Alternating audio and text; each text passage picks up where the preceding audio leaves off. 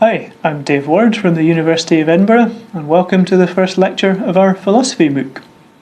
So, in this week of the course, our job is to try and understand a bit about what philosophy as a subject is. So here's what we're going to do.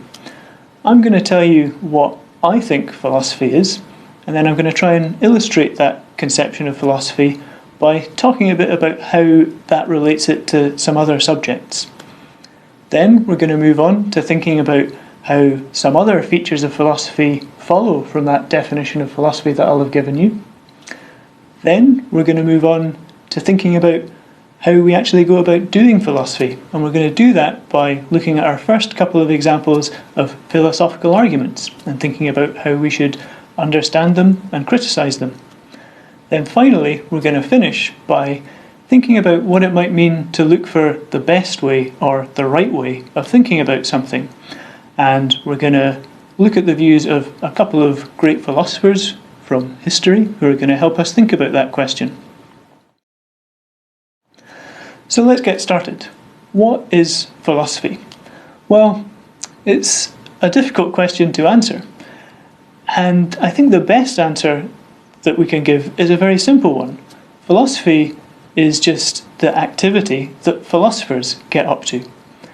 So one important thing about that is that philosophy isn't just a subject, it's an activity that we have to engage in, it's something that we have to do. And to really get a good sense of what it is to engage in it, what it is to do it, and to do it well, you're going to have to do more than just listen to what I have to say about philosophy this week. The best way to work out what that activity is all about and how to be good at it is going to be to work your way through the course and try to engage and think about and understand all the different topics and problems and arguments that we're going to consider there.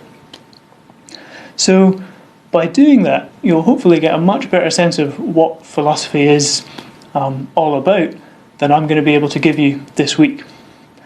But I can at least try and make a start on saying what I think philosophy is. And here's the definition that I'm going to be working with this week. I think that philosophy is the activity of working out the best way to think about things. So, what do I mean by that? Well, let's clarify it first of all by thinking about how that relates it to some other subjects. So one question that you might have immediately about that definition is, don't all subjects try and think about things in the right way? Okay, from astronomy to zoology, everything tries to think about whatever topic or domain it's concerned with in the right way.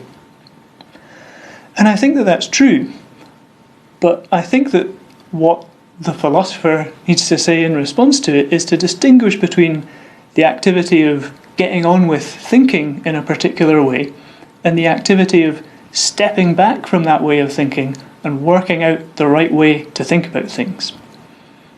So it's that distinction between thinking in a particular way and working out whether some way of thinking is the right way that I think corresponds to the distinction between some particular academic subject and doing philosophy about that subject. So let's take physics as an example. If you're a physicist, then you do things like collect data, do measurements, construct experiments, and try and build theories on that basis. Okay, when you're doing that, you're getting on with the activity and the way of thinking that's characteristic of physics. But we can step back from the activity of doing physics and thinking in that way that we do when we're doing physics. And we can ask questions like, what is it for data to confirm or refute a theory in physics? What are we doing when we're trying to measure reality? And what does it even mean to try and understand reality in terms of its basic physical constituents? So when we step back from the actual process of doing physics in that way and start asking questions about the ways of thinking and the ways of carrying on that we're employing when we're doing physics, then we're making the transition from doing physics to doing the philosophy of physics. Okay, We're stepping back and trying to work out the right way of thinking about things. So for our second example, I want to think about medicine. Specifically, I want to think about the way they would have practiced or thought about medicine in medieval times. So in those times, as I understand it, they tried to explain all different diseases and tried to treat all different diseases in terms of what they called 4 humours. So there was blood, black bile, phlegm, and yellow bile. And if you had anything wrong with you, then they tried to understand that disease in terms of some kind of imbalance of those 4 humours and treat it accordingly. Now, obviously, we don't think about medicine in that way anymore. We don't think that that's the right way to think about diseases and their treatment. So, how can that change in our way of thinking come about? Well, one way it could come about is just by us asking questions about what it really means for a disease to be an imbalance of black bile and yellow bile, or whatever. So we might just ask ourselves whether we really understand what it means to make that identity claim that a disease just is that. Or we might look at all the other things in the body that seem to also be important to our physical health and the treatment and curing of disease, and think that there seems to be a lot of evidence that they seem important to our health as well. So there are things other than blood and bile and phlegm that are important to being healthy. How does our medical theory explain that? Or we might just notice that our ways of treating diseases and trying to cure people according to this framework really aren't very successful. Okay, so different ways in which we might be prompted to revise our conception of what the best way of thinking about diseases and how to treat them are. So notice from the quick discussion of physics and that quick discussion of medieval medicine that it looks like there are a couple of different ways that we can be prompted to revise our way of thinking about things, revise our conception of what the best way of thinking in a particular domain is. One sort of way can be making that revision from the inside.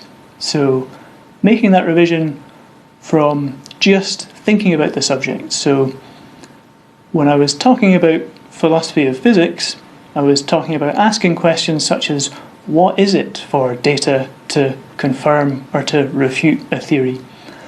And those are questions that can change the way that we think about physics just from the armchair, if you will. Okay, just by thinking about them.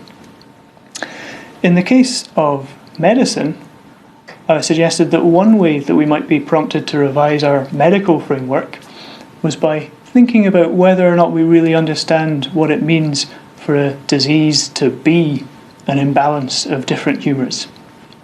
So again, that would be what we might call a challenge to our way of thinking from the inside, right? We don't have to go out and be confronted by the world to change the way that we're thinking about things in those cases.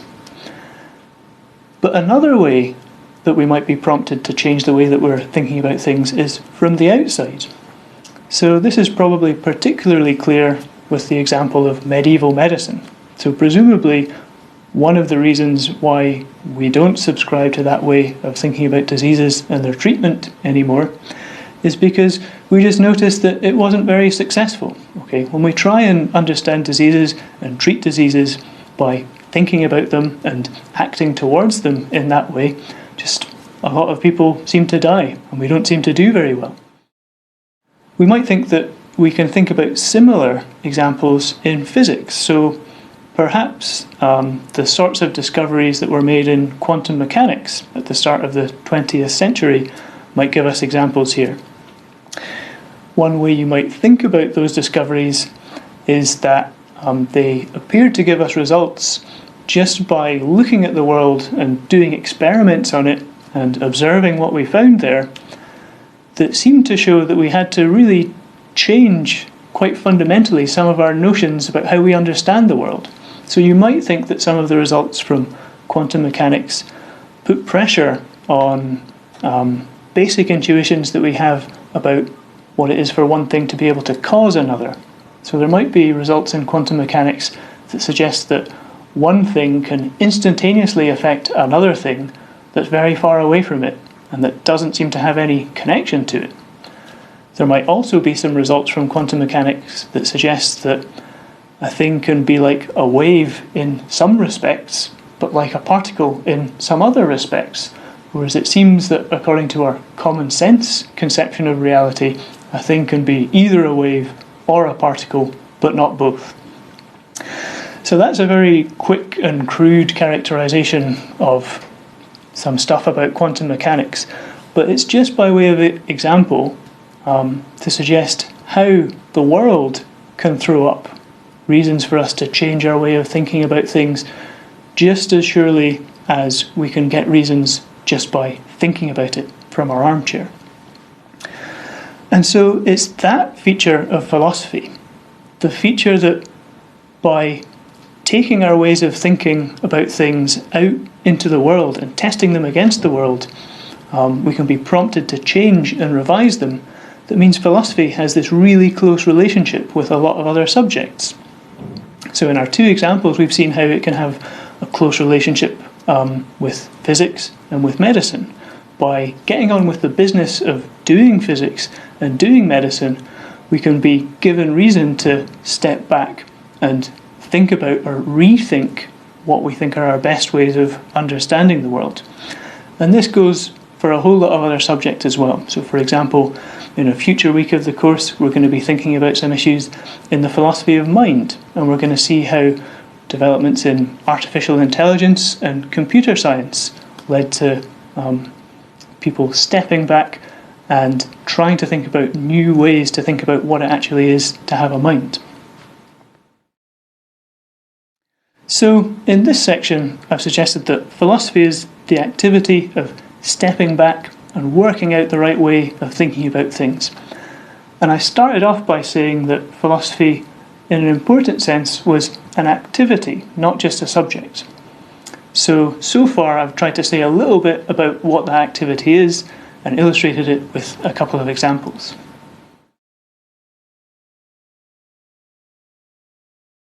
So in the last section, I made the suggestion that philosophy was the activity of working out the right way to think about things, and I tried to illustrate and explain that a little bit by talking about how that relates philosophy to other subjects. So in this section, I want to draw some more consequences for what philosophy is and how we should think about philosophy from that definition. The first consequence that I want to draw follows pretty straightforwardly from what I've been saying about the intimate connections that philosophy has to other subjects. So the first consequence is that philosophical questions can arise almost anywhere. Because I think philosophy just is the activity of working out the right way to think about things, I think you can create a philosophical question or problem in any domain where we're thinking about stuff and trying to do that in the right way. We can always step back and ask for a justification or articulation of the particular assumptions or presuppositions that we're employing when we're thinking about something in some way. Because of this, I think that you can compare what the philosopher is doing to what a child is doing when they're continuously asking why in response to something. So presumably people have had this experience with children. They ask you why something is the case. You try and give them an answer, and they just ask you why again. No matter what you say to them, they're always demanding more reasons, more justification, and more articulation of your reasons for responding and thinking in the way that you are.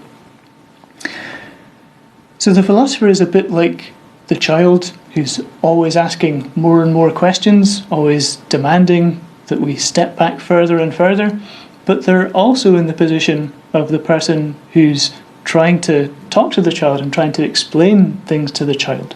So the philosopher doesn't just have to ask the questions, they also have to try and come up with answers, or at least try and think about what would be involved in coming up with answers. I think this feature of philosophy tells us something about why people often try and describe philosophy as a subject that's fundamental. Fundamental is a word that people often reach for when they're trying to characterize philosophy's status as a subject or trying to characterize the sorts of questions that philosophy asks. Now, there's a sense in which I don't think it's true to say that philosophy is fundamental as a subject. So, for example, if you're a brain surgeon or a bomb disposal technician, you don't ever have to step back and think philosophical questions about what it is to dispose of a bomb or what a brain is in order to be really, really great at your job. In fact, I've picked those two examples because presumably if you did spend your time stepping back and asking yourself those sorts of questions, then that would make you a much worse brain surgeon or bomb disposal technician. So there are lots of things that you can do and do really well, and presumably lots of things that you can think about really well without doing or thinking in a philosophical way. But I think that there's an important sense in which philosophy is fundamental, and that's just the sense that I've been talking about. The sense in which a philosophical question is never too far away, because whatever we're doing or thinking about, we can always step back and try and articulate and justify the presuppositions that we're implying when we're acting or thinking in that particular way. I think thinking about this example of the child continually asking why also lets us see some more important things about philosophy. The first thing is that philosophy can be very difficult. So we know that if we're in this position of continually being asked why for whatever we say, then it can be a very challenging and frustrating experience. And it seems that part of the reason for this is that often we're being asked to give reasons or articulate the presuppositions behind ways of thinking and acting that we usually just take for granted and get on with. So I think the fact that philosophy is hard and can be frustrating in this way also puts us in a position to see something about the sense in which philosophy is an important subject. So this is another word that people often reach for when they're trying to characterize what philosophy is or what philosophical questions are. It's often said that philosophy asks questions that are big or important in some special sense. And like the case of philosophy being fundamental, there's a sense in which I don't think this is necessarily true. So we've seen that philosophical questions can arise almost anywhere. Okay, no matter what I'm thinking about, I can step back and ask a question about the way that I'm thinking about things that I've suggested is a philosophical one. Now, because of that, there are loads and loads of philosophical questions that we can ask that just don't seem very important. So I can ask philosophical questions about jumpers and zips and microphones and things like that. And we might not think that those are particularly important or interesting questions to concern ourselves with. So I think it's fair to say that just in virtue of a question's being philosophical, that doesn't necessarily make it an important one. But I do think that philosophical questions and philosophical questioning often is very important. And I think we can see that because of what I said a moment ago about how philosophical questioning often concerns things that we usually take for granted. So think about the example of medieval medicine in our previous video section. If we just kept on taking the framework assumed by medieval medicine for granted, then presumably we'd be in a much worse state as a society and as people than we are today. Like we'd die much quicker, we'd suffer a lot more. So it's really important in that case that somebody at some point stepped back and thought, is this really the right way of thinking about diseases and how to treat them? And we can think about lots of other examples where it was really important that people stepped back and thought, hold on, is this really the right way of thinking about the world and the things that are in it? So at various times throughout history, it's seemed okay to people to commit genocide, or to enslave people, or to discriminate against people on the basis of their race, or on the basis of their sex. And it seems to us now that as soon as we step back and try to articulate a way of thinking that makes those practices, that makes genocide or slavery or racism seem okay, we just can't do it. Okay. So it seems to us that as soon as we step back and think about it, we realise that the way of thinking about things that committing genocide or being involved in slavery presupposes can't be the right one, let alone the best one. Okay, as soon as we reflect on it, we see that that seems like a crazy way to think about the world. Because when we look at history, we find so many examples of ways of thinking and acting that just to us look crazy as soon as you step back and reflect on them.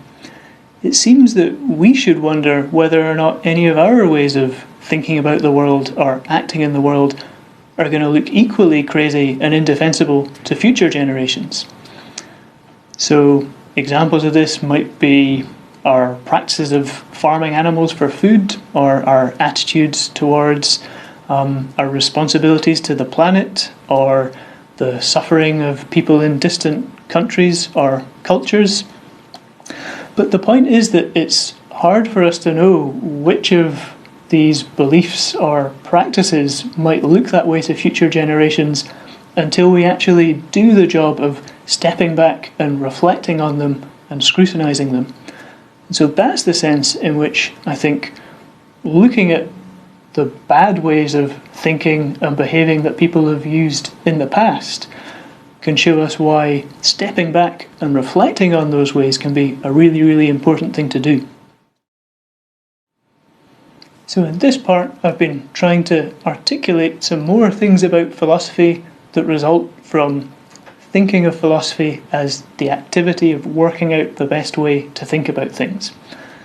So I've said that thinking about philosophy in that way helps us understand a sense in which philosophy is fundamental, in that philosophical questions can arise almost anywhere. I've suggested that it tells us why doing philosophy can often be a difficult and frustrating activity. And I suggested that perhaps this is because it's often asking about things that we simply take for granted in our thinking and acting in the world. And lastly, I've suggested that thinking about philosophy in this way lets us see how it can sometimes be a very important thing to do.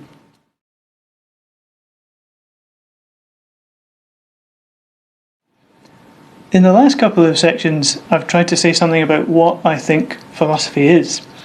In this section, I want to move on to starting to say some things about how philosophy is actually done.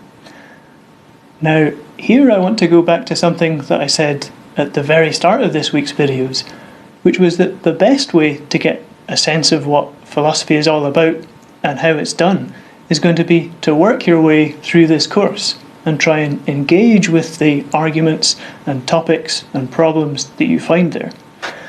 But we can make a start on this week. And the good news is that I'll bet everybody watching this has some idea of how to do philosophy already.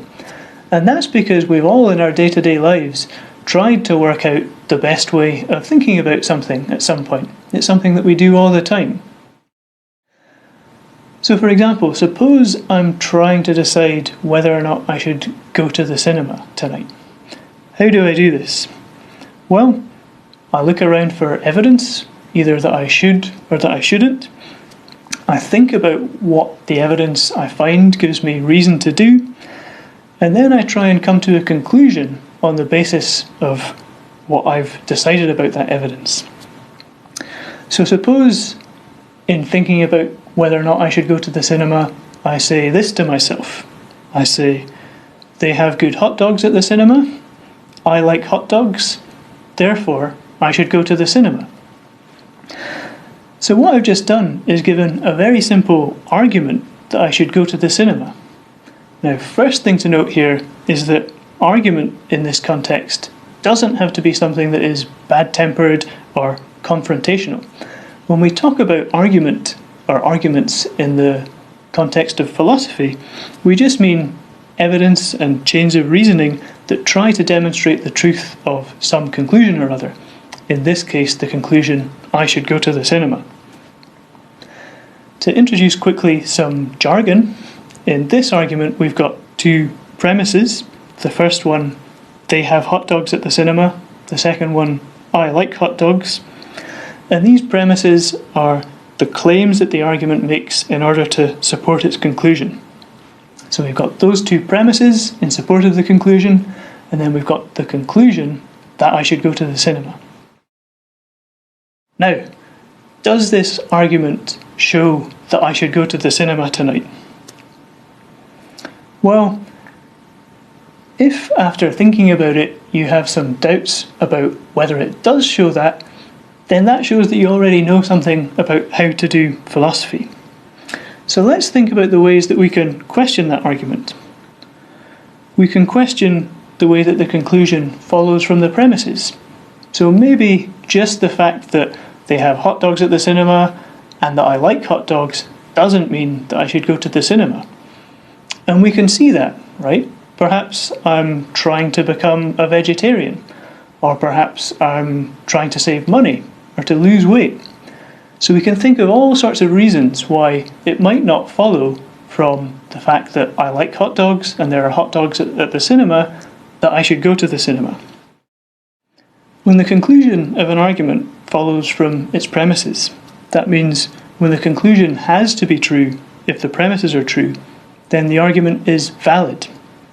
So because we can see that the premises in the above argument are true, so we can see perhaps that the cinema really does have good hot dogs and that I really do like hot dogs, but that it still might not be true that I should go to the cinema, we can see that that argument is not valid. So that's one way we can question a philosophical argument. We can question whether it's valid by questioning whether or not the truth of the conclusion really follows from the truth of the premises. We can also question the premises. The premises might not be true. So, for example, in the argument we just gave, perhaps the hot dogs at the cinema really aren't very good, or perhaps they don't actually stock them anymore. Or perhaps we could question the second premise by noting that the last time I had hot dogs, they made me really ill, and so I don't like them anymore. So that's another way we can criticise the argument, by criticising the truth of its premises. To introduce one more bit of jargon, when an argument is valid with true premises, then we say that it's sound. So we can question the soundness of an argument either by questioning the truth of its premises or by questioning its validity. Let's take a more difficult argument to assess. One topic that philosophers have wondered about is what it means for us to be free, or to have free will. So it seems that I've got lots of freedom from moment to moment over what I choose to do. I can choose to keep talking to you now, or I could choose to go away and have a nice lie down or a cup of tea. But I choose to keep talking to you now. Philosophers have tried to construct arguments that put pressure on that idea that we're free to choose what to do from one moment to the next. Here's how one such argument might go. First premise: the way the world was in the past controls exactly how it is in the present and how it will be in the future. Second premise: we're part of the world, just like everything around us. Third premise: we can't control how things were in the past, or the way the past controls the present and future. Conclusion: therefore, we don't control anything that happens in the world, including all the things that we think and say and do. Now, that's a really surprising conclusion. I hope everybody agrees. How can we question it? Well, we can question it in just the same ways as we questioned the argument about the hot dogs and the cinema. We can question the premises. We could question the first premise. We could ask, perhaps the past doesn't really fix the present and the future. So, for example, we might think that some of the findings from quantum mechanics that I alluded to in the first video might show us that there might be fundamental indeterminacy and uncertainty in the universe. So perhaps the way things are in the universe at one time doesn't really determine how everything has to be at all future times.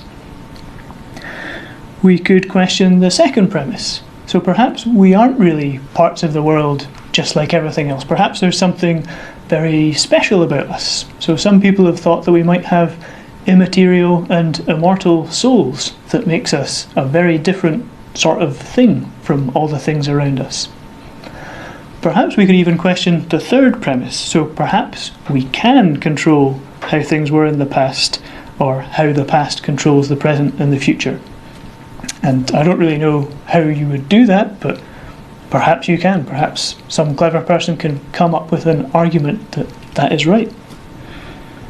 So we can question the premises, or we can question whether the conclusion follows from the premises. Okay, we can question whether or not the argument is valid. So one way of doing this might be saying, perhaps there are two different senses of control at play in this argument. So perhaps the true stuff about control in the premises, about the way that one physical state of the world controls how everything evolves in the future, perhaps that's right, but that doesn't tell us anything about the different sense of control, which concerns the sort of control that we have over our actions that the conclusion tries to tell us something about. Now, I don't want to try and decide between these different ways of responding to this argument here. Perhaps that would be something it was interesting to go off and discuss in the forums for this week. But I do want to note that each of these strategies for responding to the argument has some more work attached to it. The strategy of questioning the first premise and suggesting that there might be some kind of indeterminacy in the way that past states of the universe control present and future states might create just as much of a problem for the sort of control that we have over our actions as the original argument did.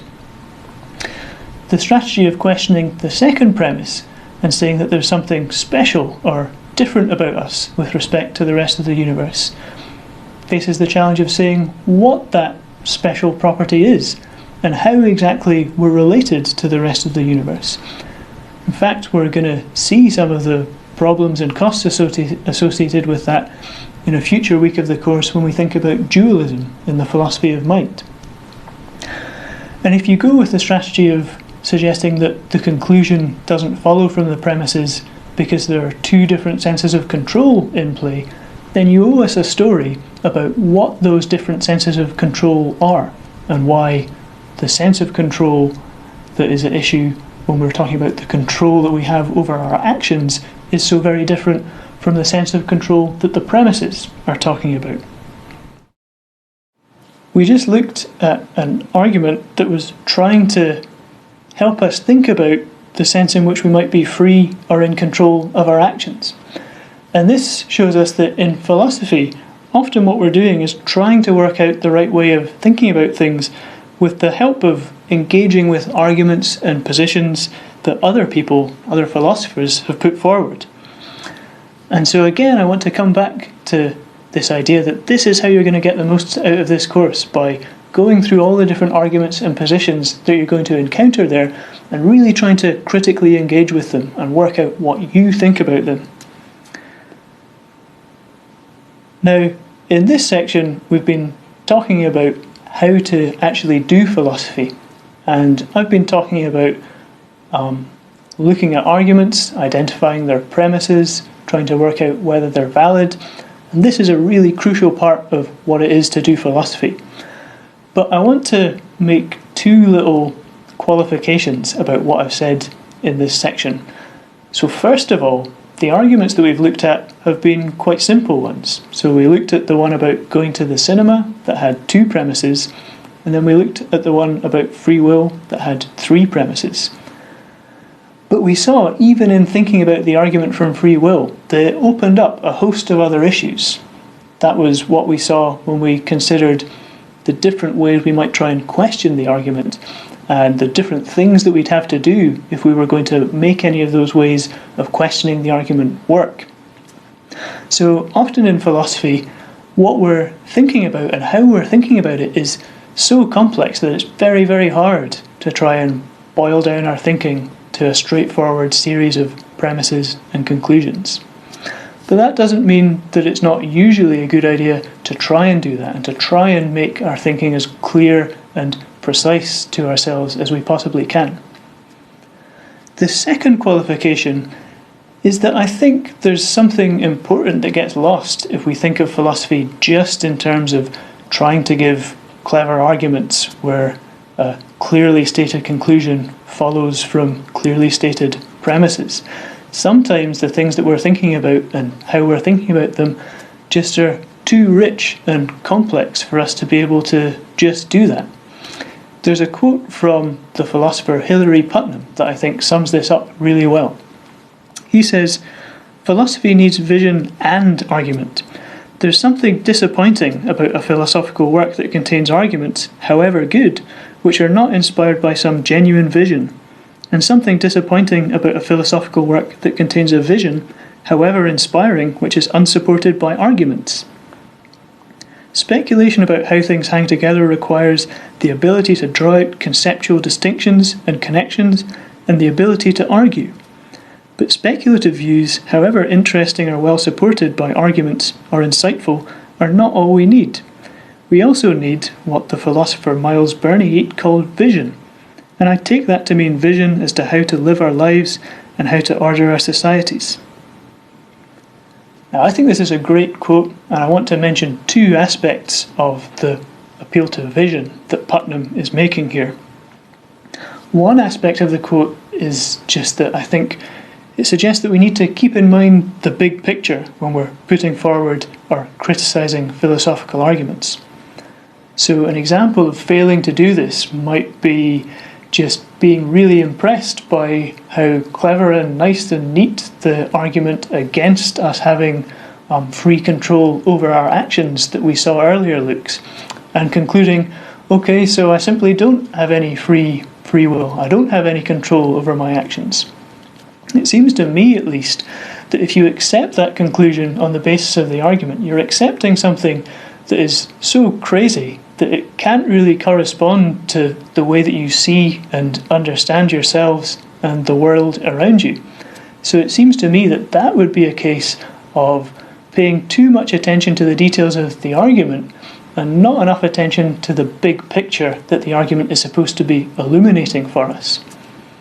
So it seems, at least to me, that what's useful about that argument about free will is not that it gets us to accept the conclusion that we don't have any, but it really helps focus the question of what it is that we mean when we think that we do have free control over our actions. So that's one sense. We need to keep the big picture in mind when we're thinking about whether or not we accept a conclusion or what we think of an argument. And here's the second aspect that is closely related. When we're engaging with a philosophical argument, we need to do more than just try and identify and assess the premises that it's using and see if it's a valid argument. I think we also need to think about the vision, the big picture that inspires that argument. Okay, what's the person who's putting forward the argument really trying to say? What are they really trying to get at? And can we even perhaps do a better job of trying to articulate that and get at what they're trying to say than they can? Or perhaps thinking about the vision or the big picture that's behind their argument can help us in trying to articulate and trying to come to see what it is that we don't like or that we disagree with it. So those are 2 senses in which I think paying attention to this idea of vision or, to put it more simply, paying attention to the big picture in which philosophical arguments are embedded can be really important for doing philosophy. In this section we saw what we meant by a philosophical argument, as well as by talk of premises, validity and soundness. We've also looked at how we can criticise or think about philosophical arguments by questioning their premises or questioning their validity. Finally, I, with the help of Hilary Putnam, suggested that when doing philosophy or engaging with other people's ideas, we're not just interested in clever arguments. We also need to think about the vision or the big picture that we or the philosopher who we're engaging with might be driving at.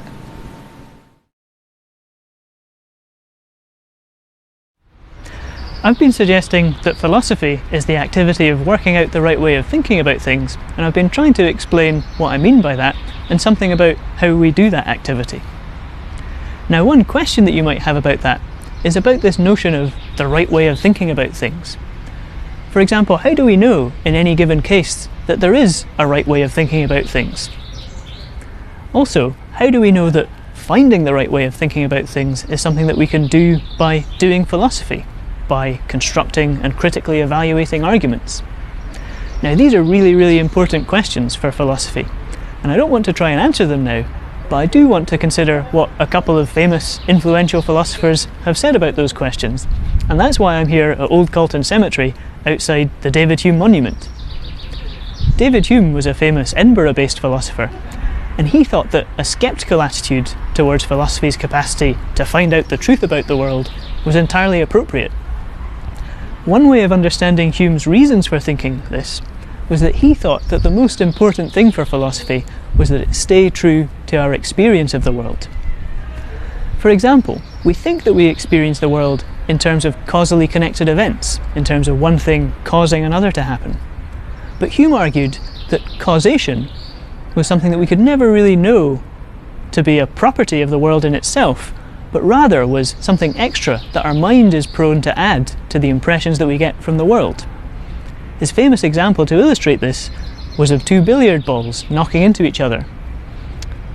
We're prone to experience the first billiard ball as rolling into the second and causing it to roll off.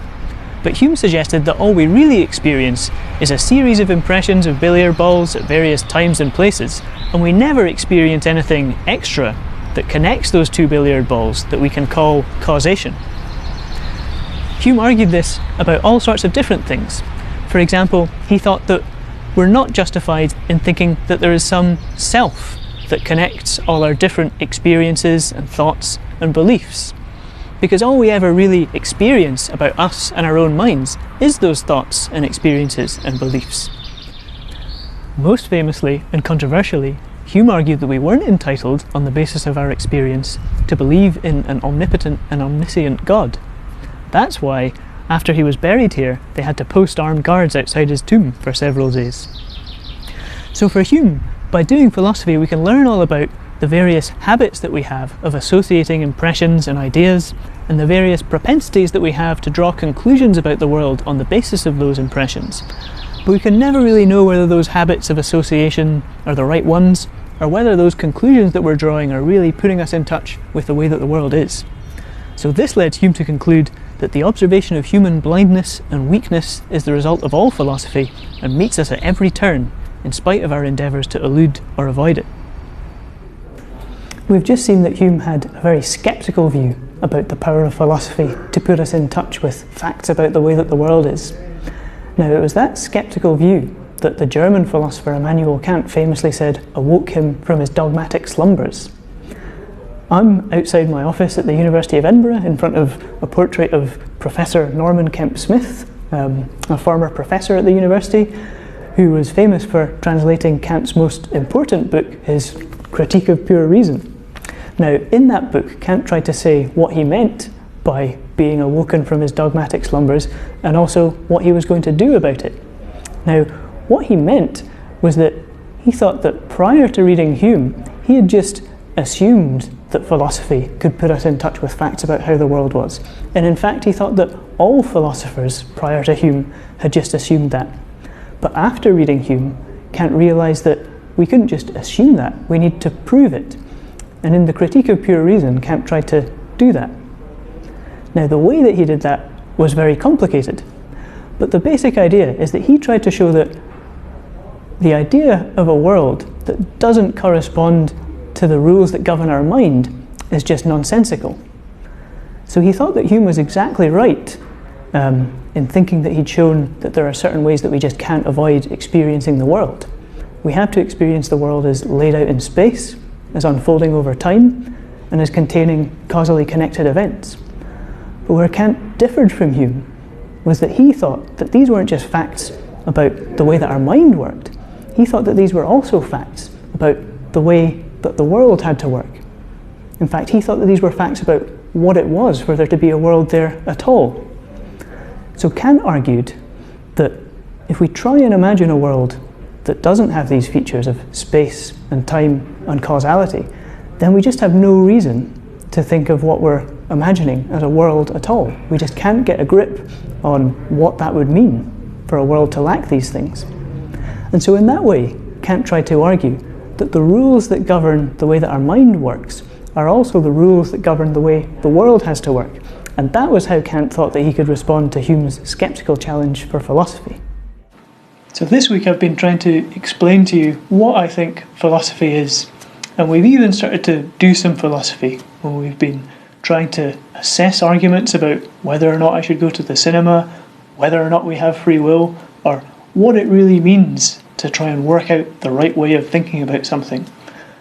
In the rest of the course, you're going to continue that activity. You're going to step back and try and work out the right way of thinking about a whole lot of other topics.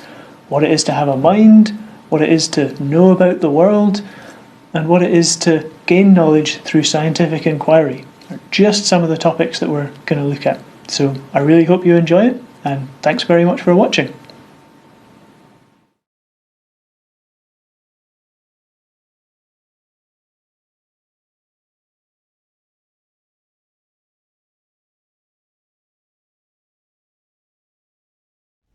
Hello, and welcome back to the Introduction to Philosophy course at the University of Edinburgh. My name is Matthew Chrisman. I'm a reader in philosophy here in the School of Philosophy, Psychology, and Language Sciences. Today I want to talk to you about a topic in moral philosophy that I call the status of morality. What is morality? Well, that's a really big question. Today what we'll focus on is particular moral judgments and ask about their status. What do I mean by particular moral judgments? Well, I have in mind the everyday sort of judgments that we make when we think something like what Pol Pot did in the genocide was morally abhorrent, or giving to charity is a good thing to do. But also the kind of moral judgments that ethical philosophers make. They make judgments that are a little bit more abstract. They say things like, an action is right insofar as it maximizes overall happiness, or one ought to always act in a way that one could will one's reason to be reasons for everyone else. These are very abstract moral judgments made in ethical theory. We have the particular moral judgments made in everyday life. Today we won't be asking whether these are correct, whether specific moral judgments or abstract moral judgments are correct or incorrect. Rather, we'll be asking about the status of these judgments. What are we doing when we make such judgments? Are we representing objective facts of the matter? Or are we describing our personal or cultural practices? Are we depicting some element of the universe out there, the moral facts? Or are we expressing our emotions towards things? These are the types of questions that we ask when we ask about the status of morality. So what I want to do today is delve into that question a little bit more, try to understand the nature of the question, what exactly are we asking when we ask about the status of morality, and then move on to three very general types of approaches that philosophers have taken to this question. So one of these approaches I'll call objectivism, the idea that we are representing objective facts when we make moral judgments. Another approach is relativism, the idea that we're describing some kind of cultural or personal relative practices when we make these judgments. And the third idea is emotivism, that we're expressing our emotions towards the world when we make these judgments. So those will be the three general types of theories we'll talk about today after I introduce the topic, and then we'll think a little bit about objections and replies to those theories. One more comment before we get into the issues. I'll be using examples of particular moral judgments as we go along, and I've chosen controversial examples on purpose. I want you to see through the controversy why it's important to think about the status of morality. So some of the examples will be controversial, and some of them you might disagree with. That's fine. Today's question is not whether these particular judgments are right or wrong, but what we're doing when we make these judgments. What is their status? So at a later point in the lecture, I'll ask you to come up with some examples of your own, and controversial examples are good. They help us to think about the status of morality. So today we're talking about the status of morality, the status of moral judgments. What are we doing when we judge that something's good or bad, right or wrong, virtuous or vicious? One way to get your heads around that question is to generate two lists and compare and contrast these lists. So what I want to do now is generate a list of empirical judgments, judgments about the empirically discoverable world, and a list of moral judgments, judgments about what's right and wrong, good and bad, etc. So one way to think about an empirical judgment is to think about something that was discovered, a scientific discovery. Here's a really famous scientific discovery. The Earth rotates around the sun. Of course, for much of human history, people didn't believe that. They thought that the sun rotated around the Earth, or they had some other cosmological theory, but Copernicus, Kepler, and Galileo discovered that the Earth rotates around the sun and developed our contemporary cosmological theory, how we understand the orbits of the planets. The judgment, the Earth rotates around the sun, that's an empirical judgment. Or the judgment that electricity has positive and negative charges, discovered by Benjamin Franklin, explains the flow of electricity. That judgment is a judgment about the empirical world. Or consider Mendel's discovery that plants inherit some of their traits genetically based on certain laws of inheritance. That judgment, that plants inherit some of their traits genetically, is an empirical judgment about the empirical world. Or here's a final, more contemporary example. Recently it was discovered that the so-called God particle predicted by Edinburgh's own Professor Peter Higgs exists. That seems to be an empirical discovery about a fundamental piece of the universe. But in order to get empirical judgments on our list, we don't have to have these very impressive scientific discoveries. We can also just think of more everyday judgments, like the judgment that lead is heavier than iron, or the judgment, quite simply, that it was sunny today in Edinburgh, or even the judgment that I, Matthew Christman, am less than 6 feet tall. All of these are empirical judgments, judgments that we can verify by empirical observation. Okay, now for our second list, moral judgments. To generate some examples of moral judgments, we could think about positive moral things like giving to charity is good, or taking care of your children is morally obligatory. These are examples of positive moral judgments. We could add to that list something like protesting something you take to be a gross injustice is morally right. That would be a moral judgment. Of course, more often, actually, I think we make negative moral judgments. So we say things like Cain's killing Abel out of jealousy was morally bad, was wrong. Or Oedipus' sleeping with his mother Jocasta was morally bad. That would be a moral judgment. Or something like Pol Pot's genocidal actions during the Khmer Rouge regime in Cambodia was morally abhorrent. Genocide's morally abhorrent. Those would be moral judgments. Or finally, a much more controversial one, polygamy, the practice of one man having multiple wives or one woman having multiple husbands, is morally dubious. These are the types of judgments that we could put on our list as moral judgments. Okay, so we've come up with two lists, a list of empirical judgments and a list of moral judgments. Some of the items on my list are quite controversial. So what I want you to do now is try to come up with some examples of your own. They can be controversial examples or examples that you take to be obvious. But come up with two examples of each type. Two examples of empirical judgments about the empirically discoverable world, and examples of moral judgments about things like what's right and wrong, good and bad, virtuous, vicious, etc. We'll take a second here and let you come up with these examples. It'd be helpful to write them down on a piece of paper so that you can refer to them in the rest of this lecture. Okay, hopefully you have your own examples. 2 examples of empirical judgments and 2 examples of moral judgments. Or if you want some more time or time to think about it, you can push pause on the video now. For the rest of the lecture, I'm going to focus on examples from my list, 2 examples of empirical judgments and 2 examples of moral judgments. So here are the 2 examples of empirical judgments I'll use. The sun rotates around the earth, and it was sunny in Edinburgh today. And here are 2 examples of moral judgments that I'll use. Genocide is morally wrong or morally abhorrent, and polygamy is morally dubious. So we'll focus on those as examples of moral judgments. But you can also think about your own examples and ask the same sorts of questions we're going to ask about these, about your examples.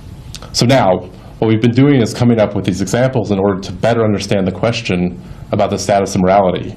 I think the best way into that is to now ask some questions about these 2 lists. So many philosophers, and I think many ordinary people, have felt that there's an important difference between the types of judgments that go under the heading empirical judgments and the types of judgments that go under the heading moral judgments. They feel like there's something importantly different between these 2 things. So one thing we could ask, the first question I'll ask is, are these judgments the sorts of things that can be true or false? So in the case of empirical judgments, it's quite natural to say yes, of course. Whereas some philosophers have thought, in the case of moral judgment, that they're not the sort of thing that can be true or false. They're mere opinions or mere expressions of our emotions. Now, other philosophers and other people have thought, no, that's not right. There's still a difference, but that's not the difference. So we ask a second question. If moral judgments are like empirical judgments, in that they can be true or false, what makes them true or false? In the empirical case, you might think it's something about the objective, human, independent facts. What is it in the moral case? And now we can ask a third question. Are they objectively true or false? So you might think the difference between these 2 lists is no, they're not objectively true or false. Moral judgments are not objectively true or false. They're only true or false relative to a culture or a person or a sensibility or something like that. Now that's the kind of second group of philosophers that I'll talk about. The third group of philosophers that I'll talk about deny both of these initial ideas and say moral judgments are the sorts of things that can be true or false. And they're also the sorts of things that can be made true or false by objective facts. They're objectively true or false. They aspire to objectivity just like empirical judgments. So what I want to do in the rest of this lecture is talk about these 3 philosophical approaches to the status of morality. We'll talk about the objectivist idea that moral judgments are just as objective as empirical judgments. And then we'll talk about the relativist idea that moral judgments are importantly different than empirical judgments in that they're relativized somehow. And finally, we'll talk about the emotivist idea that moral judgments aren't the sorts of things that can be true or false. They are mere opinions or expressions of our emotions.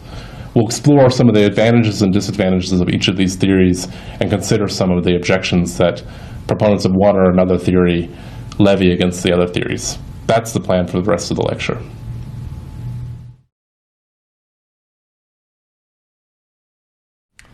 So we're talking about the status of morality.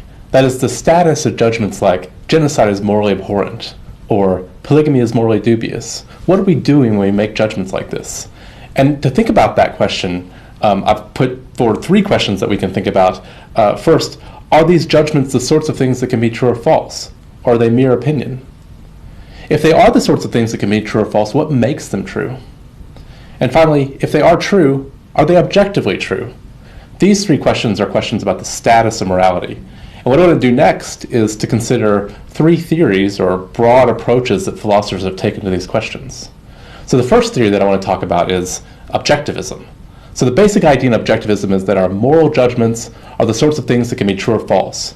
And what makes them true or false are facts that are generally independent of who we are or what cultural groups we belong to. They're objective moral facts. That's the basic idea in objectivism. To get a feeling for objectivism, let's consider again our empirical judgments. So remember the example, the Earth rotates around the sun. This seems to be a judgment about some objective matter of fact. It was at times a controversial judgment, and earlier times in human history, people didn't even believe it. But now we've come to think that this is the truth about the relative trajectory of the Earth and the Sun. Its truth is made true not by who we are or our cultures, but by something independent of us, the way the planets rotate in the universe. So that's a kind of paradigm objective judgment. Of course, we should recognize that when it comes to grand scientific theories like Newtonian physics or Darwinian theory of evolution, that issues get much more complicated in thinking about objectivity, but focus just on the single judgment, the Earth rotates around the Sun.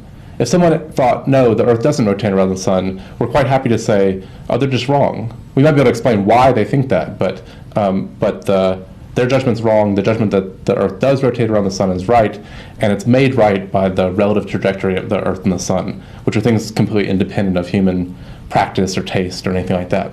So that's kind of the paradigm example of an objective judgment, objective empirical judgment. It's examples like the first one we've been considering, genocide is morally abhorrent, that lead some philosophers to think that moral judgments are just as objective as empirical judgments. This seems like the sort of view that is the sort of claim that is possible being true or false, and not only is it possible being true or false, it seems to be objectively true that genocide is morally abhorrent. If someone thought genocide's not morally abhorrent, we think they must just be mistaken. We might be able to explain how they got that crazy idea, but their idea would be wrong. Genocide is morally abhorrent. On the other hand, it's examples like our second example, polygamy is morally dubious, that have led some philosophers to question objectivism. They think, well, I think polygamy is morally dubious, but this is widely practiced in many cultures around the world. Is it not some kind of cultural chauvinism to impose the view that polygamy is morally dubious on everybody? Maybe it's not objectively true or false that polygamy is morally dubious. So this is the type of case that leading people away from objectivism.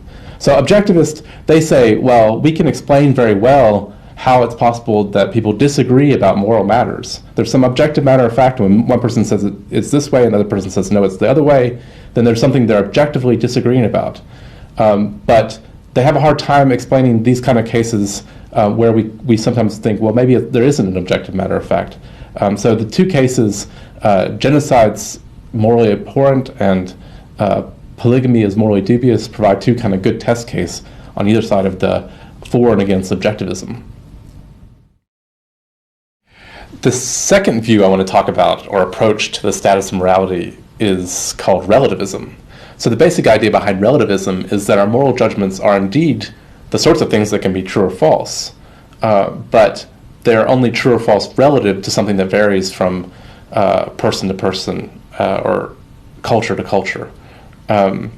So to get an idea of what the relativist has in mind, consider a non-moral example. Consider the statement, one must drive on the left. So if this statement is said in Britain, it's true. If it's said in America, it's false. So it looks like it's the sort of statement that can be true or false. But it's not true or false objectively. There's not objective facts about which side of the road to drive on.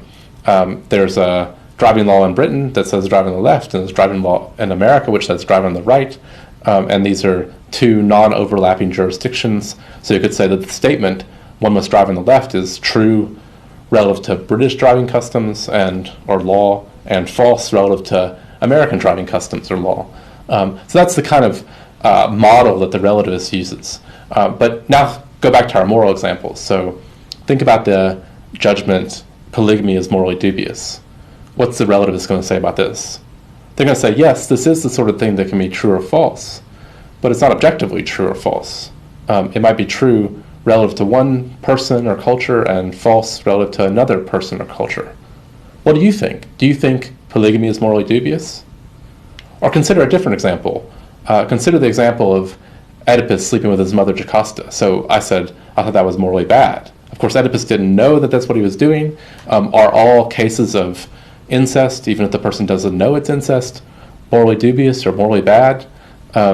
You might think yes, you might think no. The relativist says this kind of judgment is true or false, but it's only true or false relative to something else. Okay, what sort of thing might it be relative to? Well, as another kind of rough analogy, think about the statement, okra is yummy. So I like okra, I say okra is yummy. You dislike okra, you say okra is not yummy, okra is gross. What's going on in these two claims? Well, you might think when I say okra is yummy, I'm just describing my taste, something I like. And when you say okra is not yummy or okra is gross, you're describing your taste. So the first statement's true for me, and the second statement's true for you. This kind of idea is the idea behind an extreme form of relativism called subjectivism. The subjectivist idea, the basic idea behind subjectivism, is that our moral judgments are indeed true or false, but they're only true or false relative to the subjective feelings of a particular person, the person who makes them. So it's almost like when I say X is bad, I'm saying I morally disapprove of X. That's the subjectivist idea. The subjectivist has there's a nice feature of subjectivism that it can explain the way our moral judgments are intimately tied up with how we are motivated to act. So if I dislike something, I'll be motivated to avoid it or to not promote it. Or if I like something or approve of something, I'll be motivated to promote it or drawn towards it. So the subjectivist has that nice explanation of the connection between morality and our motivations. On the other hand, subjectivism has a hard time explaining disagreement. So go back to the case of polygamy as morally dubious.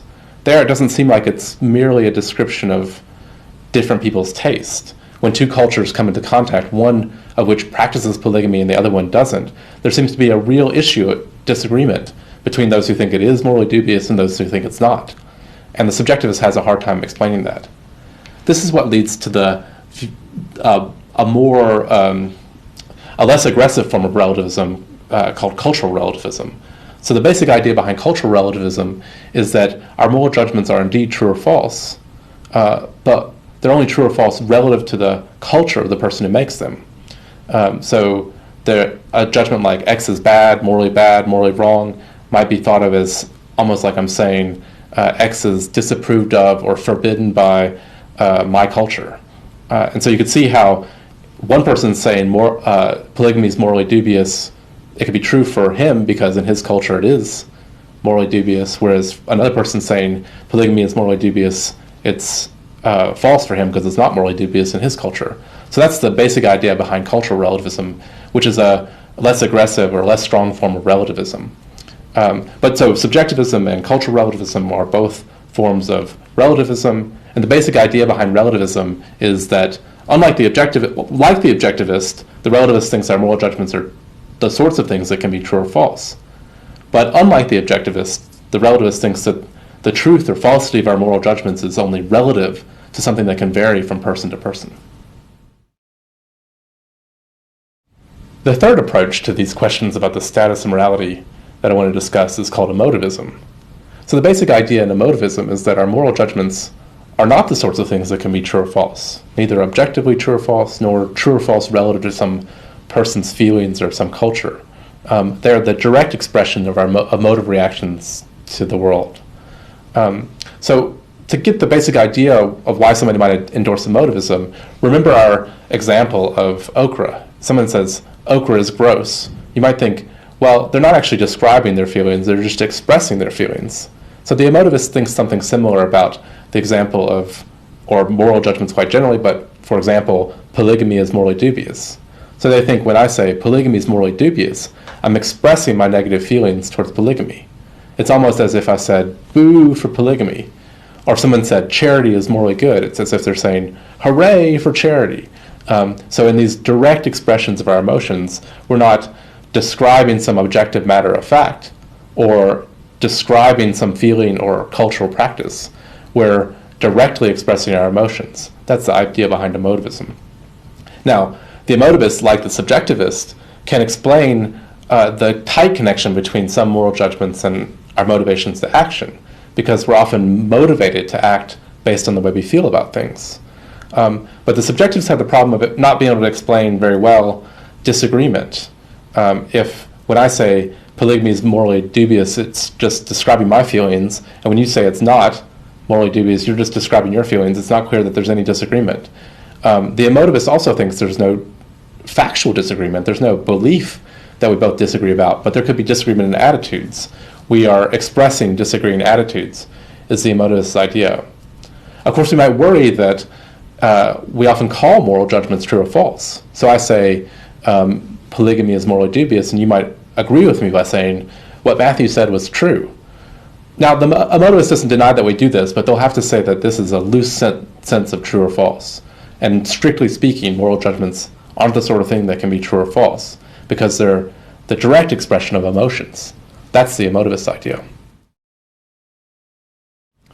So we've been talking about the status of morality, and in particular, 3 questions. The first question is, are our moral judgments the sorts of things that can be true or false? Or are they mere opinions? The second question is, if they are the sorts of things that can be true or false, what makes them true or false? And the third question is, if they are true, are they objectively true?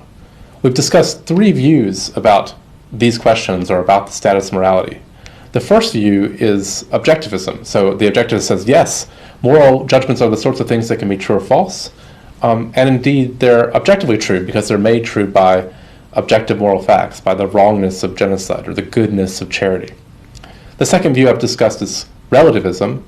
The relativist idea is that our moral judgments are the sorts of things that can be true or false, but they're only true or false relative to something like somebody's subjective feelings or some cultural practice.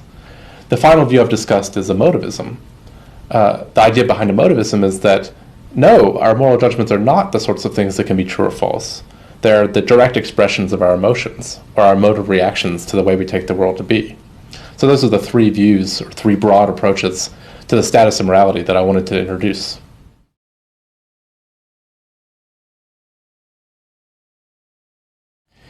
We've been discussing the status of morality, the status of moral judgments, and I've introduced 3 broad brush approaches to answering questions about the status of morality.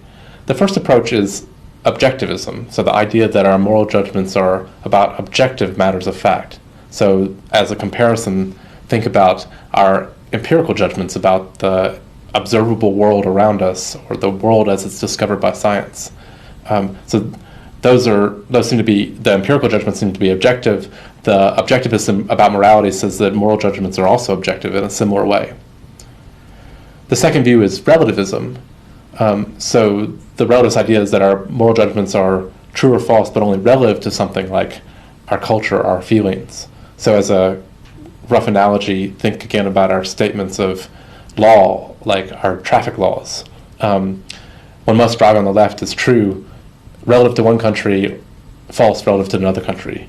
So the moral relativist thinks something similar is the case for moral judgments. They're true relative to one culture or one person's feelings, but possibly false relative to another culture or another person's feelings. The final view that I introduced was emotivism.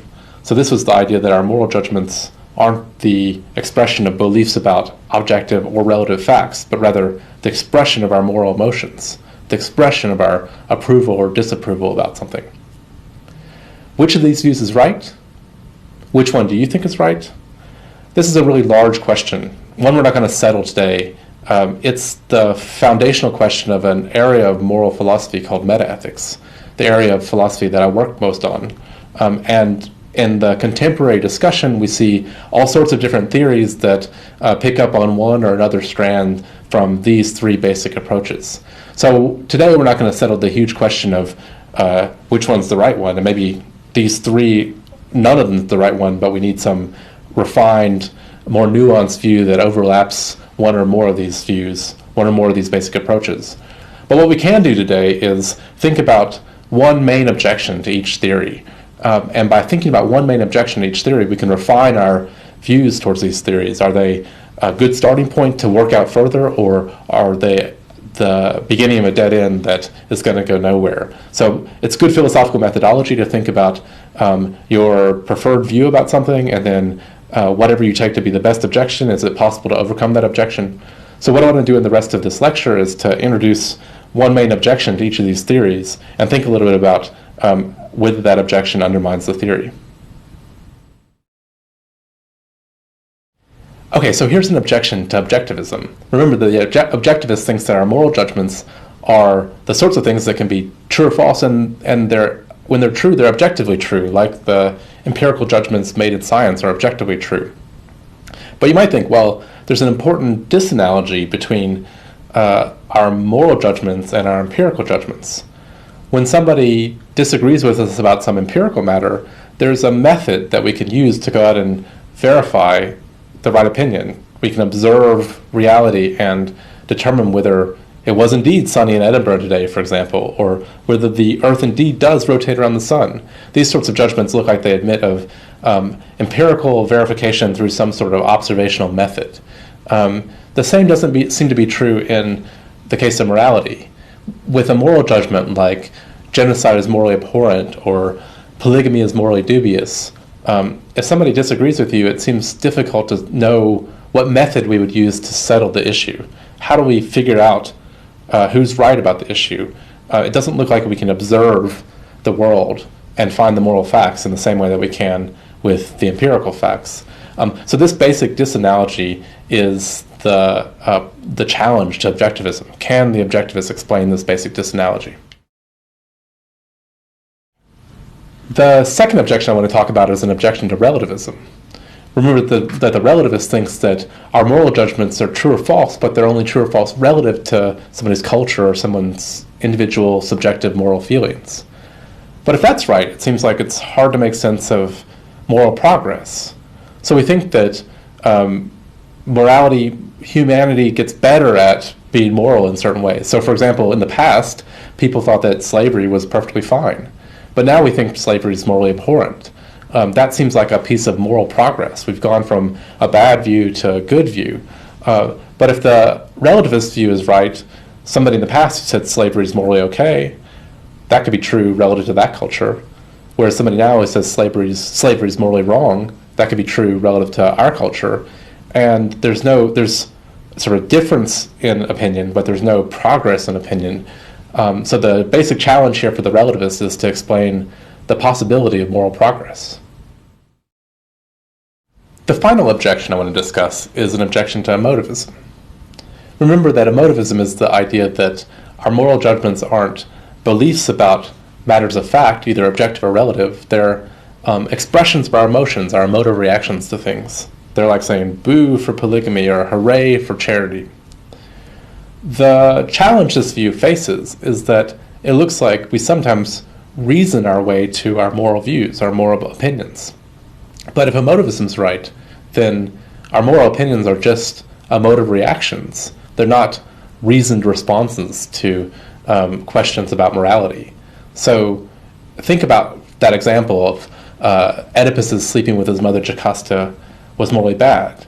You might have initially thought, that's right, but then reasoning, oh, well, Oedipus didn't know it was his mother, and so it wasn't culpable what he did, come to think, well, it wasn't morally bad. So that kind of transition, changing your mind through reason, is really hard for the emotivist to explain, because the emotivist thinks that the ultimate judgments that you make when you make moral judgments, they're emotive reactions, not reasoned responses to beliefs about the way things are with morality. So the basic challenge to emotivism is to explain how we can reason to our moral views. I've discussed challenges for each of the three views that we've discussed. So the challenge to emotivism was to explain the difference in our methodology in determining whether something's right or wrong and determining whether some empirical judgment is true or false. There seems to be an important difference there. The objection to relativism was to make sense of the possibility of moral progress. And the objection to emotivism was to explain how it's possible that we reason to our moral opinions sometimes. Can these objections be met? Of course. This is where philosophy debates various objections and responses and tries to develop new theories. For example, the objectivists could argue that sometimes we do use empirical observation to determine what's right and wrong. For example, many objectivists think that what's right and wrong is determined by what maximizes overall happiness. And we can go out and measure different policies as to whether they promote or don't promote overall happiness. That's something that you can observe. Alternatively, the objectivists could say, look, In the case of mathematics, we think there's an objectively true or false answer to many questions, but we don't think you can observe that answer, not like with your eyes and your ears, but we have powers of rational reflection or intuition that we can come to figure out the objectively right answer. So these are a couple of the types of responses the objectivist might give to that objection. The relativist, the problem with the relativist was, of course, that they can't make sense of moral progress. That was the claim. But relativists argue that that different cultures overlap. And so as long as we could see, for example, the slavery in America in the 18th century as part of our cultural heritage now, you could see that culture is overlapping with our culture. And so there is moral disagreement there because there's cultural overlap. It's not two radically different cultures. So that's a possible response by the relativist to the objection from moral progress. Finally, the emotivist can say, remember that the objection was that the emotivist can't make sense of it the way we reason to our moral opinions. But the emotivist could say, look, some of our evaluative reactions to things are in the space of reasons. They are the sorts of things we can reason to. For example, if you prefer A to B and B to C, but you prefer C to A, there's something wrong with your preferences. They're irrational. This is something that's well studied by theorists of preference, theorists of rational preference and choice. That seems like the sort of thing that you could then reason your way to say, oh, well, I need to change my preference about A and C somehow to sort this out so that it's not irrational. But those preferences, they aren't beliefs in objective matters of fact or relative to matters of fact. They're evaluative attitudes. So if you thought of our moral attitudes, our moral judgments as like preferences, and when we make moral claims, we're expressing a certain kind of moral preference rather than just an emotive reaction, then maybe the emotivist, or this is a more refined version of emotivism, could answer that challenge that we can't make sense of the way we reason to our moral views. So again, that's just one possible response to the objection I mentioned for each of these three theories. You'll have to think yourself about whether you think those responses are compelling or whether there's then counter objections that come up because of the response. But this is the methodology of good philosophy, thinking about how we can refine our views, refine our initial intuitions and opinions in light of the types of objections that people who have different views from us would raise in order to get closer and closer to what we think is the right view about the status of morality. So that's what I wanted to talk to you about today by considering the three theories and then also considering the objections. It's been a pleasure talking to you about the status of morality. These lectures have been free and open to the public, and so I was wondering if I could ask a favor of you back. My favorite charity is a charity called Partners in Health, who are doing some amazing work in public health and healthcare access in places like Rwanda and Malawi and Mexico. So if you'd like to give a little tip to this lecture, you could click on the link to www.pih.org and give a small donation to Partners in Health. I would really appreciate it. Thank you.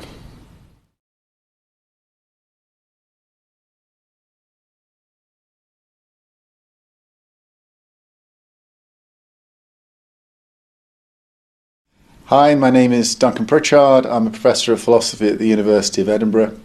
And I'm going to be talking to you today about a field of philosophy which is known as epistemology, which is essentially the theory of knowledge. The lecture is going to break into three parts. In part one, I'm going to be talking about the basic constituents of knowledge. In part two, I'm going to be introducing you to a certain problem about offering a theory of knowledge, which is called the Gettier problem. And then in part three, I'm going to be introducing you to the problem of radical skepticism, which is the difficulty of demonstrating that we have as much knowledge as we take ourselves to have. Part one, the basic constituents of knowledge. We live in an information age, and that means, for most of us at any rate, information is readily accessible to us at the click of a button. But having lots of access to information isn't much use unless you can filter the good information from the bad information. And that's why knowledge is so important. And that's one reason why philosophers are very interested in trying to determine exactly what knowledge is. And that's what we're going to do in this section. At the very least, we're going to try and determine the basic constituents of knowledge. Now, the word knowledge gets used in lots of different ways in ordinary language. Here are some examples. That David knows that the kettle is boiled, that Sweden knows where the secret compartment is, that Alistair knows why the house burnt down, Matthew knows how to fly an aeroplane, Michaela knows which route to take, Alan knows so-and-so from that TV show, and so on. So there's all these different ways in which we use the word knows. Now what we're going to do today is we're going to focus in on a particular way in which we use, a particular fundamental way in which we use the word knows, just to narrow down our discussion a little. And this is what's called propositional knowledge, which is knowledge that something is the case. In order to know what propositional knowledge is, we need to say a little bit about what a proposition is. Now, proposition is what is expressed by a declarative sentence, that is, a sentence that declares that something is the case. So consider the cat is on the mat. That's a sentence that declares that the world is a certain way, that there is a cat on a mat. But not all sentences are like that. Think of a sentence like shut that door or yes please. These sentences they're not describing the world as being a certain way. They're not saying that something is the case. So what we're interested in when we talk about propositional knowledge, which is knowledge that, is knowledge that something is the case. And propositional knowledge is the kind of thing that can be true or false. So a sentence like shut that door, it's not the sort of thing that can be true or false because it doesn't describe the world as being a certain way. But a sentence like the cat is on the mat, well, that could be true if there is a cat on the mat, or it could be false if there isn't a cat on the mat.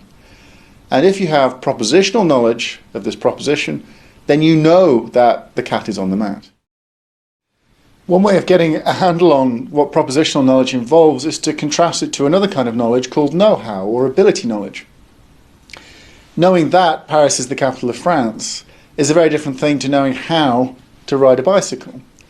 In the latter case, in the case of knowing how to ride a bicycle, knowledge is connecting with the manifestation of an ability or a skill. It's very different from propositional knowledge, like knowing that Paris is the capital of France, where your knowledge is connecting with a proposition. You're knowing that a proposition is the case. There are two basic constituents of propositional knowledge that pretty much everyone agrees upon. The first of these is truth. That if you know a proposition, then that proposition must be true. Now, I noted a moment ago that propositions can be true or false. A proposition like the cat is sitting on the mat is true if the cat really is sitting on the mat, and it's false otherwise. So the claim is that if you know that the cat is sitting on the mat, then that proposition, that the cat is sitting on the mat, must be true. That is, the proposition is describing the world as being a certain way, and if you are to know that proposition, then the world must really be the way that that proposition says it is. So to say that propositional knowledge requires truth is to say that you can't know a falsehood. Now, of course, you might think you know a falsehood, and often we do think we know falsehoods. But we're not really interested in when you think you know something as epistemologists, but rather when you actually know it. So that's what we mean when we say that knowledge requires truth. The second basic constituent of knowledge that everyone agrees upon is that if you know a proposition, then you must at least believe that proposition. So if you know that Paris is the capital of France, then you must at least believe that Paris is the capital of France. Now, of course, sometimes we explicitly contrast belief and knowledge. So we might say something like, I don't merely believe that Paris is the capital of France, I know it. And the suggestion seems to be there that knowledge is different from belief. But of course what we really mean when we say something like that is that I don't merely believe it. So I don't just believe it, but in addition to that I know it. So what we're signalling there is the idea that knowledge is something stronger than belief. But of course that's entirely compatible with the thought that knowledge at the very least requires belief. Notice that when we say that knowledge requires truth, all we mean by that is that you can't know a falsehood. In particular, we're not suggesting that when you know you must be infallible or you must be absolutely certain. So, for example, presumably you know what you had for breakfast this morning. But, of course, you might be in error about this. It's not as if this is the kind of thing that one couldn't possibly be in error about, that one couldn't make mistakes about. But insofar as you didn't really make a mistake and you really do correctly remember what you had for breakfast this morning, then by any normal standard for knowledge, you account as knowing what you had for breakfast this morning. So knowledge doesn't require certainty, it doesn't require infallibility, but it is inconsistent with knowing a falsehood. The second thing to note here is that when we talk about knowledge of a proposition, we mean just that. In particular, we don't mean knowledge that the proposition is likely or probable. That's a separate thing. So consider the claim that human beings have been to the moon, and compare that with the claim that it's likely or probable that human beings have been to the moon. The second claim is much weaker than the first. The second claim is consistent with the possibility that human beings haven't been to the moon. Now, when we say that someone knows that human beings have been to the moon, we mean the first claim. not the second claim, right? So if we say that without qualification, that's what we mean. I mean, that's what they know. Not just they know that it's likely or probable, but that they know that this is the case. Now, of course, sometimes it is relevant to hedge the things that we know, that is, to qualify them in some way. So if we're not completely sure about something, if we think there's some genuine reason to doubt, then we might say that what it is we know is just simply that it's likely or probable. So we don't know the proposition simpliciter, but we know it in this hedged or qualified form. But that it's sometimes appropriate to do that doesn't mean that it's always appropriate to do that. And in fact, in lots of cases, insofar as we apply a reasonable standard for what qualifies as knowledge, then we do know things without the qualification, without the hedge. So, for example, I know what I had for breakfast this morning. It's not that I know that it's likely or probable that I had such and such for breakfast this morning. I know what I had for breakfast this morning.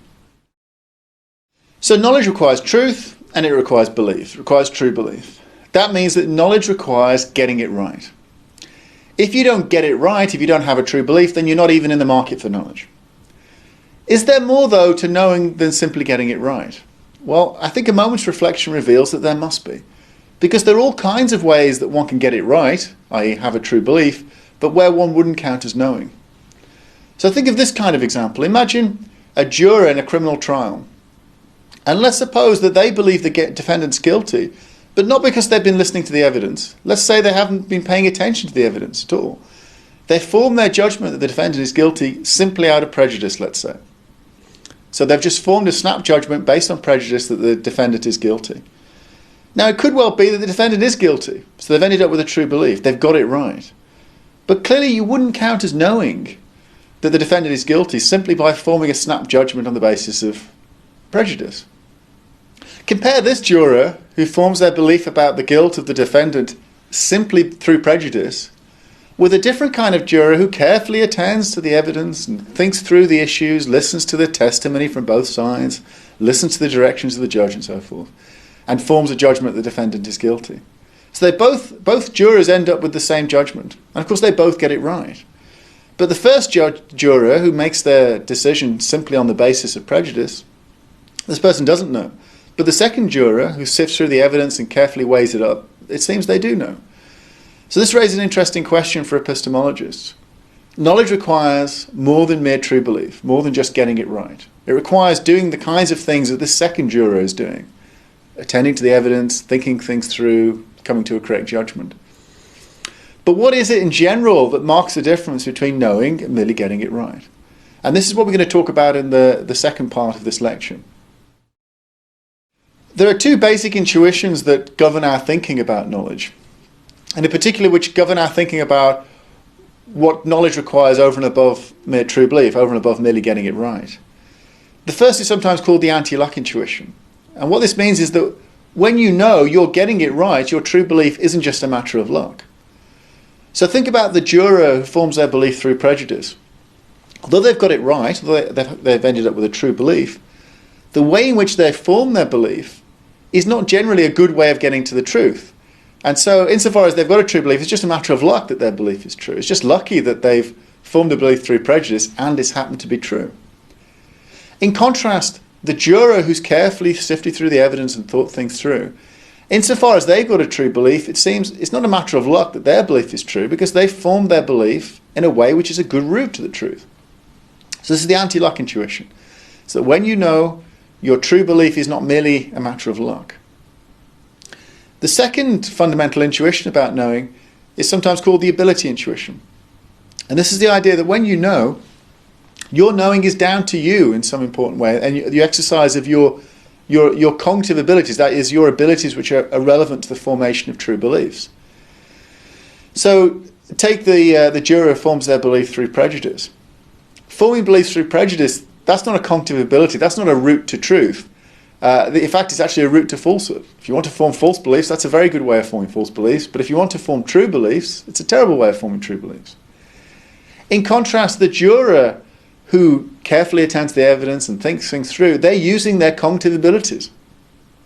And that's why, some would argue, they count as knowing. Because they've got to the truth through their abilities. Their cognitive success, their true belief, is down to them and their cognitive abilities in some important way. In a way that it isn't when it comes to the juror who forms beliefs through prejudice. So we've got these two fundamental intuitions about knowing. And they may well be closely related, actually. They may well end up being basically the same intuition. The first is that if you know, then your true belief isn't a matter of luck. The second is, if you know, then your true belief is down to your abilities in some important way. And I say they might end up being the same intuition because you might think, well, what is it for your true belief not to be a matter of luck, if not for it to be down to your abilities? And what is it for your true belief to be down to your abilities in some significant way, but for it to not thereby be a matter of luck? But we've got these fundamental intuitions about knowing, and they're governing our thinking about what it takes to know over and above merely getting it right. Our prejudiced juror doesn't satisfy either of these intuitions, and that's at least part of the reason why he doesn't know. Whereas our juror who thinks things through and attends to the evidence, he is satisfying these intuitions, and that's at least part of the reason why we think he does know. So here are the conclusions to part one. We saw that we're going to focus our attentions on a particular kind of knowledge, which is called propositional knowledge, knowledge that a proposition is the case. Then we saw that there are two basic constituents of propositional knowledge that everyone agrees upon. And these are that when you have propositional knowledge, the proposition in question must be true, and you must believe that proposition. So knowledge requires true belief. It requires getting it right. And then finally we saw that there's actually a lot more to knowing than merely getting it right. One can get it right, have true beliefs, in all kinds of ways that aren't appropriate for knowledge. And so this raises the question, what do we need to add to true belief in order to get knowledge?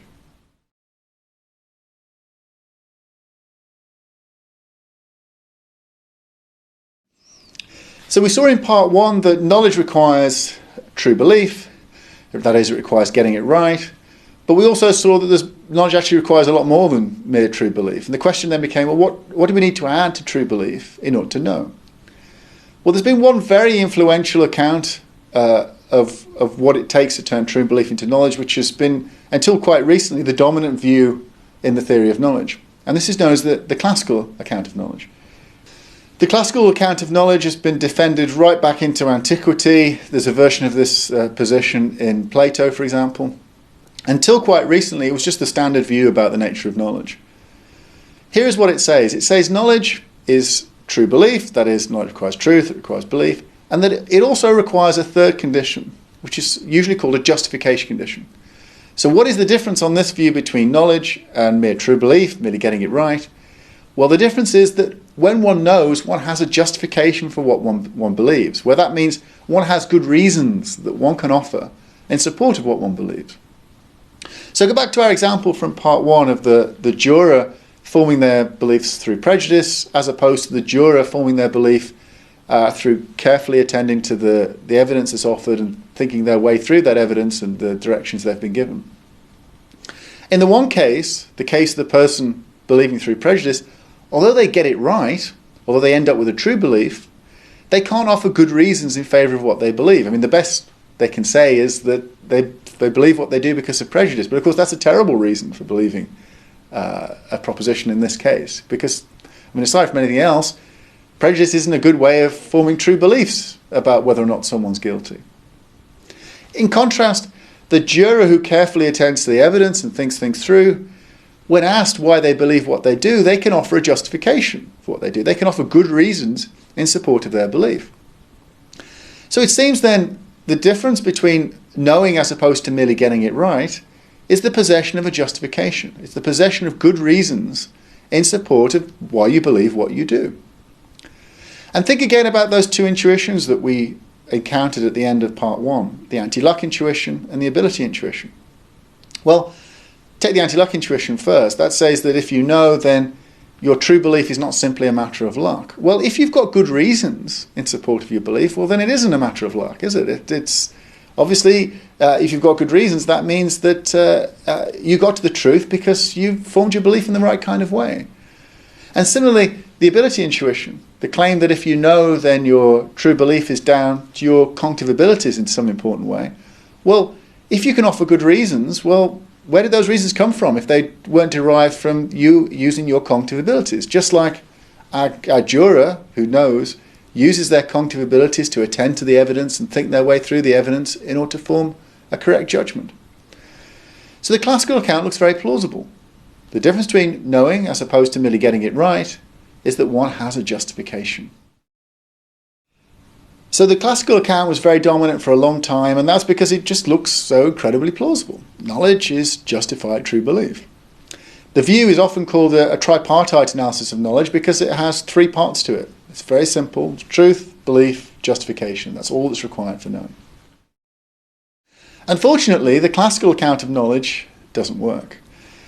This came to light in the early 60s on account of a very famous paper, a journal article by a man called Edmund Gettier.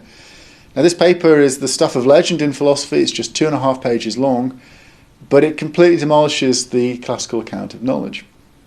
What Gettier offered were cases where you have agents who have got true, justified beliefs, so that is, they meet the conditions imposed by the classical account of knowledge, and yet they don't know. In particular, what's distinctive of Gettier cases is that the agent concerned doesn't know because it's just a matter of luck that their beliefs are true. So these are what's called Gettier counterexamples. And we're going to look at some of these counterexamples, these cases, right now. Now notice the examples that we're going to look at, they're not the original examples that Gettier offered. His examples are quite complicated.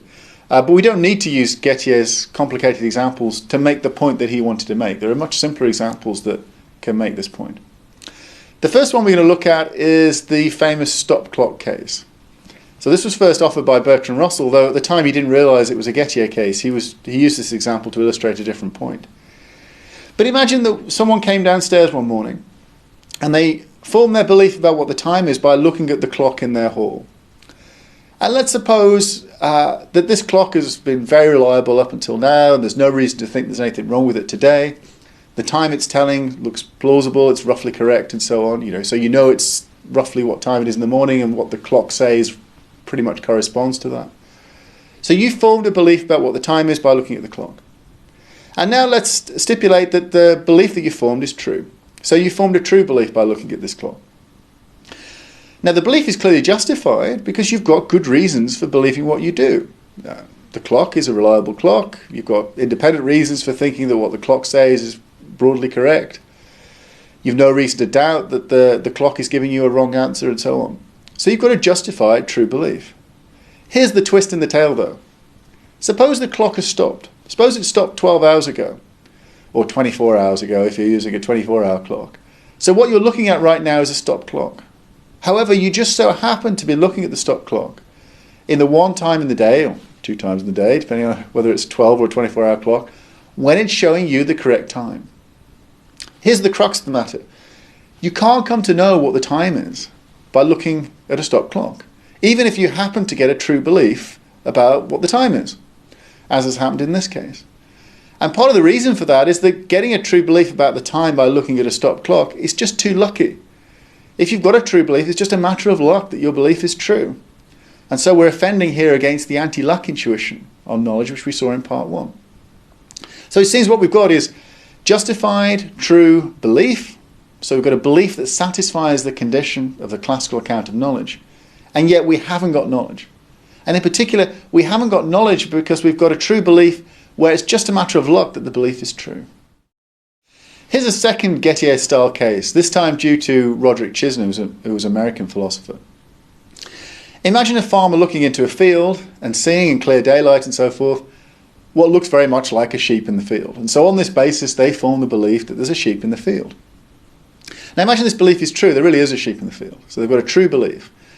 And indeed, on any plausible conception of what justification involves, they've got a justified true belief there's a sheep in the field. I mean, after all, normally that you can see something in clear daylight which looks like something which you're very familiar with, in this case a sheep if you're a farmer, that's a good reason that one can offer, a good justification for why one has the belief that one does. So the farmer, it seems, has a justified true belief. Here's the crux though. Imagine we set the case up so that what the farmer's looking at is not a real sheep.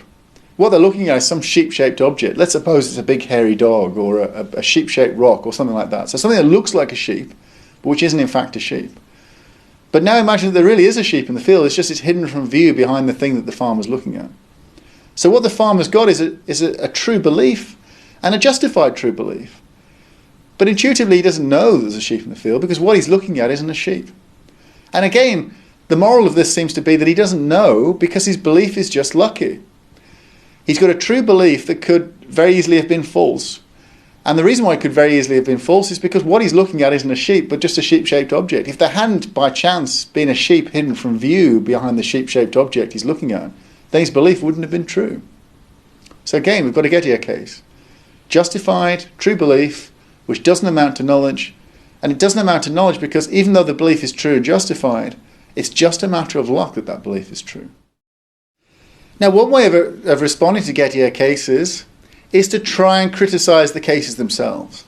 So, for example, in the sheep case, you might say, well, is the farmer really believing that there's a sheep in the field as opposed to believing that that thing over there that they're looking at is a sheep? I mean, if that were true, then this would make a big difference because, of course, the belief that that thing over there is a sheep, well, that's a false belief, as opposed to the belief there's a sheep in the field.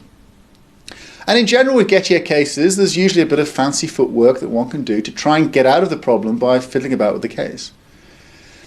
But it ought to be clear that although this might work for particular kinds of cases, it's not in general going to be a good way of dealing with Gettier cases and with the problem that they pose. The point is that there's a general formula for creating Gettier cases. So even so far as one can find a problem with a particular kind of case, then we just get back to the formula and create a new one. And so if we want to deal with the Gettier problem, we've got to engage with these cases en masse and not simply deal with them piecemeal one by one. So what's the formula for creating Gettier cases? Well, it basically has two steps. The first step is to have an agent forming beliefs in such a way where their belief would normally be false. So think about the farmer forming a belief by looking at a sheep-shaped object rather than a sheep. So they're forming belief about whether there's a sheep in the field by looking at something which isn't a sheep. Or think about the agent looking at a stop clock in order to find out what the time is. So in both cases, you've got them forming their belief in such a way they would normally end up with a false belief. But now we just adapt the case so that, as it happens, they end up with a true belief. So in the stop clock case, we just stipulate that they happen to look at the clock at the one time of the day when it's showing the right time. In the sheep case, we stipulate that they just happen to be looking at a sheep-shaped object which has a genuine sheep hidden from view behind. So with that formula in play, we can construct Gettier cases at will. And that means that the Gettier problem is quite a serious problem. It's not a problem that can be dealt with simply by focusing on the details of each particular case. Rather, one needs to find a very general way of excluding Gettier cases in one's theory of knowledge. So in the immediate aftermath of Gettier's article, people thought that maybe there'd be a simple solution to this. And maybe, for example, all we need to do is to take the classical account, the tripartite account, the three-part account, and just add a fourth part onto it, add some fourth condition which gets around the Gettier problem. But it soon became clear that this is not as straightforward as it looks. In fact, it's, I think, pretty much widely accepted now that there is no straightforward way of just simply adding an extra condition onto the classical account to fix the problem caused by Gettier cases. Now, I can't go through all the different proposals that people have made in this regard, so what I want to do is just pick out one proposal which might on the face of it look very plausible and try and give you a sense of some of the problems that this proposal faces. So here's a view that someone called Keith Lehrer has put forward, and various other people have tried to defend versions of this. The thought is that we need to add to the classical account a fourth condition which says that your belief is not based on any false assumptions or false lemmas. So a lemma is just for our purposes, we can just think of as an assumption. So this is called the no false lemmas view. So knowledge becomes justified, true belief, where the true belief is not based on any false lemmas. So no false lemmas account looks quite plausible on the face of it. You just add this extra condition to knowledge, and thereby you exclude the Gettier cases. The devil, however, as so often in philosophy, is in the detail. In particular, we need to be given a principled way of understanding what an assumption is, what a lemma is in this context. And that's actually quite a tricky thing to do. In particular, we don't want to be offered a way of thinking about assumptions, about lemmas, which is so broad that it excludes even genuine cases of knowledge as being knowledge. But equally, we don't want one that's so narrow that it fails to exclude Gettier cases as cases of knowledge. So consider, for example, a very narrow way of thinking about assumptions. We might think that an assumption is something that one actually thinks about as an assumption in forming one's beliefs.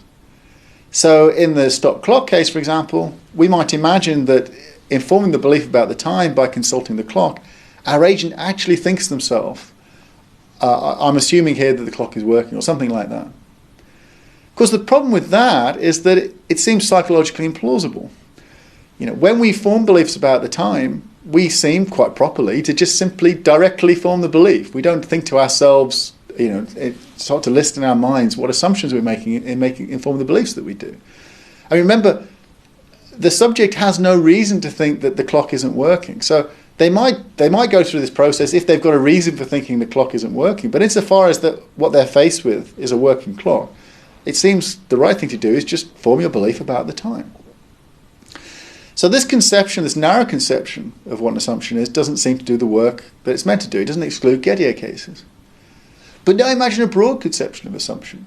Suppose we think an assumption is just some false belief that one has, which is germane in some way to the target belief that you're forming in the Gettier case, and which is false.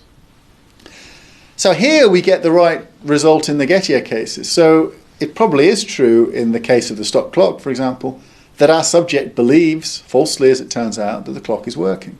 So they're not consciously thinking about this at the time, but they do on some level believe it. Here's the tricky thing though. If you think of assumptions in this very broad way, then the danger is that lots of genuine cases of knowledge are now going to be excluded. After all, of all the many things that we believe at any one time, some of those things that we believe will be false. So who is to say these false things that you believe, which may be very peripheral to the kinds of beliefs that you're forming right now, how is to say that they, in virtue of being false, shouldn't deprive you of knowledge of the things you're believing right now? So what is it that says that they're not somehow assumptions in play in some implicit way in your forming your beliefs? So that's the tricky thing. We have to be given some principled way of understanding what an assumption is, such that it generates the right kind of result. And that's actually notoriously difficult to do. So the Gettier problem is much more difficult to resolve than it may at first appear. In particular, it's not amenable to a quick fix. Now there's two sorts of very general questions, issues that are raised by the Gettier problem. The first is whether or not justification is even necessary for knowledge. So the Gettier problem demonstrates that justification isn't sufficient with true belief for knowledge, that you need at the very least something else. But of course one might at this point wonder whether maybe justification is the problem here. Maybe rather than trying to find some extra condition to add to justification, maybe we should rethink what we require of knowledge over and above mere true belief. Maybe we don't need justification at all. Maybe some other kind of condition is what we should add to knowledge. And this is one possibility that epistemologists have explored in the aftermath of Gettier's famous article. And the second problem, which might be related to the first, is the issue of, well, if the justification condition doesn't eliminate knowledge undermining luck, right? If the justification by itself can't respond to our intuition about what we call the part one, the anti-luck intuition, it can't explain how when we know we've got true belief that isn't down to luck, well then what kind of condition would do that? So it seems we've got a basic demand that we lay down on a theory of knowledge, that we want an account of how it is when we know that our true belief isn't down to luck. Gettier cases show that one can have justified true beliefs that are down to luck. And so the question then becomes, well, what kind of condition must we add to knowledge in order to be confident that we've got cognitive success, true belief, that isn't down to luck? And that's quite a puzzle. We thought justification would do that. It doesn't do that. So what kind of condition would do that? Okay, here are conclusions from part two. First thing we looked at was the classical account of knowledge. This is the idea that when one knows, one has a true belief, one gets it right, and in addition one has a justification. That is, one can offer good reasons in support of what one believes. We saw this has been a very influential theory of knowledge, but we also saw that it's not tenable on closer inspection. And the reason why it's not tenable is down to Gettier cases, or the Gettier problem in general. So Gettier cases are cases of justified true belief where you don't have knowledge, and the reason why you don't have knowledge is that it's just a matter of luck that your belief is true in these cases. And then finally we saw that the Gettier problem isn't amenable to an obvious solution. to illustrate this, we looked briefly at the no false lemmas account of knowledge, which tries to simply add a fourth condition onto the theory of knowledge, onto the classical account, in order to solve Gettier problems. And we saw that the devil lay in the details there. It was very difficult to get this a formulation of this view such that it did the work that it was meant to do. So we're left then with a fundamental problem. And the problem is, what is knowledge? If it's not justified true belief, then, and it seems it isn't, that's the moral of the Gettier case, is, well then what is knowledge? Part 3, do we have any knowledge?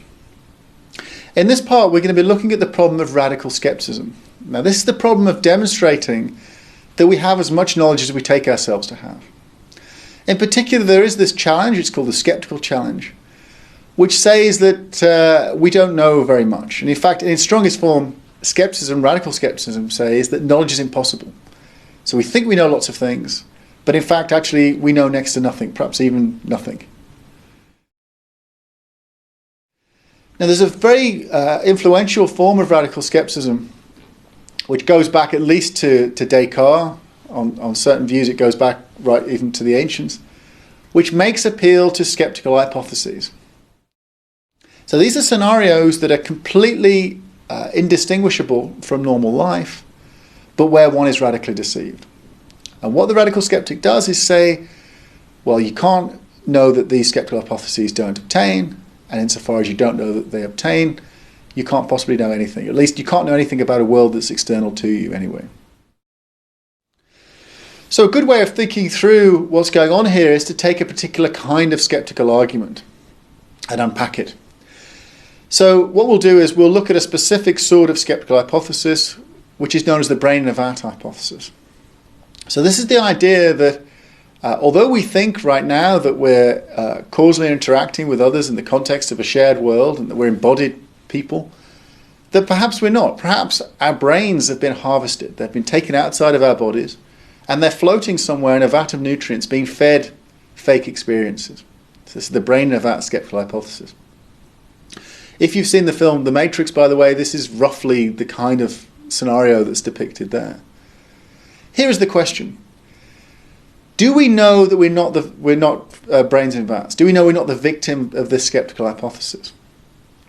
Now, on the face of it, it seems, how would we know? How could we possibly know that we're not the victim of such a scenario? I mean, think of the evidence that you might cite for thinking that you're not the victim of such a scenario. So you might say, well, look, I can see my hands, I can feel my body, I can reach out and touch things. But of course, if you were a brain in a vat being fed fake experiences, then everything would feel the same way. I mean, you would seem to see hands, you would seem to touch things when you move your hands around in your fake environment and so on. So the problem is that these scenarios seem to be constructed in such a way that it's just impossible to rule them out. It's impossible to know that they're false.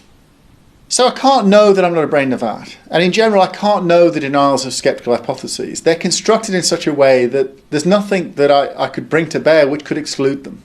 Right. All the evidence that I might cite against them is the sort of evidence which is called into question by the scenario itself. So I can't know that I'm not a brain in a vat. What follows in terms of my everyday knowledge? I mean, one might think, well, so what? There are far-fetched scenarios and one can't know that they're false. What difference does that make? But here's the problem.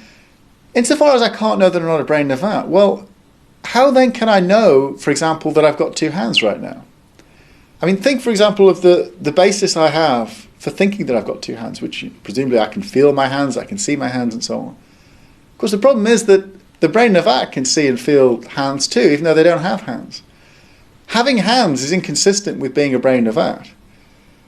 So how then can it be that I can know that I've got hands and yet not know whether or not I'm a brain in a vat? And of course, what the skeptic is doing here is they're saying, well, look, if you really can't rule out the scenario that you're a brain in a vat, well, then how can you possibly know something so mundane as that you've got hands? You'd only have hands if you weren't a brain in a vat. You don't know that you're not a brain in a vat. So we can see there's an argument starting to appear here. Two premises and a conclusion. The first premise is just you can't know you're not a brain in a vat. The second premise, like a sort of bridging premise, says if you don't know you're not a brain in a vat, then you don't know very much. You don't know, for example, you've got hands. You don't know you're standing here now. Basically, you don't know all the things that you take yourself to know, which are inconsistent with being a brain in a vat. And hence, well, you don't know very much. You think you know you've got hands. You think you know, in my case, I think I know I'm standing here right now talking to you. But of course, if I was a brain in a vat, it would seem to me as if I was standing here talking to you as well. And I can't exclude that. So how can I possibly know that I'm standing here talking to you right now? One thing to note about this is that the skeptic is not saying that you are a brain in a vat, or even that it's likely you're a brain in a vat, or anything like that. So it's perfectly consistent with this skeptical argument that brains in vats are really far-fetched and, you know, quite science fiction-y style scenarios. All that matters is that you don't know that they're false. It doesn't matter whether or not they're likely or so on. The skeptic isn't making any claim of that sort. They're just simply saying you don't know that they're false. And they're arguing, well, look, if you don't know they're false, how can you possibly know all the things that you take yourself to know about your environment? Things that wouldn't be true if you were a brain in a vat. So we've confronted a skeptical argument, which purports to show that we can't know very much, that we can't know much about a world that's external to ourselves. It's not obvious how to deal with such a skeptical problem. For example, one option might be to say that we do know the denials of skeptical hypotheses. But that's a difficult claim to make stick. I mean, how, in virtue of what? If we do know we're not brains in vats, for example, in virtue of what do we know such a thing? It can't be in virtue of my perceptual evidence, the things I'm seeing and feeling right now, because, of course, the brain in a vat would see and feel these things, and so on. It seems whatever kind of evidence that we cite would be compatible with the skeptical scenario by definition. So it's hard to say how we could know that the skeptical scenario is false. But once we've conceded that we can't know the denials of skeptical hypotheses, it's hard to resist the skeptical conclusion now. I mean, it can't be both true that I'm a brain in a vat and that I've got two hands. So if I do know that I've got two hands, then it seems I must be able to know that I'm not a brain in a vat, right? Because brains in vats don't have hands. So conversely, if I can't know that I'm not a brain in a vat, how can I know something so basic as that I've got two hands? One way in which one might be tempted to respond to the skeptical problem is to say that there must be some sort of trick going on here. That maybe there's a kind of a raising of the standards. So maybe the skeptic is saying, well, to a very high standard for knowledge we don't know. The kind of standard for knowledge that requires us to rule out the possibility that we're brains in vats and so forth. Relative to that standard we don't have knowledge, but relative to a less demanding standard we do know. I think it ought to be clear on closer inspection that that isn't going to work. The skeptic isn't appealing to high standards here for knowledge in order to motivate their skepticism. If the skeptical argument goes through, then it goes through at any standard for knowledge. So think right now of my belief that I've got two hands. If the skeptic is right, they're not saying that you've got some reason for believing what you do, it's just it's not very good, it's not good enough for knowing by their exacting standard. What they're saying is you have no reason at all for believing you've got two hands. Because all the reasons that you might plausibly offer are all reasons that presuppose that you're not a brain in a vat. And you can't rule out the possibility that you're a brain in a vat. So if the skeptical argument goes through, it works at high demanding standards for knowledge and it works at low undemanding standards for knowledge too. This means the skeptical problem isn't amenable to a simple solution.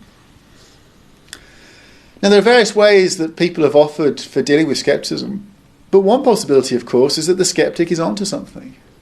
Maybe it's true that when we start to reflect on the nature of our epistemic position in a very general way, once we start to step outside of our normal life where we're not thinking about skeptical scenarios and we're just offering reasons and thinking through the beliefs that we have in a very localized way, once we step outside those normal confines and start to reflect in a very general way about the nature of our epistemic position, perhaps what we discover is that we don't have such a grip on the truth, on reality, as that we thought we did.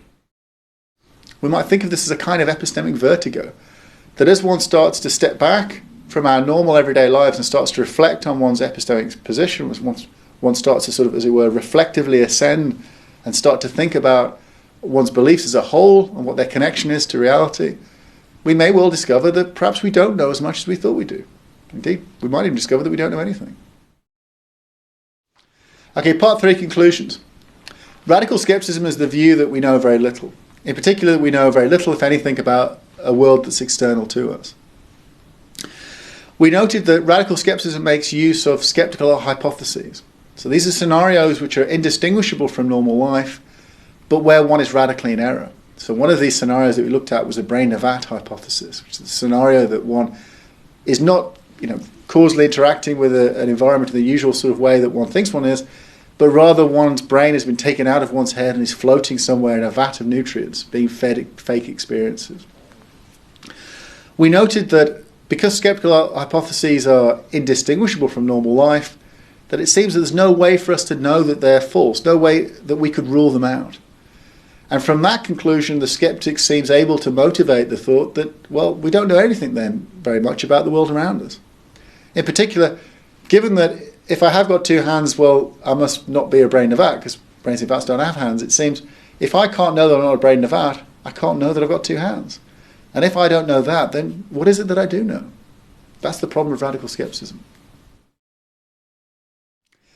If you're interested in learning more about the theory of knowledge, then you may find it helpful to take a look at my introductory textbook, which is called What is This Thing Called Knowledge? And it's published by Routledge.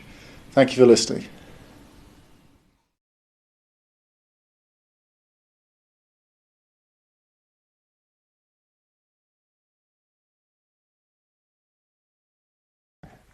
Hi, so my name's Guy Fletcher and I'm a lecturer in philosophy at the University of Edinburgh.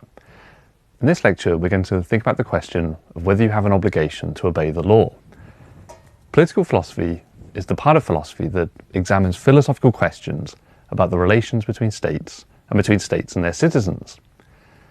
In this lecture we'll be thinking about the problem of political obligation. This is one of the central questions of political philosophy, and the plan for the lecture is as follows. In part 1, I'll introduce the problem of political obligation.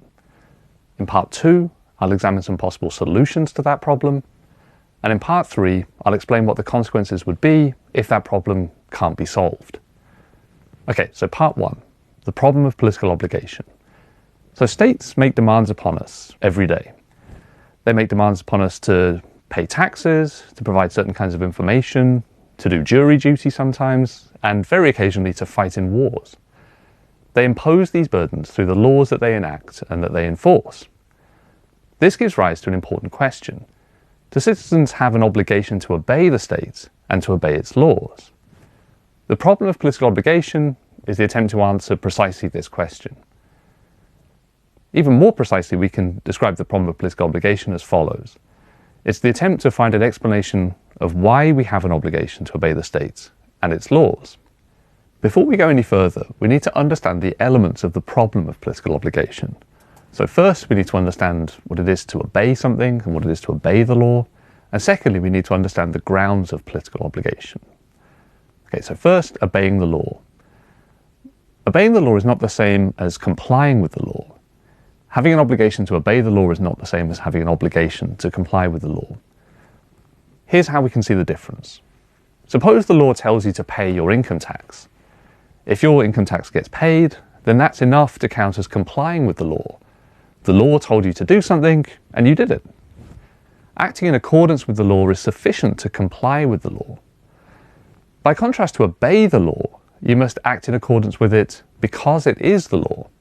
So if someone pays their income tax only because they don't want to be punished, then they've complied with the law, but they haven't obeyed it.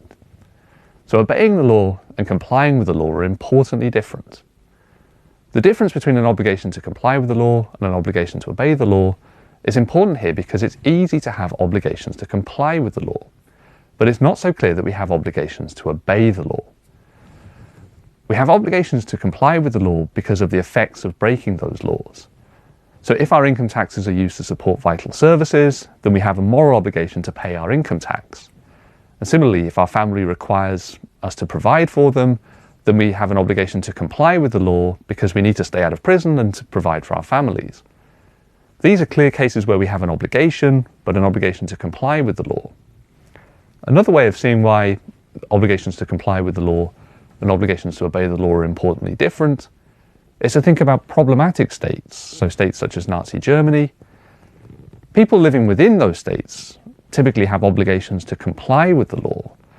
They have reasons to comply with the law, and they have obligations to comply with the law because of the bad things that would happen to them and to their families if they don't comply with the law, if they don't do what the law says.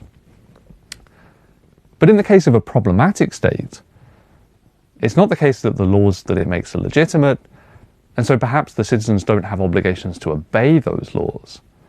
They don't have to act in accordance with the law because the law commands it. Okay, so far we've seen the difference between complying with the law, which is doing what the law commands, and obeying the law, which is doing what the law commands because it commands it. We've also seen the important distinction between having an obligation to comply with the law and having an obligation to obey the law. It's the obligation to obey the law that is central here to our investigation of the problem of political obligation. We have an obligation to obey the law if we have an obligation to act in accordance with the law because the law commands it.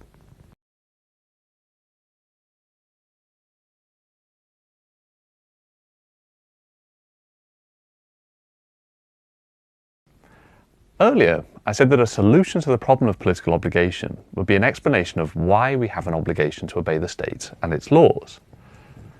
Answering this question requires specifying what I'll call the grounds of political obligation. The grounds of political obligation are the facts that give citizens the obligation to obey the law. They're the facts that generate the obligation, that give rise to it. If you have an obligation to do something because of some fact, then that fact is the ground for that obligation.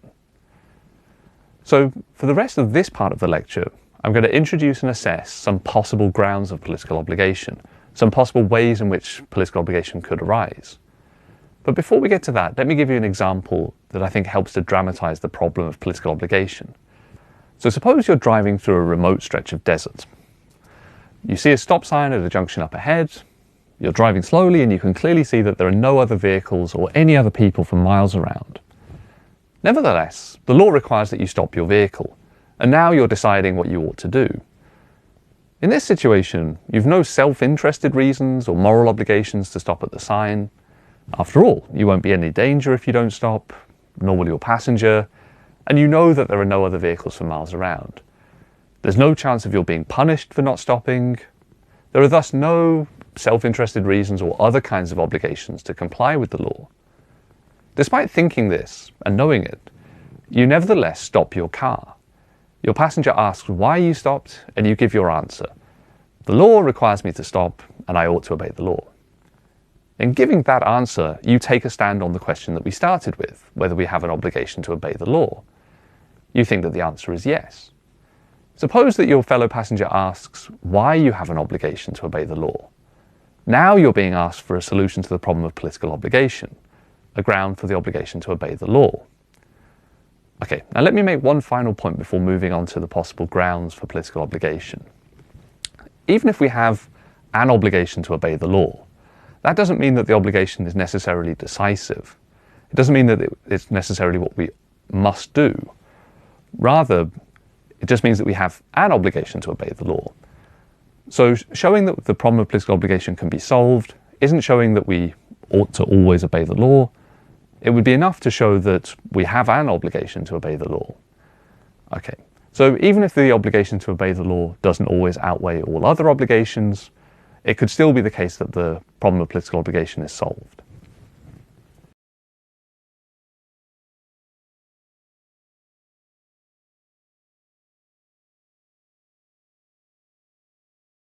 Let's think about the possible grounds of political obligation.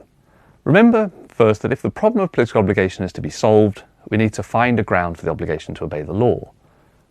One suggested ground for political obligation is gratitude or benefit. This is one of the many solutions to the problem mentioned by Socrates in Crito, one of the Platonic dialogues. According to the gratitude or benefit accounts of political obligation, we're obliged to obey the state because of the great benefits that the state has bestowed upon us. By being benefited by the state, citizens acquire the obligation to obey the law out of gratitude. Let's call this the benefit theory of political obligation, namely the claim that citizens are obliged to obey the state because of the benefits that the state has bestowed upon them. We can break this down into two separate claims. First, that citizens are benefited by the state, and second, that because they're benefited by the state, they acquire the obligation to obey it. The first claim certainly seems plausible. So, citizens typically are benefited by the state in the form of the kinds of public goods that states provide. They provide roads, defense, fire, police, and in most modern democratic states, healthcare. But when it comes to the second claim, things are a little less clear. It's not so clear that the fact that the state benefits us means that we're obliged to obey it. Partly that's because it's unclear how to answer the following questions. Question 1, does being benefited always generate obligations? Question 2, does being benefited by something generate obligations for you to obey the benefactor? Let us address these questions in turn. So first, does being benefited always generate obligations? Is benefiting someone sufficient to generate an obligation? Here's a reason to think not. Suppose that, unbeknownst to you, I wash your car, and I do a great job of it, but you didn't ask me to do so. In fact, suppose we've never met. I've saved you some money or some time, and so I've benefited you by washing your car.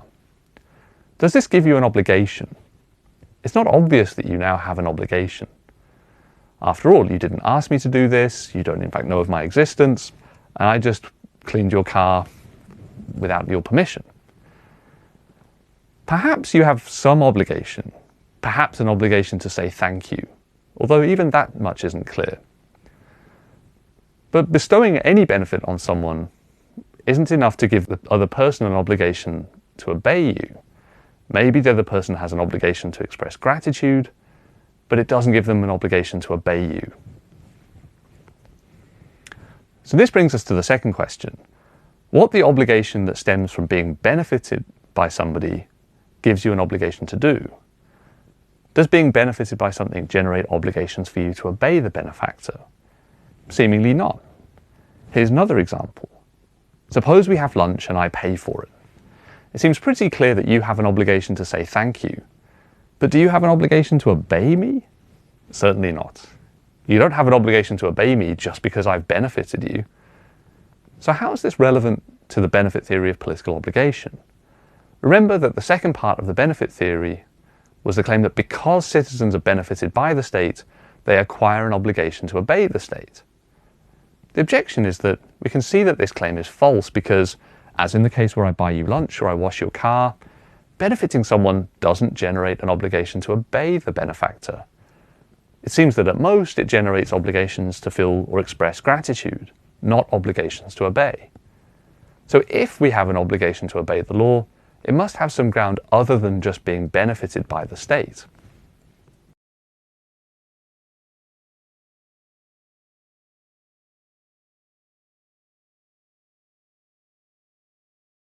Let's consider a second possible ground of political obligation, namely in consent.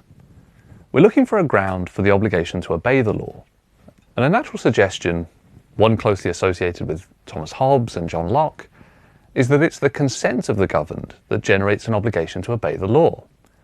Let's call this the consent theory of political obligation. That theory states that we have an obligation to obey the state because we've consented to the state and to having such obligations to it. One thing that's so attractive about the idea of consent as the ground of political obligation is that we're accustomed to thinking of consent as being very powerful and capable of generating extensive obligations. If you consent to picking me up from the airport, you incur an obligation to do so.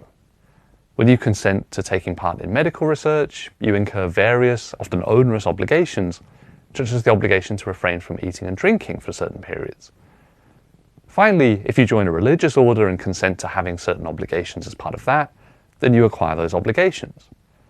There might be limits to the power of consent to generate obligations, but even if there are limits, consent can generate obligations in many cases.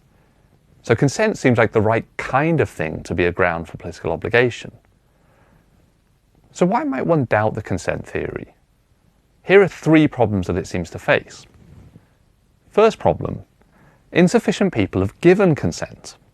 Plausibly, only those who join a state through immigration as adults have actively consented to being bound by a state's laws. Most people have never even considered the issue, so they can't plausibly be said to have given consent to the state. The obligation to obey the law looks to only apply to a limited range of people, if we go with the consent account examined so far. Second problem, it seems to be a restriction on consent that it only generates obligation if one is able to withhold consent. Where there's no possibility of withholding consent, there is no effective consent. Applied to the problem of political obligation, we might worry that there's no way in which citizens can withhold consent from the state, and so no possibility of consenting to it. After all, what would it be to refuse consent to the state?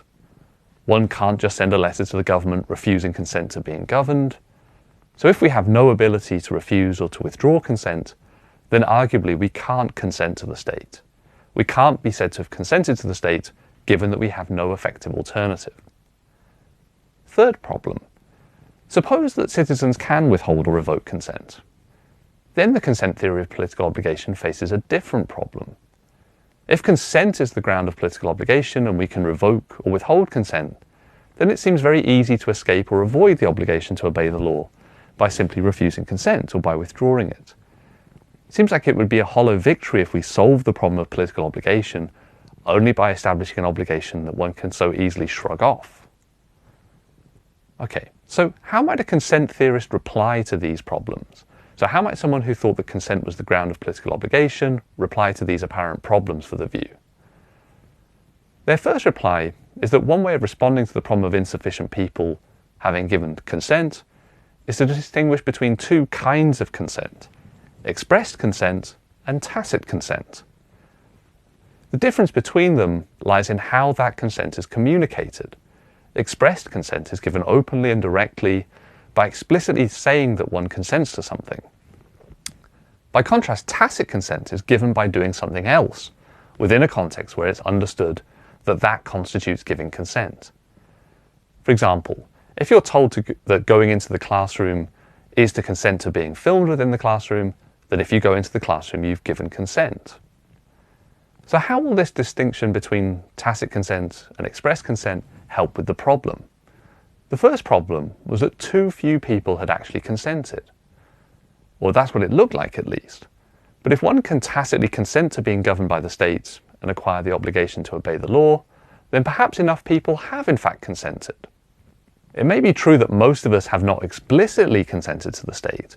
We haven't sworn allegiance or anything like that. But perhaps in our actions we give tacit consent to the state. Which actions are the relevant ones? Or perhaps it's things like voting in elections, using public services, or our continued presence within the state. What about a reply to the second problem? This second problem for the consent theory was that it may not be possible to give consent to the state because we can't withhold consent.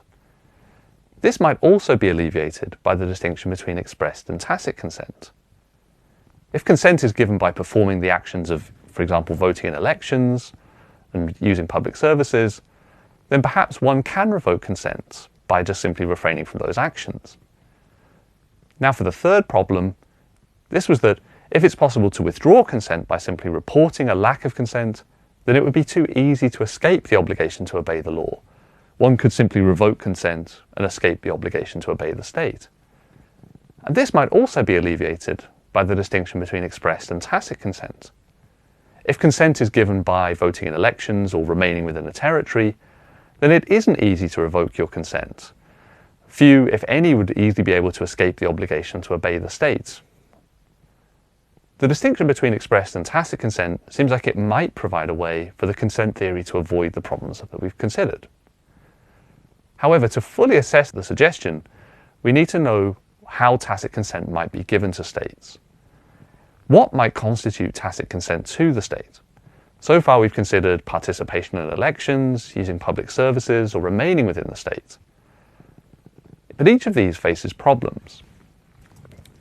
The problem with using participation in elections as a way of giving tacit consent to the state is that, at least in most democracies, turnout is pretty low.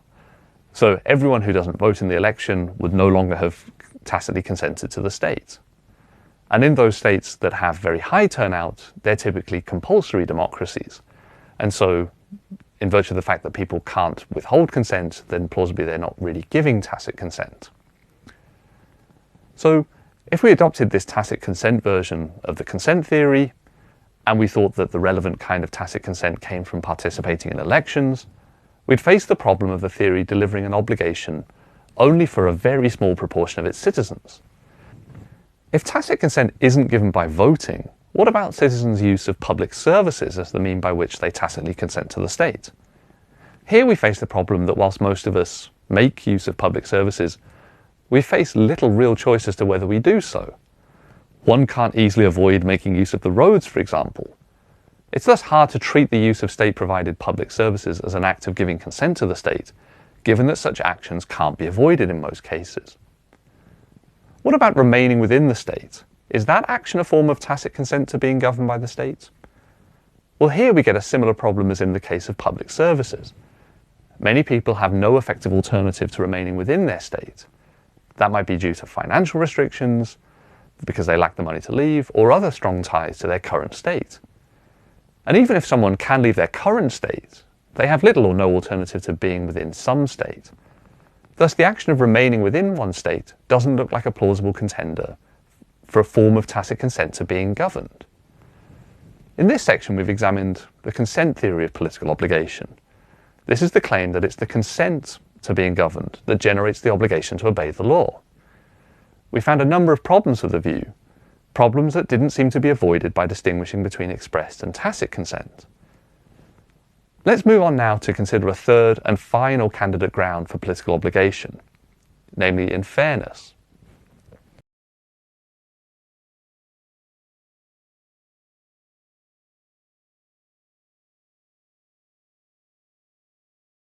So a third possible ground of political obligation is fairness.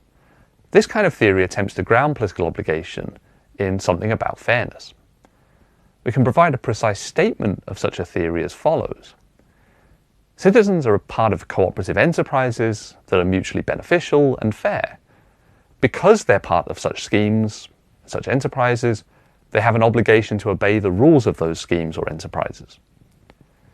So that's quite abstract. Let me make it less abstract by giving you an example. We can think of this kind of theory on the model of a washing up scheme. Suppose you live in a house with 6 other people, and each person does the washing up on an appointed day of the week. It's now Sunday, your day for doing the washing up. You have an obligation to do the washing up. Why is that? Well, what's the ground of that obligation? It's because you're part of a fair scheme of cooperation, and doing the washing up is necessary to play your part in that scheme and to assure its continuation. The fairness theory of political obligation gives an analogous account of how we can have an obligation to obey the law. This kind of theory has some similarities to the benefit theory that we considered earlier. Where it differs is that the fairness theory only applies to benefits that are delivered through mutually beneficial cooperative schemes. This difference means that the theory can explain why we don't have an obligation to obey corrupt or unjust states, even if such states happen to benefit us. We lack an obligation in such cases precisely because such states are not fair, just, cooperative schemes. So what weaknesses are there in the fairness theory? What grounds might we give for rejecting it? Here are 2. The first is that when one's part of a fair cooperative venture that generates obligations, one has typically voluntarily joined that scheme. In the case of the washing up scheme, you consented to being part of that scheme for distributing the washing up. But states are not like this at all. We're born into states and have no choice whether or not we're part of them. And as we saw earlier in connection with consent theories, we're limited in our ability to leave the state, and that makes another difference with the washing up scheme. Thus, a real worry for this fairness theory of political obligation is that it's inapplicable in the case of states, where this is because obligation-generating cooperative schemes are things that one must actively join, whereas one automatically becomes a member of a state at birth. So far, we've briefly considered 3 of the main accounts of how the problem of political obligation can be solved. None of these theories has been decisively rejected. Each has its merits and could mount replies to the objections that we've thought about. And there are other theories of political obligation out there that we should consider. But nevertheless, in the next part of the lecture, I want to explain what would happen, what would follow, if no theory of political obligation were correct, or what would happen if the problem of political obligation cannot be solved.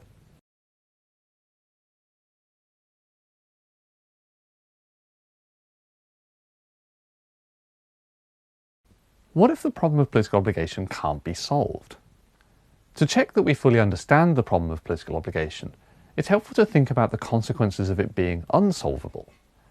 Suppose then that the problem of political obligation can't be solved. What would follow from that? Well, if the problem of political obligation can't be solved, then philosophical anarchism is true. Philosophical anarchists are much less revolutionary than political anarchists. Political anarchists typically think that states are illegitimate and should be overthrown. By contrast, philosophical anarchists simply hold that we don't have an obligation to obey the law.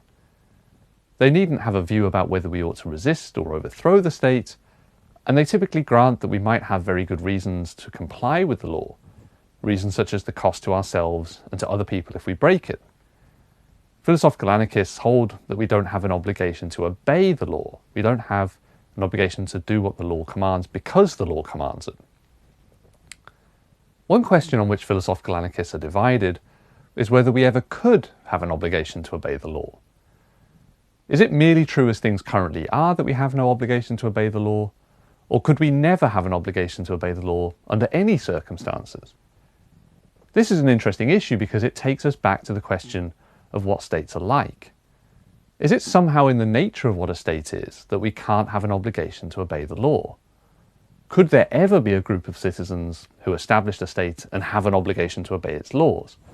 What would such a state have to be like for this to be possible? So this shows how questions about political obligation are tied to interesting philosophical questions about the nature of states and why and when they're legitimate. Let me summarize what we've covered in this lecture. Political philosophy examines philosophical questions about the relations between states and their citizens. And a central question in political philosophy is whether we have an obligation to obey the law. And this is connected to the question of whether states are legitimate. Solving the problem of political obligation requires establishing that we have an obligation to obey the law and explaining the grounds of that obligation. And obeying the law is importantly different from complying with the law. Complying with the law is simply doing what the law commands, whereas obeying the law is doing what the law commands because it commands it. Having an obligation to comply with the law merely requires that you have some obligation that's fulfilled by acting in accordance with the law. Having an obligation to obey the law requires that you have an obligation to obey the law because it's the law. There are a number of different possible grounds for political obligation. The first is that the state benefits its citizens. The second is that we've consented to the state. And the third, that we're part of a fair cooperative scheme and that this gives us reasons to obey the law. If the problem of political obligation can't be solved, then philosophical anarchism is true. We don't have an obligation to obey the law. But even if philosophical anarchism is true, we still have many obligations to comply with the law, to do what the law says. We just might not have an obligation to obey the law. It would be true that we should act in accordance with the law, but not because the law commands it. Thank you very much.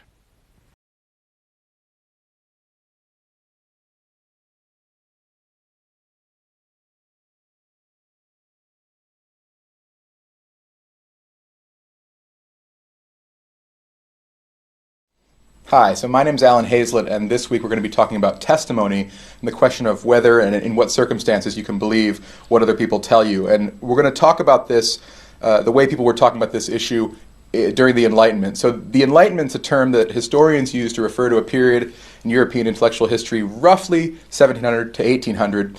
So people talk about what's distinctive of the Enlightenment. Some people would say reason, liberal democracy, science, these are on the rise. Religion and monarchy, these are kind of fading out of popularity. What I want to talk about this week is an ideal or a virtue that contemporary philosophers call intellectual autonomy. I want to talk about how this notion of intellectual autonomy plays out in the thinking of some of the big names in the Enlightenment, and in particular in the two big figures in the Scottish Enlightenment, David Hume and Thomas Reid.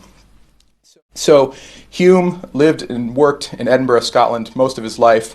He's most famous for developing a completely naturalistic philosophical system. So by naturalistic, people mean a system that nowhere does it appeal to God in giving explanations of things. He's one of the first philosophers to ever have lots of things to say about almost all the different areas of philosophy, but he doesn't appeal to anything supernatural in any of it. He's also really well known for his spirited critiques of religion, had to keep these under wraps, though. In 18th century Scotland, you couldn't really be all that bold in your critiques of religion. So what I want to talk about is Hume's essay on miracles. It's a chapter in his book called An Enquiry Concerning Human Understanding that first came out in 1748.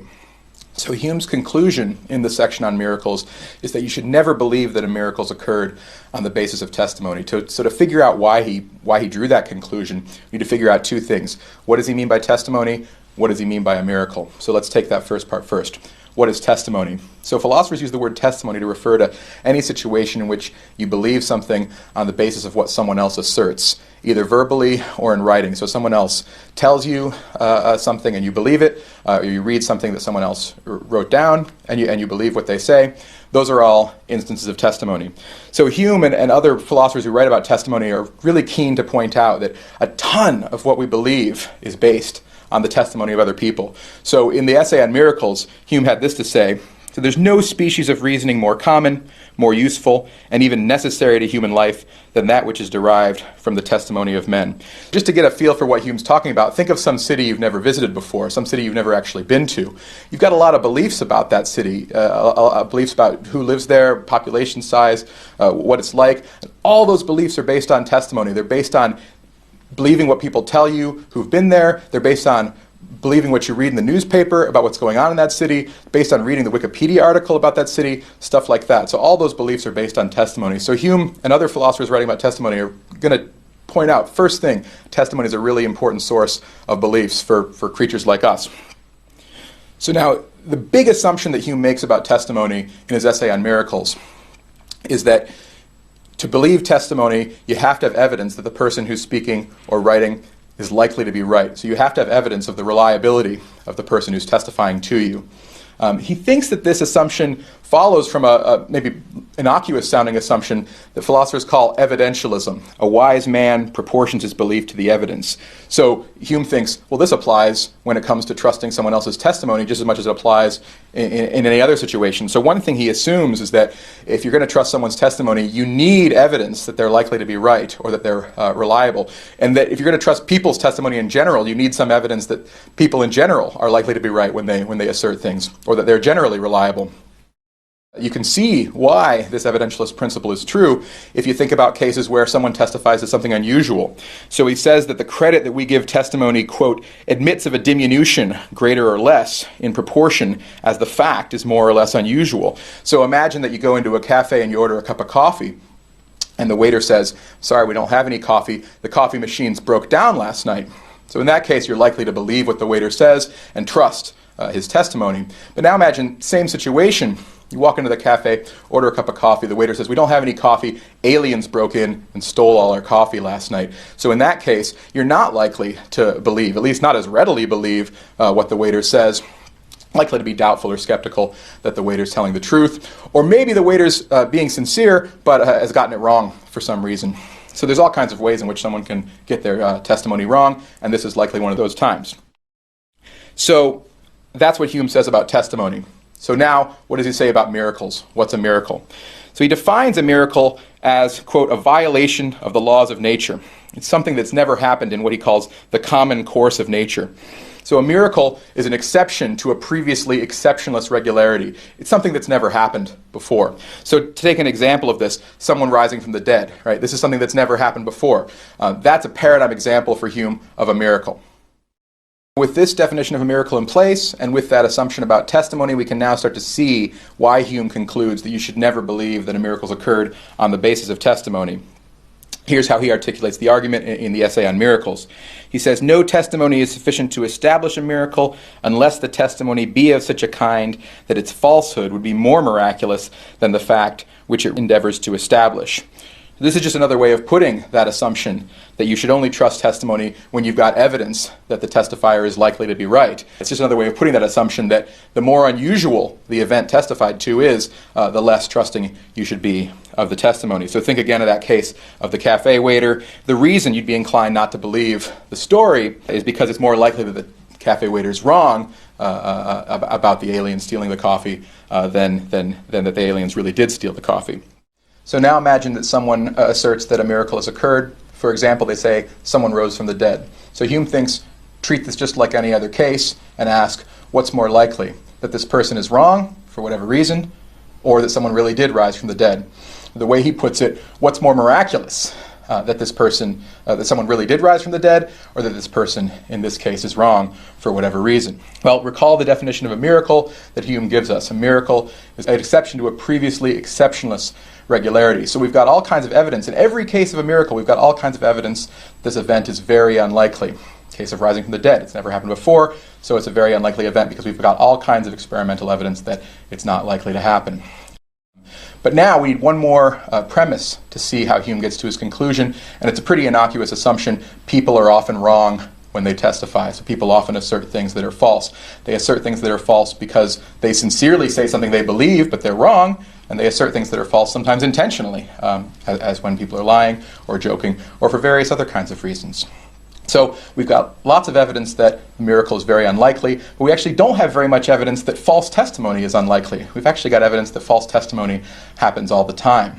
So we can now put all three of these assumptions, the assumption about testimony, the definition of miracles, and this premise about the unreliability of human testimony together, and we can see how Hume gets his conclusion out of them. So the first assumption he makes is that you should only trust testimony when you've got evidence the testifier is likely to be right. The second assumption he makes is that a miracle is an exception to a previously exceptionless regularity. In other words, something that's very unlikely. And the third assumption he makes is that people often assert falsehoods. False testimony isn't all that unlikely. And from those three, he concludes you should never believe that a miracle's occurred on the basis of testimony. To sum that all up, again, imagine someone asserts that someone has risen from the dead. So we've got lots of evidence that's really unlikely. We don't have all that much evidence at all that the speaker is wrong for some reason or other. In fact, we know people are often wrong in what they assert for all kinds of reasons. So it looks like this case is going to be exactly like the case of the cafe waiter. We shouldn't believe the testimony because it's more likely that the person testifying is wrong than that the event they're saying happened really did happen. And that's why Hume concludes you should never believe in a miracle on the basis of testimony.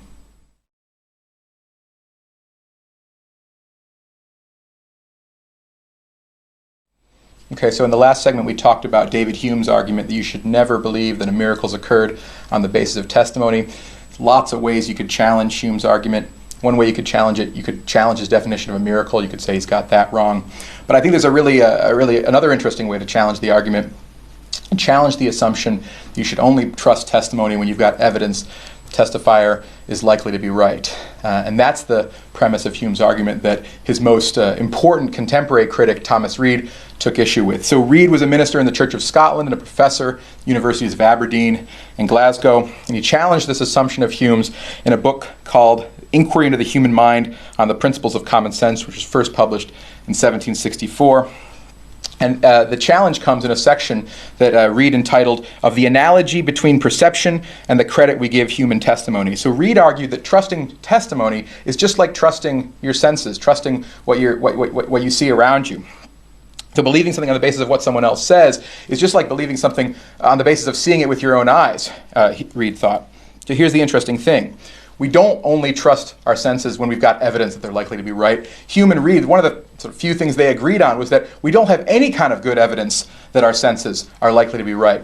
So Hume and Reid both thought we don't trust our senses on the basis of evidence that they're likely to be right. So what Reid's going to challenge is Hume's assumption that we should only trust testimony on the basis of evidence that the testifier is likely to be right. So why does he think that? What's his argument? Well, Hume and Reid both thought there were innate principles that governed how we think and how we feel. They wouldn't put it this way, but they both thought that we were hardwired to think in certain ways. So they both thought, for example, that we're hardwired to trust our senses. We're hardwired to believe what we see before our eyes. But here's what Reid thought that Hume didn't think. Reid thought that we're also hardwired to trust testimony. He said that there's an innate principle of credulity, he called it. And here's what that principle was. It's a disposition to confide in the veracity of others and to believe what they tell us.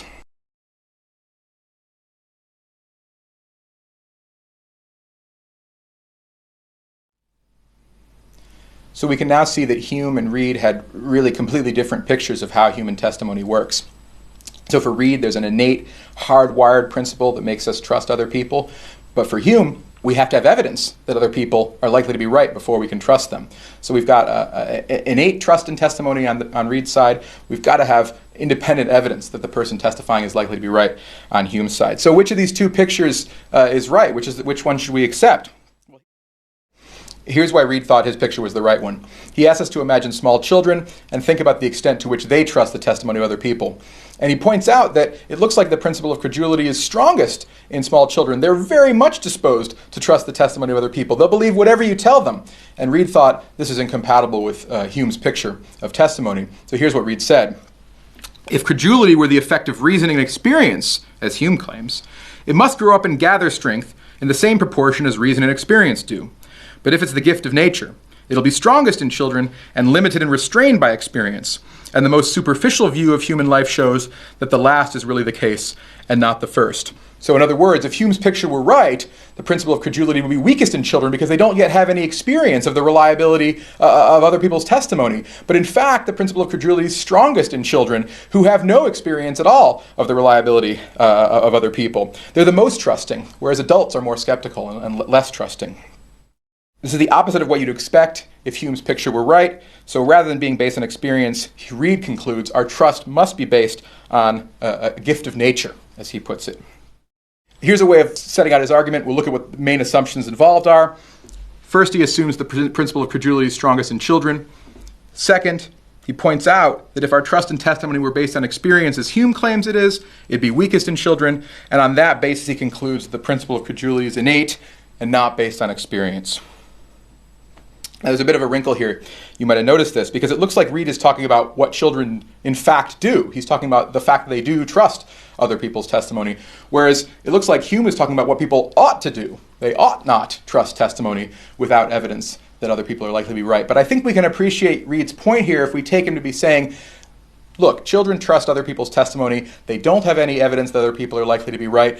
And there doesn't seem to be anything wrong with that. It's really counterintuitive to say that children ought not be so trusting. In fact, Reid claims if we did abide by Hume's principles, then he says no proposition that is uttered in discourse would be believed, and such distrust and incredulity would deprive us of the greatest benefits of society and place us in a worse condition than that of the savages. So scary stuff if we were as skeptical and doubting as Hume suggests that we should be. So I think that's the big dispute between Hume and Reid on the matter of testimony.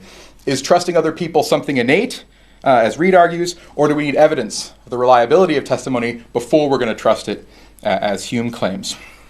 An interesting thing is that Hume and Reid also seem to disagree on the reliability of human testimony, on the extent to which testimony really is a reliable source of information, about how truthful people really are. So in addition to the principle of credulity, Reid also said that there's a principle of veracity. He defined it as a propensity to speak the truth so as to convey our real sentiments. And he went on to say that lying is doing violence to our nature.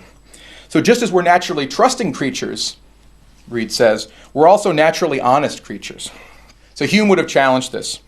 He would have challenged this idea that we're hardwired for honesty. And the way he would have challenged it is by appealing to all the different kinds of situations in which human beings end up testifying falsely.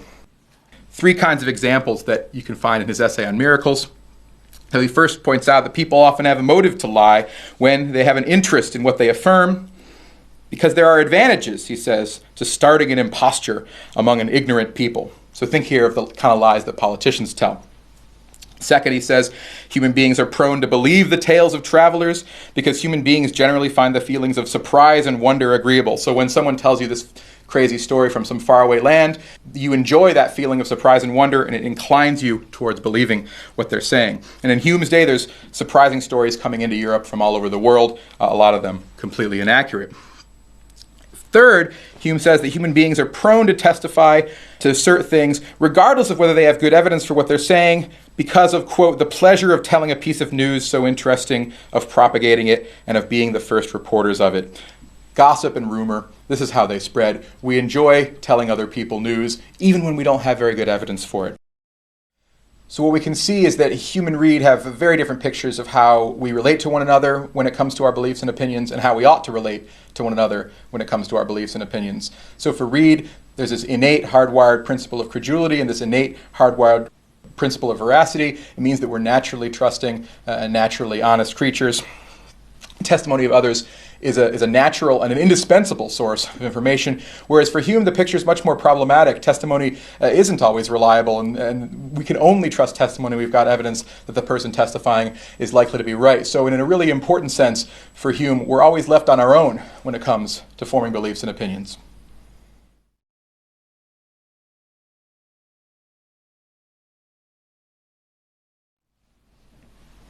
So we've seen that David Hume and Thomas Reid give us very different pictures of the relationship between an individual and her society when it comes to intellectual matters. And by intellectual matters, I just mean matters having to do with how we form beliefs and opinions about the world. So what I want to turn to now is, what does this all mean when it comes to the Enlightenment? And what I want to look at is an essay written by one of the major figures of the Enlightenment, German philosopher Immanuel Kant. So in 1784, Kant published an essay called On Answering the Question, What is Enlightenment? And in this essay, he tries to answer that question. So I'm hoping this will give us some insight into this age of enlightenment, as historians call it, at least what someone in that age thought was going on when it came to this notion of enlightenment. Here's what Kant said. Enlightenment is man's emergence from his self-incurred immaturity. And immaturity is the inability to use one's own understanding without the guidance of another. The motto of the Enlightenment is therefore sapiere audi, have courage to use your own understanding.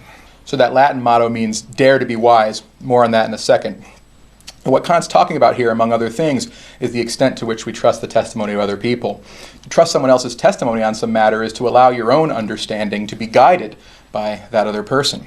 And Kant clearly thinks that not being guided by another person, in other words, not trusting other people's testimony, is in some sense a virtue. Contemporary philosophers have called this virtue, a related virtue, intellectual autonomy. So can we say anything more about what's involved in being intellectually autonomous? Well, Kant implies that this requires, or at least involves in many cases, not trusting other people's testimony, not forming your beliefs because of what other people say, but in some sense forming them on your own. And in particular, Kant implies that intellectual autonomy involves not believing things just because religious and political authorities tell you to believe them. Interestingly, in the same essay, Kant says you should obey what the authorities tell you to do. His point is that you shouldn't obey what they tell you to think. So we can think of intellectual autonomy as epitomized by the person who believes something unpopular. Everyone's telling her that what she thinks is false, but she believes the unpopular thing anyway. Fans of intellectual autonomy think this is at least sometimes a good thing. It's virtuous, at least in some cases, to be willing to believe the unpopular thing, to go against conventional wisdom, and to disagree with most other people. So whatever we conclude about David Hume's approach to testimony, we can see that he's a fan of intellectual autonomy. Don't trust other people's testimony, he says, unless you have evidence that they're likely to be right. So it's not that Hume thinks you should never trust other people's testimony. He thinks that there's lots of situations in which you should. And it would be crazy not to trust other people's testimony all the time. You'd never be able to believe anything. So Hume thinks that it's often legitimate to trust other people's testimony when you're asking for directions or when you're reading a first-hand historical account to learn something about history. But in all the cases where it's reasonable to trust other people's testimony, you've got to have evidence that the person you're trusting is likely to be right. It's okay to trust other people, but it's never okay to blindly trust other people. And that's the sense in which, for Hume, the individual is always left on her own when it comes to forming her opinions. There's something undeniably individualistic about the picture of our intellectual lives that we get from Hume and from other fans of intellectual autonomy. And this contrasts really sharply with the picture we get from Reid, on which we're inherently social creatures when it comes to our intellectual lives. Intellectual autonomy, in some important sense for Reid, is a violation of our human nature. We're naturally social creatures, sharing information, not going off and forming beliefs on our own. So for Reid, our beliefs and opinions are naturally guided by other people. It's not mature to not be guided by other people. It's natural and appropriate to be guided by other people. So we might say that instead of intellectual autonomy, for Reid, the virtue is intellectual solidarity. That's the ideal or virtue that Reid offers as against the Enlightenment that Hume and Kant propose. And in this respect, it's really interesting that Reid anticipates some of the most important criticisms of the Enlightenment that arose in the 19th and the 20th centuries.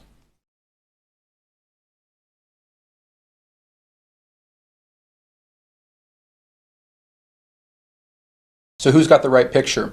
Hume and Kant with their ideal of intellectual autonomy, or Reid with his ideal of intellectual solidarity? This just brings up the question of the value of intellectual autonomy. So why think that it's valuable or a good thing to be intellectually autonomous? So let's look at some of the ways that Hume and Kant might answer that question.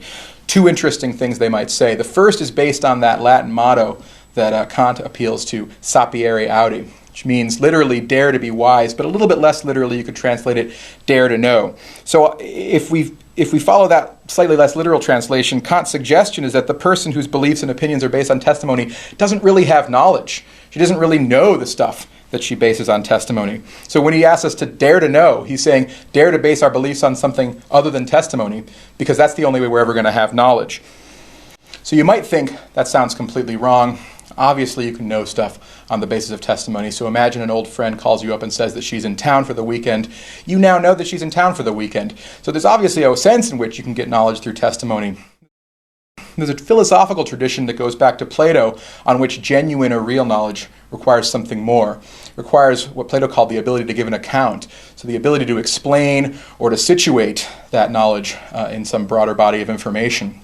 And that's something you might think you can't really get from testimony. That kind of understanding, or as Kant might put it, wisdom, can only be gotten on your own. You can't get it from someone else. So think of the difference here between someone whose beliefs about the Star Ferry in Hong Kong are based on only reading a Wikipedia article about the Star Ferry, whereas someone who lived in Hong Kong her whole life and rides the Star Ferry every day. So there's a very real sense in which you might want to say the person who's ridden the Star Ferry and who lives in Hong Kong knows about the Star Ferry in a way that the person who's merely read about it on Wikipedia doesn't really know anything at all. She doesn't really have genuine or real knowledge. So if we go with that thought, we're going to be able to explain the value of intellectual autonomy. The intellectually autonomous person is going to be the only person who's in the market for getting knowledge or understanding or wisdom or whatever you like. So the second way you might go about defending intellectual autonomy is by appeal to some social and political considerations. So if you think about our policy of trusting other people's testimony, one thing to keep in mind about it is that it has certain conservative implications. So people have a tendency to let their opinions be shaped by their communities, to believe what people around them to believe, and in particular think about the extent to which people have a tendency to have their opinions shaped by the community that they grow up in. People tend to believe what their parents tell them or what other people in their community tell them.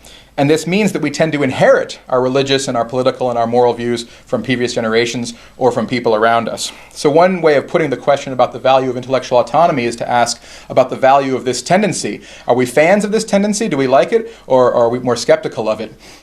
Reid, given his views about the naturalness of trusting human testimony, is necessarily going to be a fan of this tendency to inherit views from one's community, whereas Hume, being skeptical of the force of human testimony, is not going to be nearly as much of a fan. So how do we answer this question? Well, how you answer this question is going to depend on how you feel about conservatism in intellectual matters. So if you value progressive and innovative breaks with tradition and rejecting conventional wisdom, new ideas, overthrowing the old ideas, you're going to side with Hume and Kant and the fans of intellectual autonomy. Whereas if you value tradition and the conservation of community beliefs, you're going to side with Reid and the fans of intellectual solidarity. So in any event, these are the issues, I think, that are at stake when we ask this question about the extent to which we should trust other people's testimony.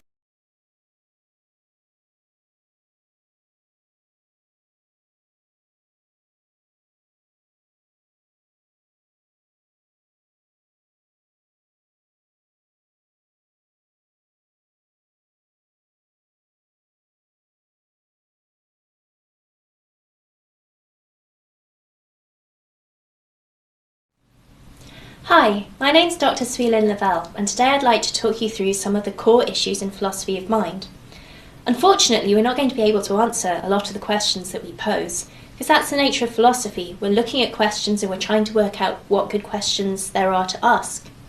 So I'm going to point out some of the questions that philosophers have asked about the mind, and some of the ways in which we've tried to answer those questions.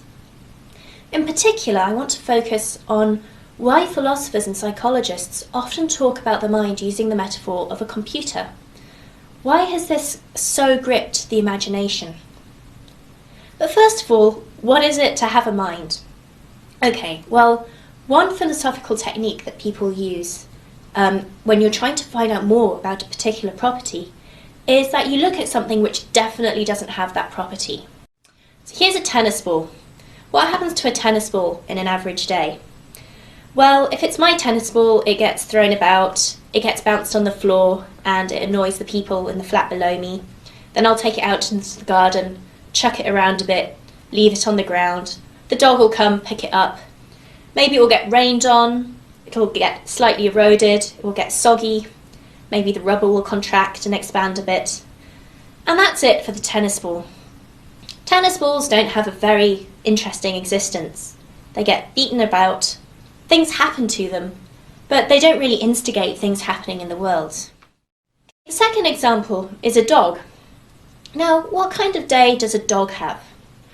Well, a dog gets up and the first thing it's usually thinking about is food. So dogs think about food, they think about staying warm, they think about finding shelter, they think about belly rubs or try and find you and get your attention. Sometimes dogs go out into the garden, find a tennis ball, play with that a bit, come back and have a sleep. That's the day in the life of the average Scottish dog. Now take me. In many ways, I'm like the dog. I woke up this morning and the first thing I thought was, brr, it's cold. Don't want to get out of bed. Like the dog, in my life, I seek warmth and shelter. The second thing I thought when I woke up was, what's for breakfast? Like the dog, I think a lot about food. So, what I have in common with dogs are certain traits such as wanting food, wanting warmth, wanting shelter, and I'm able to change my environment to bring those things about. Just like the dog's able to go inside if it wants to keep warm, I can go into my flat if I want to keep warm. Tennis balls, well, they don't have that same sort of desire to keep warm, they just stay where they're put. But while I'm very similar to the dog in some respects, I'm also quite different. Here are some ways in which my mind is different from the dog's. First of all, I can evaluate my own thoughts. So maybe I'm thinking about the party I went to last night, and I think, God, I really didn't like that guy. Can't really put my finger on what it was about him that I didn't like, but I didn't like him. And then I catch myself thinking these thoughts and think, hey, Sui Lin, you're being really prejudiced. Why are you thinking this? And then I might think back and think, oh, he has the mannerisms of someone I didn't like very much at school, and I shouldn't hold that against him. So I'm wrong to think that this person isn't very nice. So there I had a thought, I've got a negative reaction to this person. But then I can have a thought about a thought. I can think about why I had that thought and try and evaluate why I had it.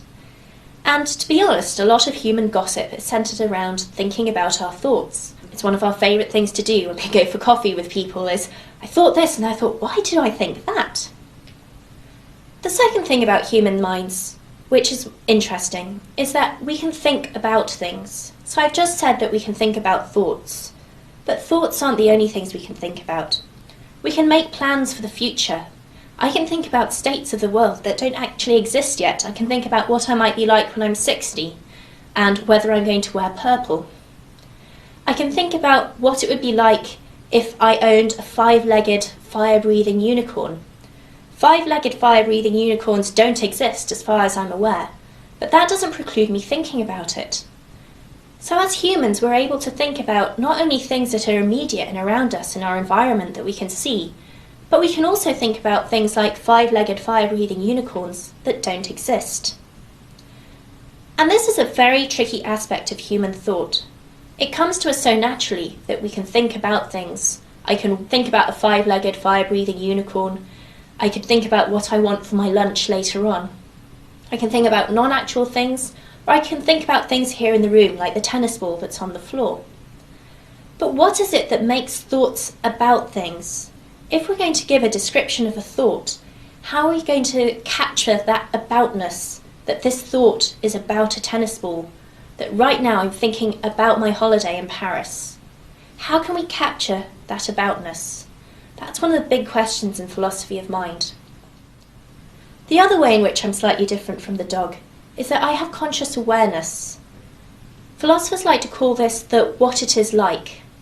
So there is something it is like when I sit down and I smell my beautiful bacon sandwich for breakfast in the morning. I start salivating. There's a distinctive experience, a distinctive awareness of that smell that I can experience. if you like, there's something that it's like for me to be sitting in a chair and thinking very hard about a particular problem. There's some kind of awareness or experience that accompanies that thought process. So what it is likeness is the other tricky aspect in philosophy of mind that philosophers of mind are trying to pin down. How do we characterise that what it's likeness to have a particular experience? Now, of course, I'm not saying that animals don't have experiences. I'm just saying that this is a very distinctive part of human thought, and that if we want to characterise human thought, then this is something that we need to take into account. So any story of how the mind works is going to have to explain why we have this what it's likeness, and it's also going to explain how it is that we're able to think about things that are here in our environment, that are non-existent, and even think about our own thoughts.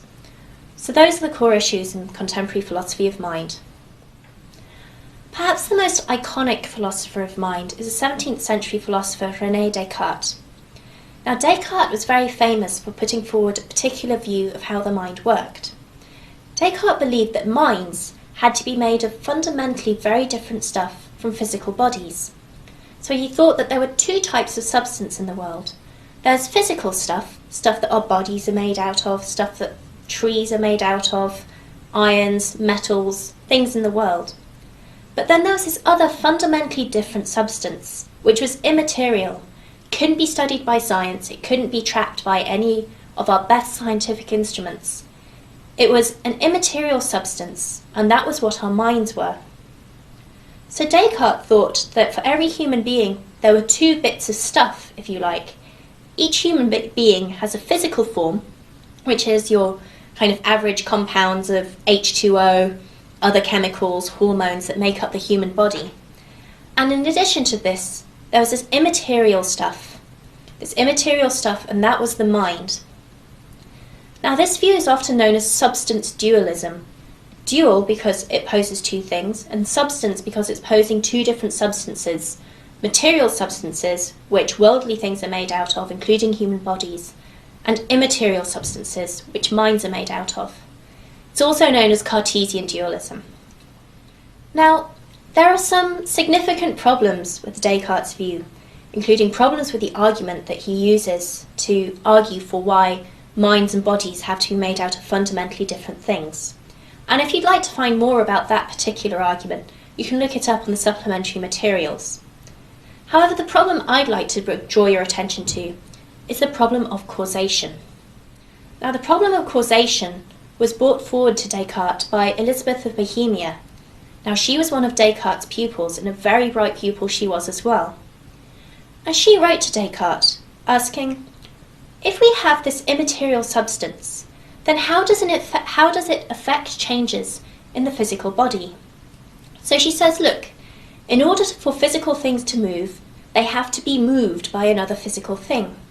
So for a rock to roll down the hill, someone has to push it, or perhaps you need to have an earthquake that shakes it, but it needs some impetus from another physical object to start its journey down the hill. And she says, look, human beings, they're exactly the same. In order for them to move, in order for them to affect changes in the world, there has to be some kind of physical impetus that changes the physical state of our body such that we can move. Princess Elizabeth of Bohemia said, look, if thoughts are made out of immaterial substance, then that substance isn't physical. But how can it then interact with a physical body so as to affect changes in the world? Because it's a fundamental feature of thoughts that they can cause our bodies to move. If I think I know the answer to a question in a test, I'll put my hand up. What caused me to put my hand up? Well, it was my thought that I knew the answer to that particular question. If I want to buy some chocolate, then I'll set off and I'll get my coat and I'll walk out the door and go to the shops. What caused that particular behaviour? Well, it was my desire for chocolate. It was my particular thought. So, thoughts, beliefs and desires can cause particular behaviours. Behaviours happen in physical bodies. And Princess Elizabeth of Bohemia wanted to know how on earth an immaterial substance, which was so fundamentally different from the physical stuff, how this immaterial stuff could cause a physical thing to move. This is known as the problem of causation, and it's a very tricky one, for Descartes and for substance dualism.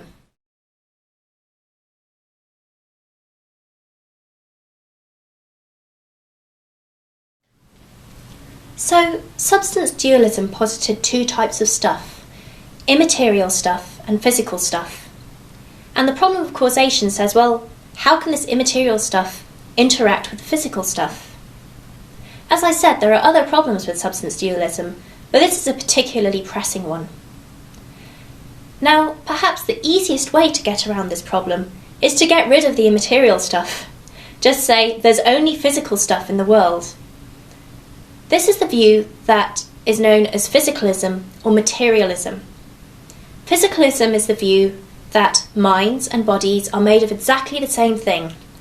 So my thoughts about going on holiday to Paris or my desires to have a nice lunch later on are made out of exactly the same sorts of stuff as my toenails. Well, not physically the same sort of stuff, but it's made out of physical material, which can be found up here in my brain. So this mix of chemicals and hormones and H2O make up my thoughts. Now, there are different ways of spelling out the view that is physicalism, and we're going to look at two today. The three different ways that there are logical behaviourism, identity theory and functionalism.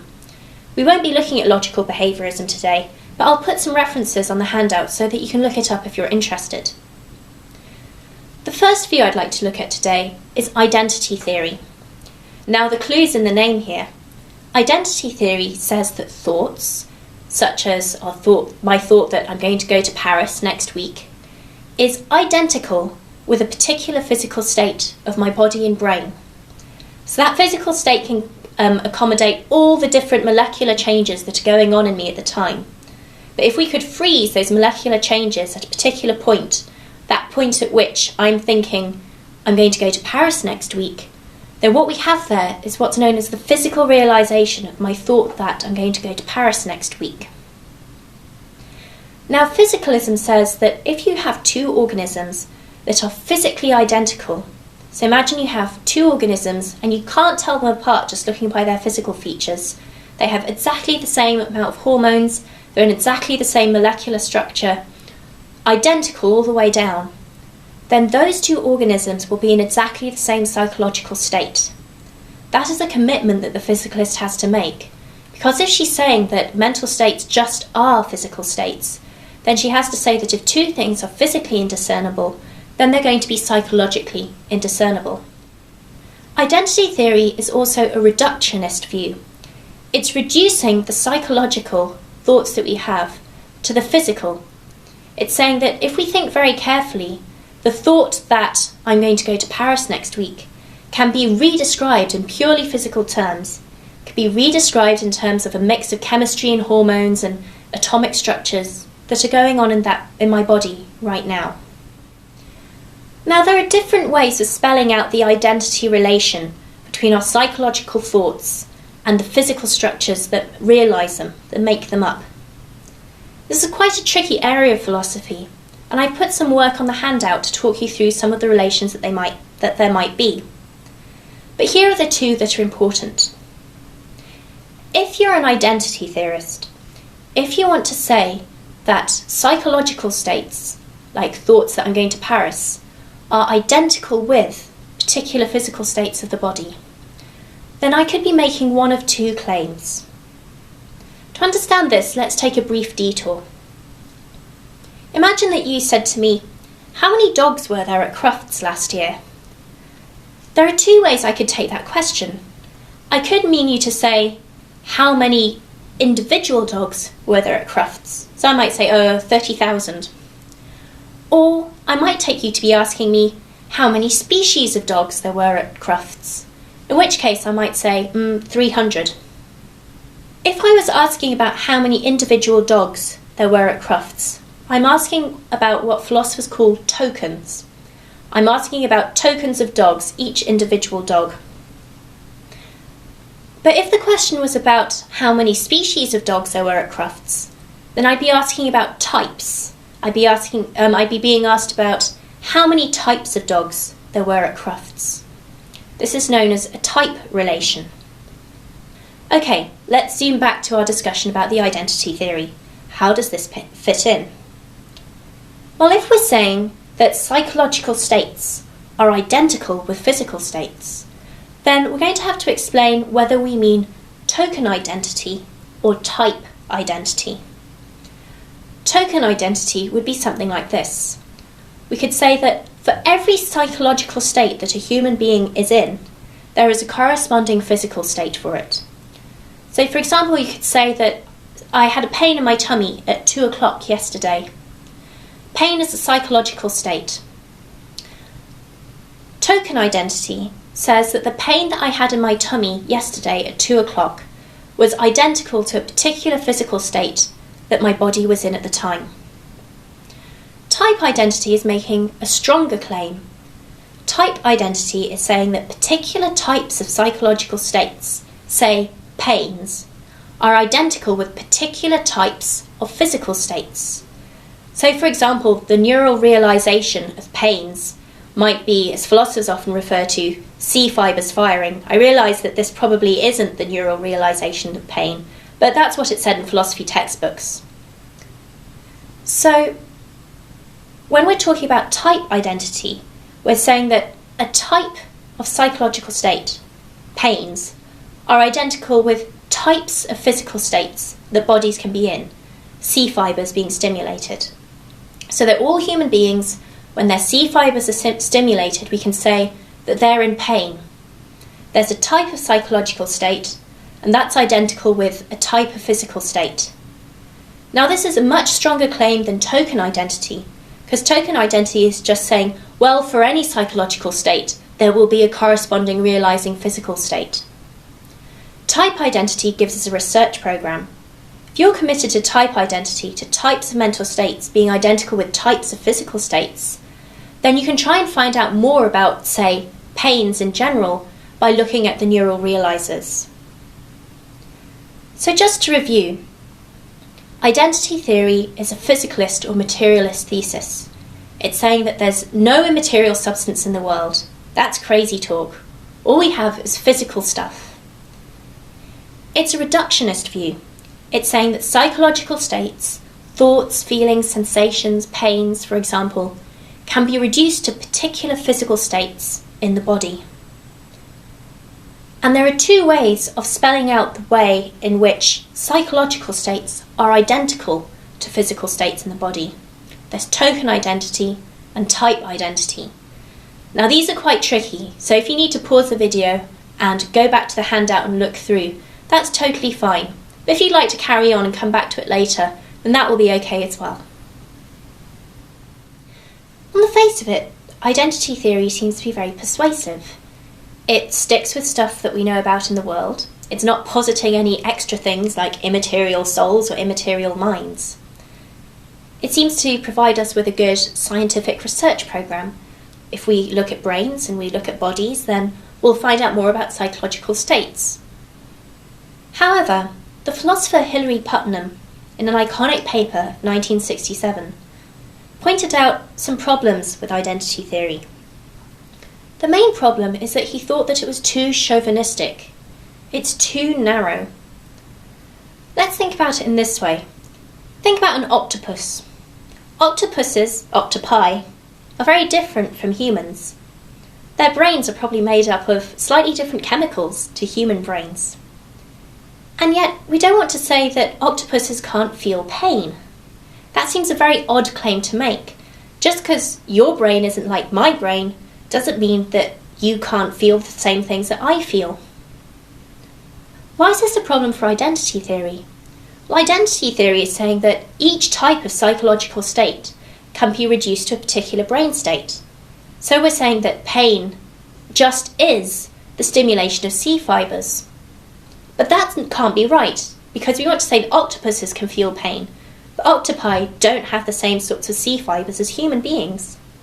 To take an even broader thought experiment, think about if we found a species of aliens that seemed really intelligent, but their brains were made up of totally different things to us. They're sort of not even comparable to the human mixture of H2O chemicals and hormones. Maybe they're made out of wood or something like that, yet they seem to be very intelligent. And these aliens also appear to feel pain. They wince when they touch things. They avoid certain things because they say that it gives them an unpleasant sensation. They tell us that they can feel pain. But what is their pain identical with? We want to say that their pain is identical with a brain state too, but a brain state that's totally different from the human brain state. So this seems that we have to qualify the types of identity that we're using. We're saying that pain and other psychological states are identical with particular states of the body, but the states of the body that they're identical with could vary from species to species, and possibly more frighteningly, could even vary across human to human. Well, this greatly reduces the strength of the identity theory. Now, this isn't a killer blow for the identity theory. This doesn't completely rule it out altogether. But it does raise a very interesting question about how we should think about the identity relation between psychological states and their physical realizers. Should we think about it as a realization just within a particular human being, or within the species, or do we want to make a more universal claim? Now, the clever thing that Putnam pointed out with this paper is that he said, look, this clearly seems to be a problem with the identity theory. We clearly need to do a bit more to spell out what the relationship is between the psychological state and the physical state that realizes it. Putnam says maybe we're looking in the wrong place. Maybe what we shouldn't be thinking about is what psychological states are made of.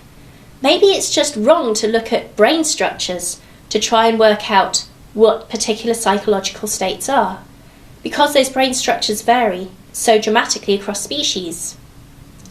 It seems to be the case that humans with their physical makeup, and octopi with their physical makeup, and intelligent aliens with their physical makeup can all feel pain. They can all have the sensation of pain, even though the stuff that they're made of is very different. So what allows us to say that these three types of things are in pain: humans, octopi, and aliens? Putnam says that this points to a more fundamental feature of psychological states.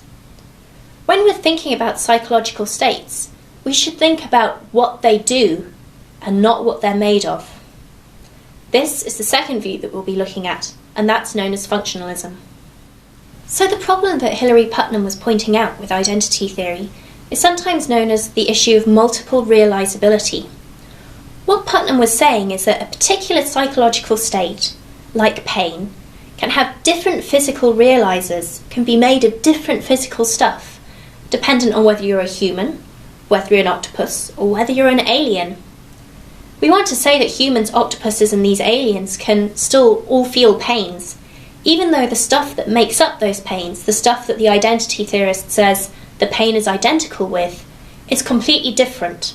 So this is known as multiple realizability, because the physical state that realizes the psychological state of pain can be very different depending on the type of organism that we're looking at.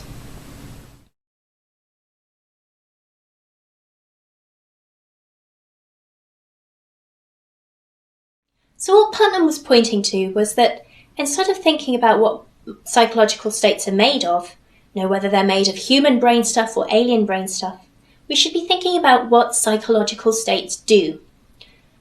Now, in order to get our heads around this idea, let's take another detour. Imagine travelling to a country where instead of notes and coins, people trade using shells. They use the shells to pay for services. The shells rise and fall in value dependent on market forces, and people save shells for a rainy day. The shells function in just the same way as bits of metal and paper function as currency in our society, even though they are made of quite different things. Or imagine that you go someplace where people trade using livestock, swapping cows for other goods or services. Cows, shells, bits of metal and paper are all very different to look at and have nothing in common in terms of what they're made of. But they all share a function. They can be traded for goods and services. They have value that can fluctuate dependent on market forces. And one can judge another's wealth by how many tokens of cows, shells, or bits of metal and paper one has. Let's take a different example. Imagine lots of different chairs. What makes all of these pictures that we see chairs? Well, it's that they function as chairs. We can all use them for sitting down on and sitting down in such a way that we're raised up from the floor. What allows us to say that all these things here are chairs is that they function in a particular way. They function so as to allow sitting. Now this ties back to the problem that Putnam was pointing out with identity theory. He's saying we shouldn't identify mental states with what they're made of, just as we shouldn't identify a chair with what it's made of, because as you can see, chairs can be made of totally different things. Money can be made of totally different things. What allows us to say that all these things are chairs and all these things count as money is what they do. And that's exactly what Putnam thought we should do with psychological states. So instead of saying what makes a particular psychological state what it is, what makes my thought about Paris is what it's made of, the particular mixture of chemicals and hormones, Putnam says that instead we should think about what that psychological state does, how that psychological state functions. And in this way, if we think about how pain functions, so we can think about pain as a particular state that functions to make us wince when we touch something, maybe to say ow or to pull a face. If we think about how pain functions, then we can then see how pain can be realised in different species, how we can see pain in humans and pain in octopi, even though pain in humans and pain in octopi is made up of very different stuff. It's made up of octopus brain stuff in one instance and human brain stuff in the other. What it's made of doesn't matter. What is crucial is how it functions. This is the materialist view known as functionalism. It says that we should tell mental states apart, we should think about mental states, not by what they're made of, but by what they do. So what is it that mental states do? Well, the first thing that mental states do is they cause particular behaviours. So, as the example I like to use is that if I want some chocolate, then that particular psychological state causes me to engage in particular behaviours, to find my coat and go to the shops. But they do other things as well. They can cause new psychological states. So if I want chocolate, this could also cause a desire for me to find my coat. I might think, I really want some chocolate. Okay, to get some more chocolate, then I should go find my coat. All right, let's go find my coat. So there I have a particular psychological state, my desire for chocolate, which causes a new psychological state in me. The other important thing to understand about psychological states or mental states is that they're caused by particular things as well. So my desire for chocolate might be caused by the smell of chocolate. I could be walking down the street, for instance, and smell the chocolate coming out of the patisserie and think, chocolate, I really want some. So that particular perception of the world caused me to go into a particular state, that, I really want some chocolate, which then caused me to go into particular behaviours, i.e. maybe walking into the shop or thinking, do I have enough money for some chocolate? Oh, I'm not sure. Oh, I'm going to eat later. I probably shouldn't have some chocolate. So psychological states cause a function in this particular way. They're caused by sensory inputs, and in turn they cause behaviours and psychological states, other internal states as their outputs. The other thing that can cause a psychological state is another psychological state. So I might have the belief that I'm hungry. That's a particular mental state that I have. And that causes me to desire chocolate. So you can have psychological states that cause other psychological states. Now, this is the idea of functionalism. This is the idea that in order to understand what the desire for chocolate is, we have to understand it in terms of its functional role. So the desire for chocolate might cause me to put on my coat and go out to the shops. In contrast, my belief that there's chocolate in the fridge will cause a whole different set of behaviours and psychological states. It might cause me to get up and go to the fridge. It might cause me to answer yes if someone says to me, hey, is there any chocolate in the fridge? And this is the point that Putnam is trying to drive at. He's saying that we should understand psychological states not by what they're made of, but how they function, the types of behaviours and psychological states that they cause, and the types of sensory inputs and perceptions and psychological states which cause them. So this is how I can see that my desire for chocolate is different from my belief that there's chocolate in the fridge, because it's caused by different things. My desire for chocolate is caused by the smell of chocolate and the belief that I'm hungry, and it causes different behaviour, such as going to the shops and trying to find my coat. And that's very different from the belief that there's chocolate in the fridge, because the belief that there's chocolate in the fridge is caused itself by a whole different set of sensory inputs. It's caused perhaps by my perception that there's chocolate in the fridge, or someone telling me, hey, there's chocolate in the fridge. And that mental state functions so as to cause very different behaviours, causing me to go to the fridge if I want some chocolate. Now you can see how we've completely stepped away from what psychological states are made of. We've totally stepped away from this mix of chemicals, mix of hormones, or octopus brain, or alien stuff. We've abstracted away and saying, no, what we should be looking at, what the fundamental feature of a psychological state is what it does.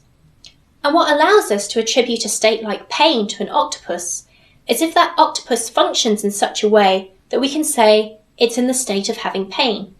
So if the octopus touched something that was burning and shrank away very quickly, we could say, oh, that octopus is in a particular state that causes it to shrink away when it touches something hot. Well, maybe that octopus is in the state of pain, because that state of pain functions in humans, certainly, to have withdrawal behaviour when you touch something hot.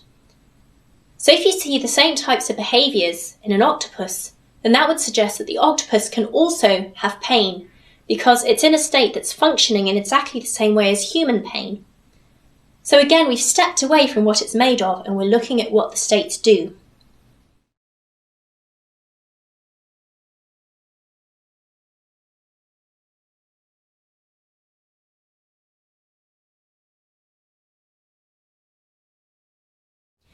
So where are we up to?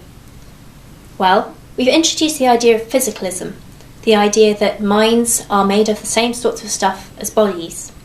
And we've looked at two different ways in which the physicalist doctrine could be spelled out. We've looked at the identity theory that says psychological states are reducible and identical with particular physical states. And we've looked at functionalism, which takes a step back and says, no, what we should do is think about what psychological states do. And it's all right for psychological states to have different physical realizers. So it's all right that in an octopus, pain is a particular octopus brain state. In humans, it's a particular brain state. And in aliens, it's a very different brain state. What allows us to say that all three things are in pain is the fact that they're behaving in a very similar way. The psychological state of pain is causing them to engage in aversion behavior when they see something hot that would cause them bodily damage. It's causing them to engage in particular verbal behaviours like ow, and it's causing them to have particular inner sensations of pain. We're now in a position to come back to a question I introduced at the start, and that's the question of why philosophers and psychologists like to use the metaphor of a computer to think about the human mind. Because when we think about computers, it doesn't really matter what a computer is made of, provided that it processes data and inputs and outputs in a reliable way. So a computer could be made out of metal, a computer could even be made out of wood. What makes it a computer is what it does, that you can give it certain inputs and it will spit out particular outputs. So we have this level of abstraction here, that we're saying that an information processing machine is what it is, in virtue of how it processes of information, not by what it's made of. And that's what we're saying about human brains. We're saying that in order to have a mind, you have to have psychological states which are functionally complex. You have to have lots and lots of different of these psychological states that function in particularly complex ways in order to have a mind. So does a sea sponge have a mind? Well, probably not, because sea sponges aren't particularly complex in their interactions with the world. They take in water and they spit out water. Take in water, take some nutrients, spit out the water.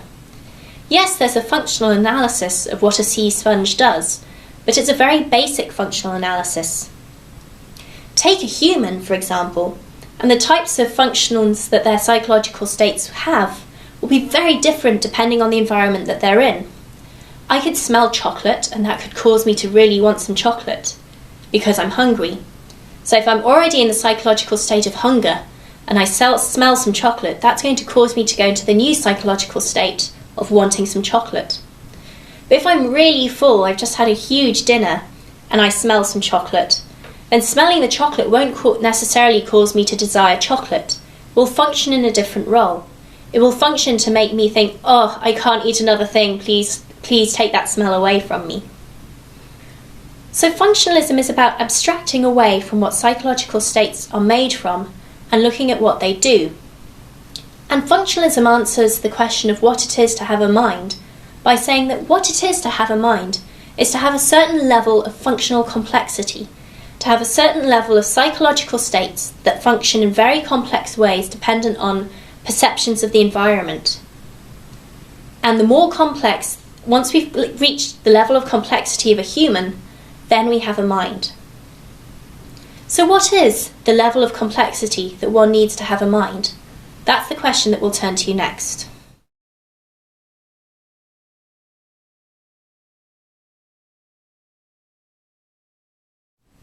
In 1950, Alan Turing took on this question.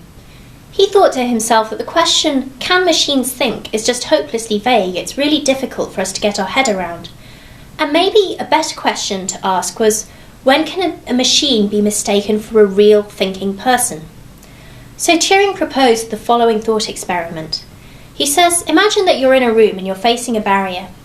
And behind the barrier, there's a human and there's a computer. And you can ask the human and the computer questions, but you don't know which one's which. You don't know which is the human and you don't know which is the computer. And your task is to work out which is the human and which is the computer, just from the answers you get from the questions that you ask. Now, the questions that you can ask can be about anything. So you could ask, where's the best place to buy wallpaper? How do you feel about the current government? Do you like ducks? Whatever. And you take the answers that you get. And Turing says when we get to the point that we cannot decide which is the human or which is the machine, or if our decision about which is which becomes arbitrary, then we have managed to build a machine that's capable of mentality, a machine that can think. It can think because it's been able to trick another human being. So this is an organism, or rather a machine, that's reached the appropriate level of functional complexity to count as having a mind. Now, if you want to see a fun cultural reference to this test, you can look at Blade Runner, where Harrison Ford's character is sent to find the replicants in a human society. So you have this human society, and then there are robots in the society which look and act a lot like humans. And it's Harrison Ford's job to weed them out. So he applies something like the Turing test. He asks the machines and the humans lots of different questions to try and work out whether what he's talking to is a replicant, a robot that's pretending to be a human, or a human. So how good is the Turing test for testing whether a machine can think? Here are some problems that philosophers have levelled at it. First of all, it's language-based, so all we're testing is for an intelligence that can communicate via language. We couldn't, for instance, check for animal intelligence if those animals couldn't speak languages. The second problem with the Turing test that people have raised is that perhaps it's too anthropocentric, because what we're testing it for is whether a machine can be mistaken for being a human being. Well, that means we're testing for human intelligence, and surely it seems very chauvinistic to think that the only intelligence worth studying is human intelligence. There could be lots of different forms of intelligence out there, which could be realised by a machine, but which we're not allowing an opportunity to shine through using the Turing test. The third problem with the Turing test is that it doesn't take into account the inner states of the machine. So take, for example, a machine that's doing a sum, and you asked it, what's 2 plus 8? Now, you could have a machine that does some sort of calculation. It thinks 2 plus 8, adds the two things together and gives you the answer, 10. But you could have a machine that's programmed in a certain way that when it receives the input 2 plus 8, it rattles through its files and comes to a file which says 2 plus 8 on it, pulls it out, opens it up, and it says 10, and it throws out the answer 10. Now, in the first instance, we want to say that that machine is doing some kind of computation. It's going through some kind of process, thought process. Whereas the second machine is just retrieving a file. Now, if it were possible to build a machine that could pass Turing's test just using a file system, then surely this is a bit worrying, because we don't seem to have a thought processes. We just have a machine that can retrieve lots of different files and spit out the answers. Now, this isn't necessarily a killer flaw to Turing's plan. First of all, you could argue that a machine that just pulled out files according to the questions that it was asked probably wouldn't be able to pass the test. It would have to have such a gigantic file store and such a huge database searching system that it just wouldn't be the type of thing that could pass the test. Secondly, any kind of machine that could pass the Turing test, perhaps we don't want to go all the way and say that it has mentality, that it can have thought processes, that it can have mental states. But maybe what we should instead say is that, look, if a machine can pass the Turing test, then it must be worthwhile looking to see how it's structured. What kind of thing could pass the Turing test? Because surely that in itself is going to give us an insight into what's required for human mentality. So coming back to the thought about whether minds are really like computers. Imagine that we did build a computer that could pass the Turing test. Would this properly count as having a mind? The philosopher John Searle had some very interesting things to say about this. He introduces the following thought experiment. He says, imagine that you are in a room and there are two slots entering the room, one that says I and one that says O. And what happens is you get symbols on bits of paper that come through the I slot. Now in your room you have a book, and in the book is a list of algorithms about what to do depending on the type of symbol you receive. So if you receive a symbol, it might say, if you receive a symbol of type A, put out a symbol of type B. So you have a steady stream of symbols coming in, and you look up in your book what you should be putting out again. And let's imagine that you just have a whole stack of these symbols available to you in the room. So you receive a symbol, you check in your book what you should put through the output box, the O box, you pick up a symbol and put it back through the O box. Now imagine that, unknown to you, these symbols are actually Chinese. And the person who's feeding in the symbols is a Chinese speaker who's asking you questions. So what's happening is that you're receiving questions and you're actually giving out answers. And the rule book is such that you're actually giving out really quite coherent answers. In fact, you're realizing something like a machine that would pass Turing's test. So the Chinese speaker outside really believes that she's conversing with another Chinese speaker. Now, the big question that Searle asks is, well, I, the person inside the box, or the person inside the room, don't understand Chinese. So although I'm able to converse with this Chinese speaker in a way that seems perfectly coherent to the person outside, I myself have no understanding of what I'm doing. It doesn't make sense to say I understand Chinese because I don't. All I'm doing is looking up rules in this logbook. And Searle points out that this is just how computers work. Computers receive inputs, and then their program is like the logbook. The program tells them what sort of output they should give. So they check up or they run through a list of rules and see that given a particular input, they should give a particular output. But Searle's point is that that machine can never itself be said to understand Chinese. That machine isn't thinking. That machine is just putting on a very good simulation of a thinker, a simulation that's so good that it could fool someone on the outside, but a simulation that can't possibly count as thinking itself because there's no understanding involved. And this is one of the most important questions that's been levelled at the computational metaphor of the mind. We're saying minds are like computers, that minds take inputs, manipulate them, and send out outputs. Then where does the meaning come in? This ties back to one of our opening questions, the aboutness of thoughts. We want to say that our thoughts are about things, that our thoughts have meaning, that we can think about things. And yet what we have on this computational view of the mind is a system that has no understanding at all. There's no meaning involved. The system just receives inputs and sends out outputs. At no point do we have any understanding. What's made really salient by Searle's thought experiment is that computers only work on syntactic properties of symbols. What does this mean? Well, imagine you have a square with a line through it, and that's a symbol. And let's just say that that symbol is Chinese for the question, do you like ducks? And you're the person inside the Chinese room, and you get this symbol in. Now, all you have to work on is the syntactic properties of the symbols. The syntactic property is just the square with the line. It's the shape of the symbol, if you like. So you look at the shape of the symbol, and you give out an answer depending on what the shape of the symbol is. Now, the important thing about computers is that all they ever operate on are the shapes of symbols. Computers don't need to understand what those symbols stand for. The computer doesn't need to understand that a square with a line through it means the question, do you like ducks?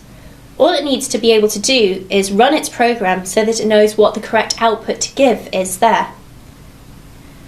But this is misleading because what's very important for human thought are the semantic properties. Semantic properties are what that symbol stands for. So the square with a line through it stands for the question, do you like ducks?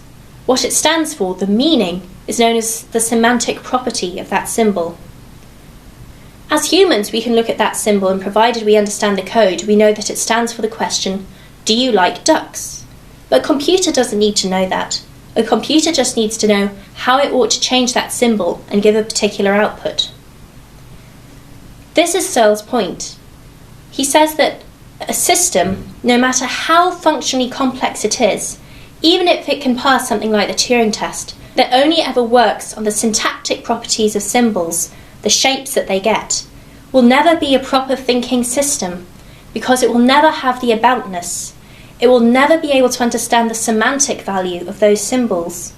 And intuitively, in order to have a thinking system, you have to have a system that understands the semantic properties of symbols as well as the syntactic ones. That's how we get the aboutness of thought.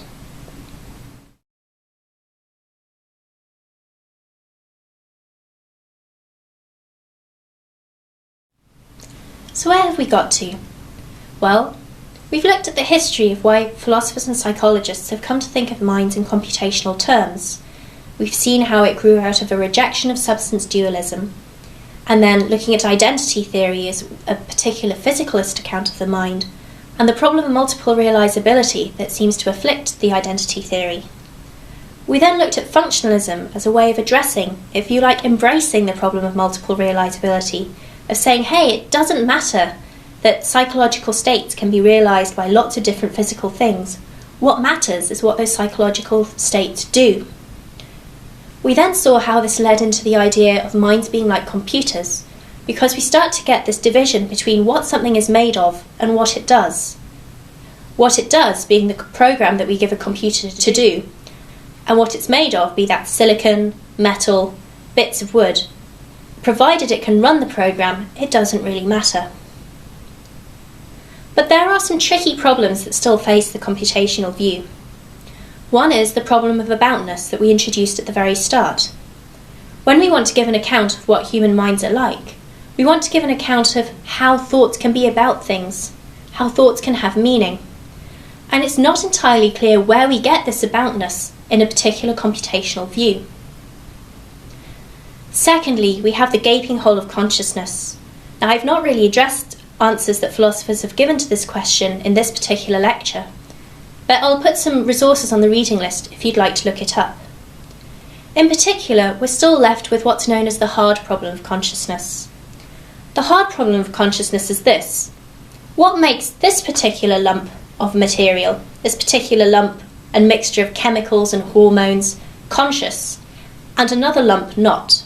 Because it's clear that as human beings, we have brains and we have consciousness. So the chemical mixture that is me has consciousness, but the chemical mixture that is something else might not have consciousness. Although we can give a functional analysis of how psychological states work, philosophers have argued that this won't get us any closer to the question of what it's like to be in particular states. So although we can give an analysis in terms of inputs and outputs, we haven't really got any closer to the question of analysing the awareness or the sense of experience that we have Finally, we might want to question the metaphor of computation itself. You have to remember that a lot of these papers were coming out at a time when computers were really hitting it big time. Computers were said to give us all the answers to everything. So, philosophers' thoughts have been shaped by the movements of the time, particularly in computer technology. And some people have argued that maybe that's restricted the way in which we're thinking about the mind just to what the most appropriate metaphor of the day is. And it so happens that the most appropriate metaphor of the day is computational analysis. So some philosophers and psychologists are suggesting that we step away from the computational metaphor and start to think of minds in other terms. So that's a brief tour of some of the core issues in contemporary philosophy of mind. If you'd like to find more about any of these topics, there will be a reading list on the handouts for you to follow up. Philosophy of mind is a really exciting contemporary new field, particularly as philosophers are now working with psychologists and neuroscientists to try and find out more about the relation between the functional description of psychological states, the inputs and outputs, and the physical realizers in humans, if you like, the neural stuff which runs these functions. I hope that this talk has whetted your philosophical appetite to find out more, and watch this space for more exciting news on philosophy of mind. Thanks for listening.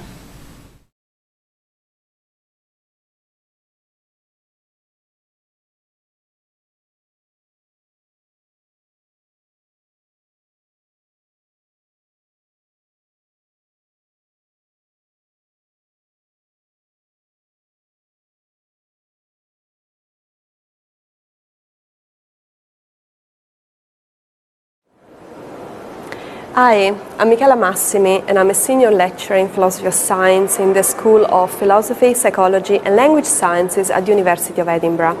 Today I find myself at the National Museums of Scotland to introduce you to one of the most lively debates in contemporary philosophy of science, the debate between scientific realism and anti-realism. This debate is unlike many others that populate philosophy of science. It is not a debate about a specific topic or theme or theory in physics, biology or cognitive science, but it is a much broader debate about what science is all about and what we should expect from good science. In other words, this is a debate about the aims of science.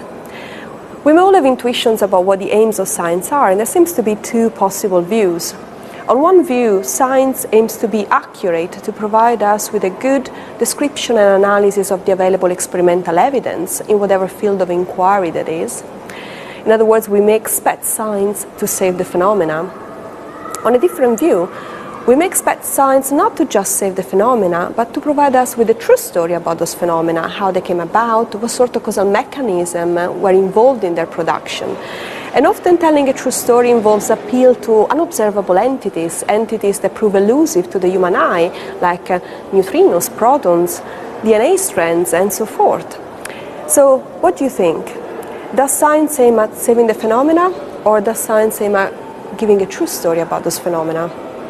Well, depending on how you answer that question, you will be siding either with scientific anti-realism or scientific realism. In the rest of this lecture, I will introduce you to these two main views very briefly and to some of the main arguments and counter-arguments. Asking what the aims of science are may sound ozioso armchair philosophy, but it's not. This is a central question that has shaped the course of Western science and has fueled some of the most important debate in our cultural history. Our story begins several centuries before Galileo and Newton.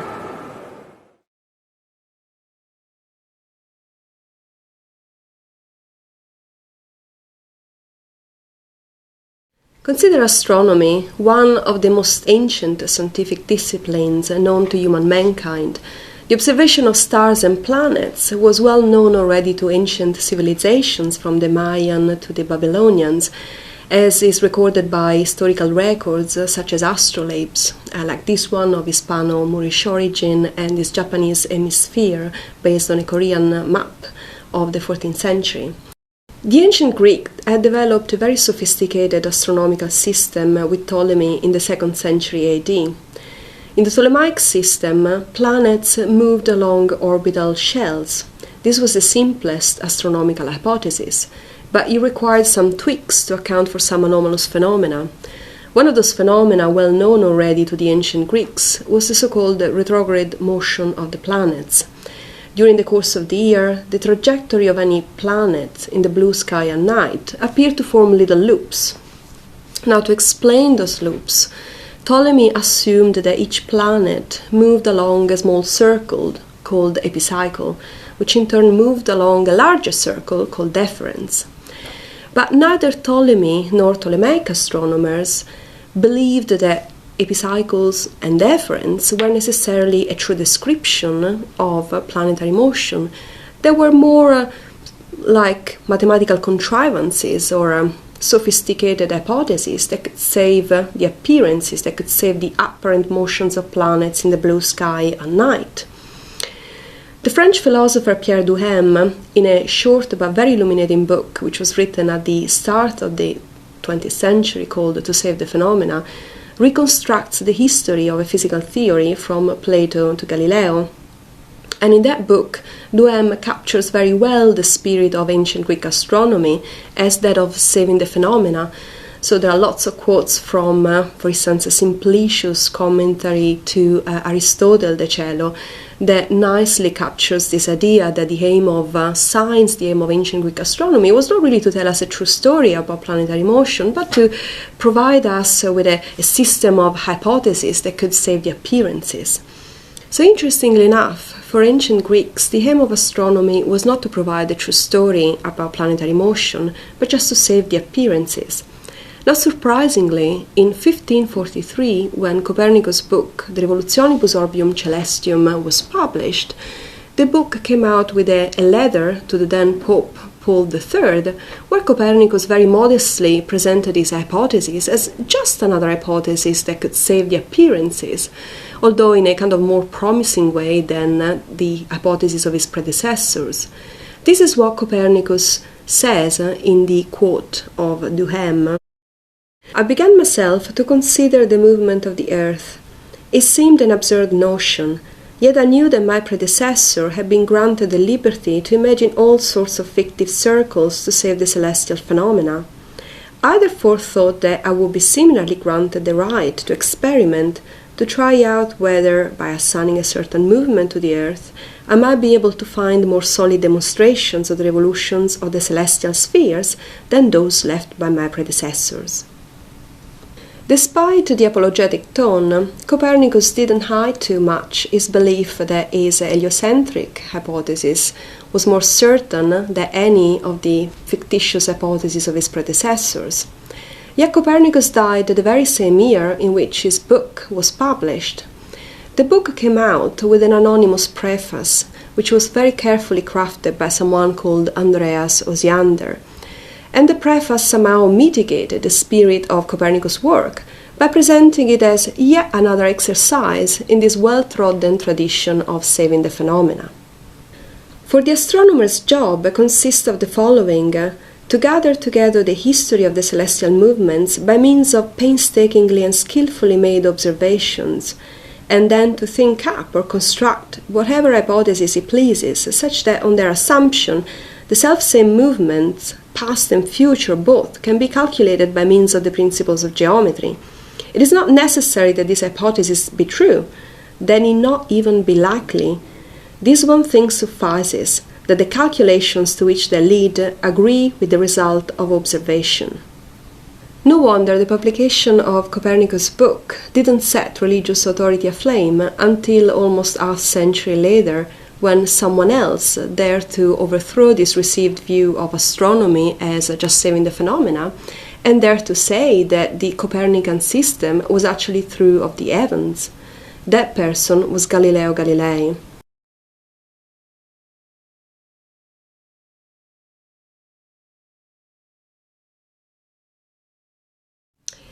In the summer 1609, Galileo Galilei built the first telescope.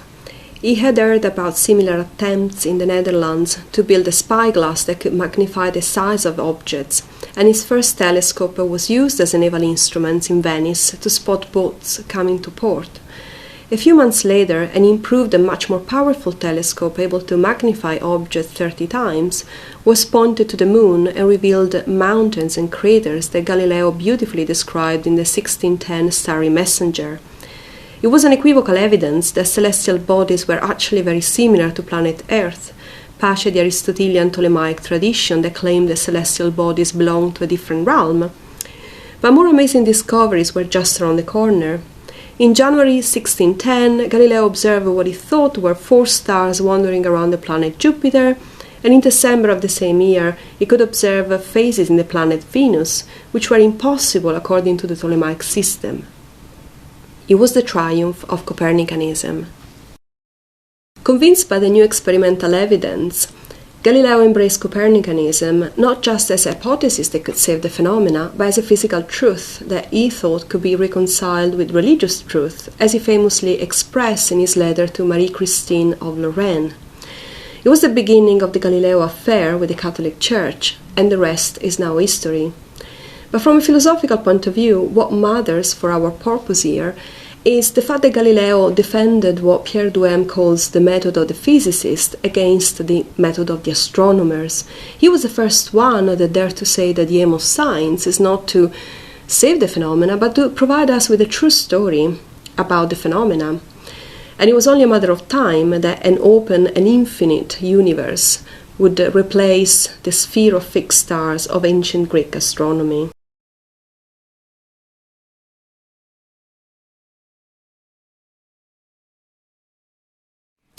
So coming back to the theme of today's session, we saw in Galileo the poignant example of someone that believed that the aim of science was not just to save the appearances, but to provide us with the true story about the world. Now, this view is known in the philosophy of science literature as scientific realism. Scientific realism says that the aim of science is to provide us with theories which, literally construed, we believe to be true. There are 2 different aspects in this definition. The first is a semantic aspect. It has to do with the language of science, the language in which our theories are formulated. And it basically says that we should take the language of science at face value. So if we have a theory, say Copernican astronomy, that talks about planets, we should understand the term planet as referring, as picking out objects in the external world. Same for any other theoretical terms. If we have a theory about electron, we should understand the term electron as referring, as picking out electrons in the world. Then there is a separate aspect, which is an epistemic aspect. And that says that whenever we accept a scientific theory, we believe that the theory is true, or at least approximately true. In other words, whatever the theory says about those objects, be they planets or electrons, correspond to facts in the external world. Now, appealing and intuitive as this may sound, as we have just seen with Ptolemy and Simplicius and Osiander, this was not the way in which, for many centuries, science was conceived. So we need a proper philosophical argument for scientific realism, and the argument is known as the no miracles argument. So in the original formulation of Hilary Putnam, the no miracles argument says that scientific realism is the only philosophy that does not make the success of science a miracle. That terms refer, that theories are approximately true, that the same term can refer to the same objects even if it occurs in different scientific theories. These statements are the only explanation of the incredible success of our science. So a natural account of how science grows and unfolds, say how the way in which Newtonian mechanics replaced Aristotelian physics, or Copernican astronomy replaced Ptolemaic astronomy, or Einstein relativity theory replaced Newtonian mechanics, is that a partially correct, partially incorrect account of a given object is replaced by a better account of the same object. But the no miracle argument says, if those objects don't exist, if our theories were not really true, or at least approximately true, of the same objects, then it would be just a miracle that we have a theory like Newtonian mechanics that talks about gravitational attraction and is so successful in predicting phenomena.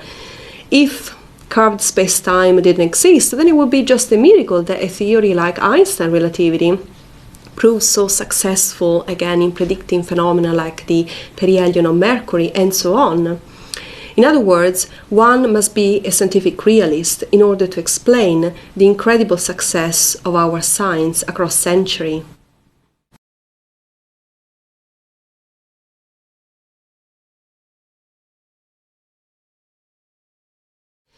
But is that so? Should we really believe in scientific realism as the best explanation of the success of science? Not so fast, the anti-realist would reply. Now, scientific anti-realism is a house with many mansions, and a prominent variety in modern philosophy of science is the variety known as constructive empiricism, which has been elaborated by the American philosopher Bas van Fraassen since the early 1980s. A distinctive aspect of constructive empiricism is that it agrees with scientific realism about the semantic aspect. Namely, a constructive empiricist would agree with the scientific realist that we should take the language of science at face value, that we should understand the main theoretical terms such as planet or electrons or whatever as referring to objects in the external world. But the constructive empiricist would disagree with the realist about the epistemic aspect. In other words, the constructive empiricist would claim that we don't need to believe theories to be true for them to be good. Now, the name constructive empiricism stresses that there is an important element of construction that goes on in scientific activity, especially in the way we build scientific models which are meant to be adequate to the phenomena. And the word empiricism emphasizes that this is ultimately an empiricist position in believing that our knowledge should be confined to the available experimental evidence, as opposed to going beyond the available evidence and claiming to discover truth about the unobservable. So what is the unobservable? And what does it mean that we construct models that are adequate to the phenomena, but they don't necessarily tell us the truth about the unobservables? Consider minerals. There are some observable phenomena that we can study about minerals. For example, their melting points, their hardness, how easily they may combine with each other. But there are other aspects which are, strictly speaking, unobservable to the human eye. For example, chemistry classifies gold as the metal with atomic number 79, and the atomic number is defined in terms of number of protons and electrons distinctive of that element. So, strictly speaking, whereas we can observe with our naked eye the property of melting point, hardness, and so forth, we can't observe with our naked eye the atomic number or the molecular composition of minerals. But we do construct models of them. Indeed, we do construct informative models, like these crystal models of minerals, for example, which nicely represent the molecular composition using balls of different colors arranged according to some geometric structure that is meant to be adequate to the phenomena. For example, is meant to represent how easily we can slice the minerals along some of these chemical bonds. Yet, the constructive empiricist would insist we shouldn't take models as providing the truth about the unobservable, namely about atoms, molecules, their chemical arrangements. Models must only be adequate to the observable phenomena. They are useful tools to get calculations done, but they don't deliver any truth about the unobservable entities. So constructive empiricism would insist that scientific theories need not to be true in order to be good. They only need to be empirically adequate. And a theory is empirically adequate if whatever the theory says about observable things and events in the world, past, present, and future, is true. In other words, the theory is empirically adequate if the theory saves the phenomena. In this way, empirical adequacy, rather than truth, becomes the aim of science. Now, this conclusion chimes in many ways with the old view of ancient Greek astronomy that the aim of science was to save the phenomena. But there are some important differences. For ancient Greek astronomy, the aim was to save the phenomena because Ptolemy and Simplicius and so forth thought that human knowledge cannot vie with divine knowledge. But after Galileo, that view could no longer be maintained. So for modern science, the reason why some anti-realists may want to insist that the aim is not truth but empirical adequacy has nothing to do with the distinction between human knowledge and divine knowledge, and all to do with the metaphysical commitment that theories bring along with them on one hand, and on the other hand with the idealized and abstract nature of the scientific models that we build. As far as the latter is concerned, in the past 30 years or so, an increasing literature in philosophy of science has stressed how abstraction and idealization enter into the construction of models, so that although the models are very useful and explanatory tools in everyday practice, they may not necessarily be true of states of affairs in the world, if not in a very idealized sense or in very idealized circumstances. For example, in this double helix stick and ball model of the DNA sequence, we need to abstract from the terribly complicated cellular environment in which DNA sequences can be found in nature. And we also need to idealize the atoms involved as perfectly spherical balls of different colors, as well as we need to idealize the direction of the helix spiral, right-handed or left-handed, to represent the different forms of the DNA molecules. So models can be very useful and informative and explanatory, even if we don't have to think of them as providing a perfectly true picture of the target system. As far as metaphysical commitment is concerned, the constructive empiricist would insist that she can do exactly the same good quality science as the scientific realist. In other words, one, again, doesn't need to believe that the theory is true to explain why we have such a successful science. One can just say that the success of our present theories is the result of a struggle for survival across centuries. So the best theories in mature science are the ones that have proved survival adaptive, are the ones that have proved to save the available evidence without necessarily being true. So in reply to the numerical argument, the constructive empiricist would insist that we can give an explanation, some sort of Darwinian explanation of why science is so successful by appealing to empirical adequacy rather than truth. Moreover, the constructive empiricist would insist that scientific realism is some sort of high-risk strategy when it comes to metaphysical commitment. What if the unobservable entities that we take to be true in the present science turn out to be like unobservable entities that people in the past believed to be true and they proved to be non-existent? What if in 100 years' time our electrons and neutrinos and protons and DNA turn out to be like the ether or the phlogiston or the caloric or all those other unobservable entities that people in the past believed and that are now just a remnant of a discarded past?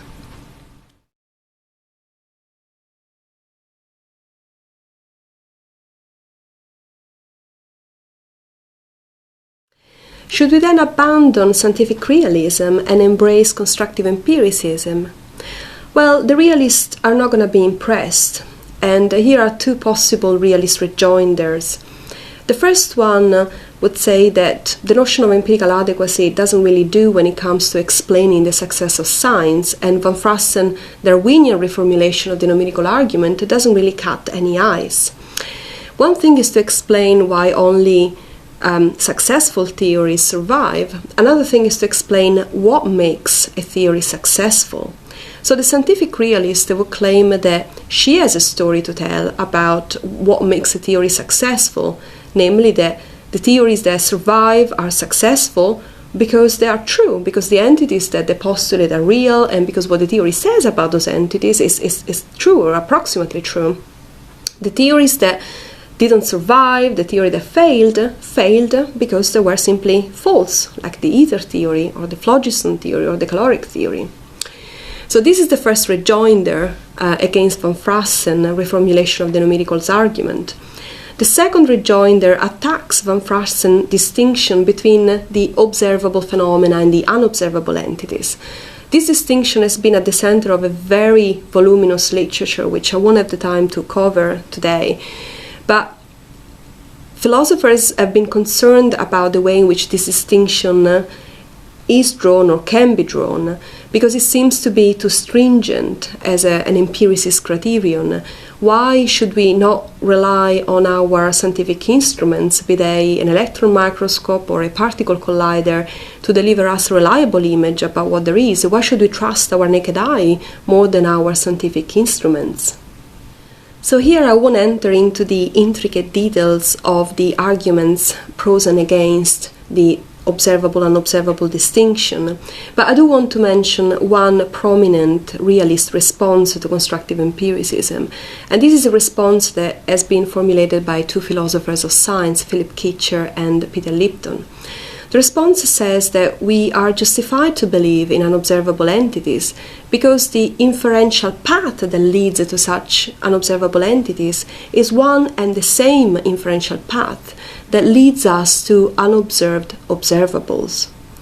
So, what is an unobserved observables? Well, consider the many ways in which perfectly observable objects may go unobserved. None of us has ever seen a dinosaur, yet if we could travel back in time, we could in principle be able to see a dinosaur with our naked eye. So a dinosaur is a classical example of an unobserved observable. So people like Kitcher and Lipton have been arguing that we are justified to believe in electrons, atoms, DNA sequence, unobservable entities on the same grounds on which we are justified to believe in dinosaurs. So how do we know about dinosaurs? Fossil evidence is what paleontologists use to reconstruct the past history of our planet. From fossil evidence of this type, we can reconstruct some important information about the life of extinct marine species, like these trilobites in the Paleozoic era.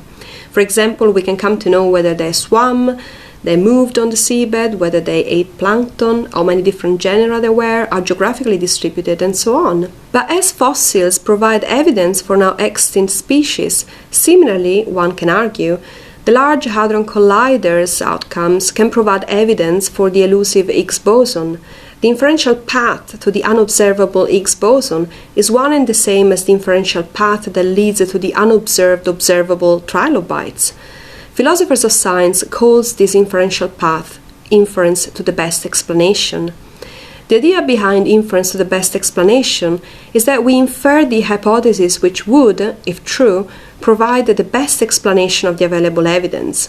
Thus we infer the existence of marine anthropods like trilobites, because this is the best explanation for these fossils, as we infer the Higgs boson as the best explanation for the sort of evidence coming out of the LHC. Namely, we choose from a pool of competing explanatory hypotheses the one that we regard the best, the one that, if true, would provide a deeper understanding of the available evidence. Inference to the best explanation is a powerful tool in the scientific realist toolkit.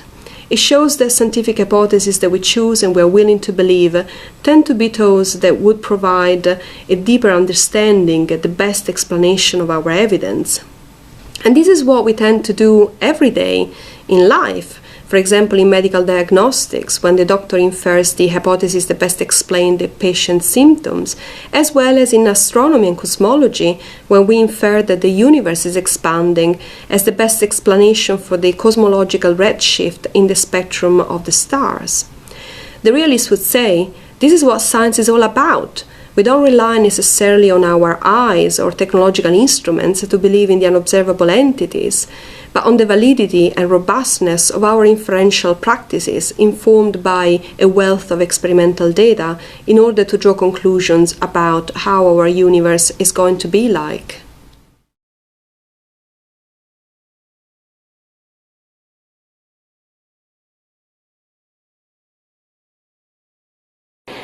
So in this lecture, I introduced you very briefly to some of the salient points of the debate between realism and anti-realism in science. To sum up, scientific realists believe that truth is the aim of science and that we should believe our best theories in mature science to be true, or at least approximately true. They appeal to the numericals argument, which says that if scientific theories were not true, if the unobservable entities that they postulate didn't exist, then it would be just a miracle that we have such a successful science. Next, we consider the prominent anti-realist response, namely constructive empiricism, defended by the philosopher Bas van Frassen. Under this account, science doesn't need to be true to be good, and the aim of science is simply to provide us with theories which are empirically adequate. We saw the rationale for this view, namely how we build models that are adequate to the phenomena and how we can make perfectly good sense of how science works without the additional metaphysical commitment to truth. Finally, we consider some realist rejoinders to constructive empiricism and primarily inference to the best explanation as a way of delivering beliefs in unobservable entities, be they atoms, molecules, electrons, DNA strands, no less than in unobserved observable such as dinosaurs and trilobites. Where does all this discussion leave us? Well, as always in philosophy, the debate goes on, and an array of philosophical positions have been developed over the past 30 years that promise to overcome the standoff between realism and anti-realism. As our science grows and unfolds, so do our philosophical images of science. But this is a story for some other time. Thank you.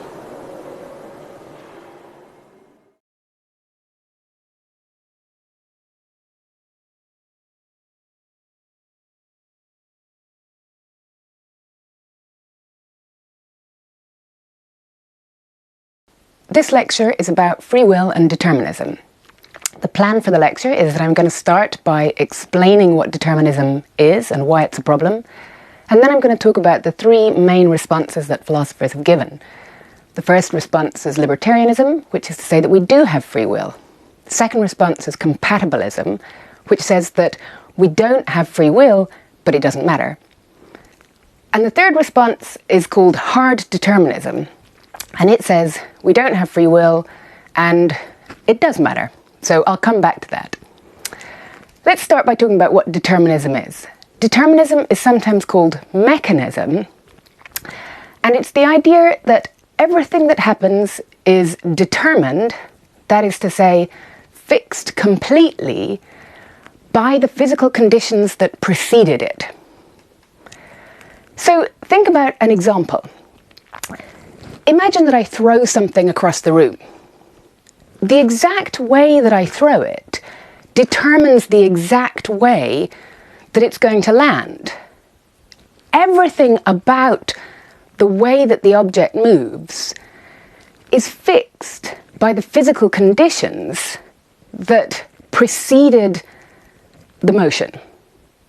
So there isn't anything random. It's random in one sense. It's random in the sense that I can't tell where it's going to land. So from my point of view, it's random. But it isn't random from the point of view of the universe, if you like. So here's a useful distinction. We can think of uncertainty about the way things are as being uncertainty from our point of view. There's all kinds of things that I don't know. But that doesn't mean that there isn't a way that they are and a way that they're going to be. There's also what we might call metaphysical uncertainty. So metaphysical uncertainty is uncertainty that's in some way in the fabric of the universe, a genuine chanciness or randomness that's in the world, not just in my lack of knowledge of the world.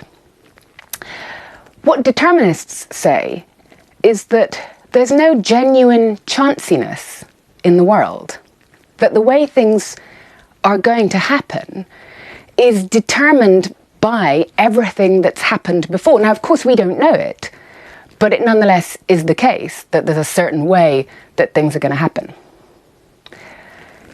Now, this applies to us too. So I think it's fairly easy to see how it applies to physical objects. Think about baking a cake. If your cake doesn't rise, you know there's some explanation. And if your cake does rise, you know there's some explanation. There's always an explanation for why things happen in the physical world. It's slightly less easy to see how it applies to us. So I'm going to talk for a minute about determinism applied to people in particular.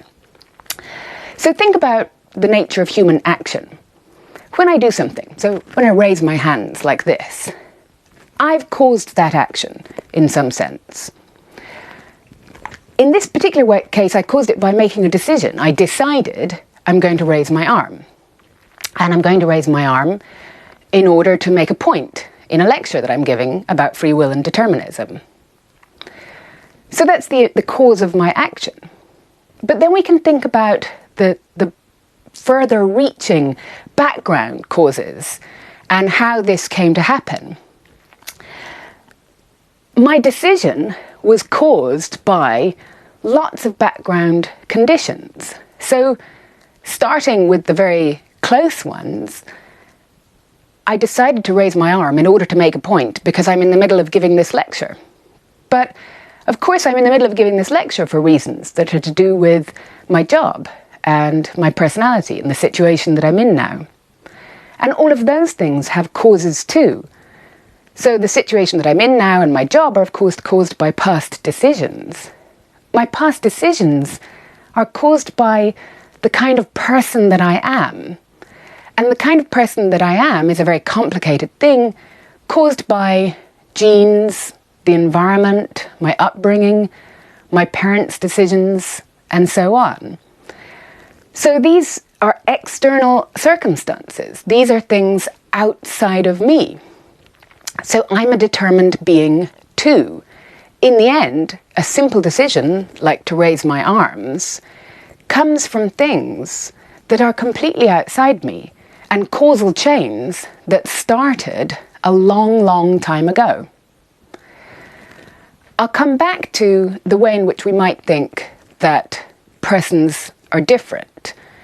But for now, let's think of persons as part of the physical world, as being caused like other things.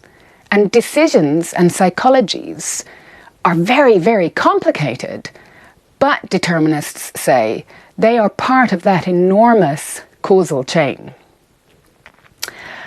So, if I'm determined, if my decisions are caused by past decisions, which are caused by my personality, which is caused by my genes, by the environment, by my upbringing, and so on, then it seems like there's an important sense in which I'm not free. I'm not a free agent. I'm not making my own decisions. Okay, before I go on, I want to make a couple of clarifications. So here are some possible confusions that it's very important to avoid. So first of all, you might have heard of the idea of fate or fatalism. It's really important to distinguish determinism from the idea of fate. So here's a few differences. First, when we think about fate, we think about one unavoidable outcome. So for example, in Macbeth, the witches say that Macbeth will be killed by someone not born of woman. So that's one big thing that's going to happen to Macbeth. But that's compatible with him being free in other ways, making his own decision in other ways, with him freely trying to avoid the fate. So the only bit that's fixed in this story is the fate. Whereas what determinism says is that every micro detail is fixed. Everything is fixed not at the level of description that we're generally interested in, which is the big things. Everything is fixed at the micro level, the tiniest thing, because all these things are part of a massive chain of cause and effect. Nothing escapes that chain.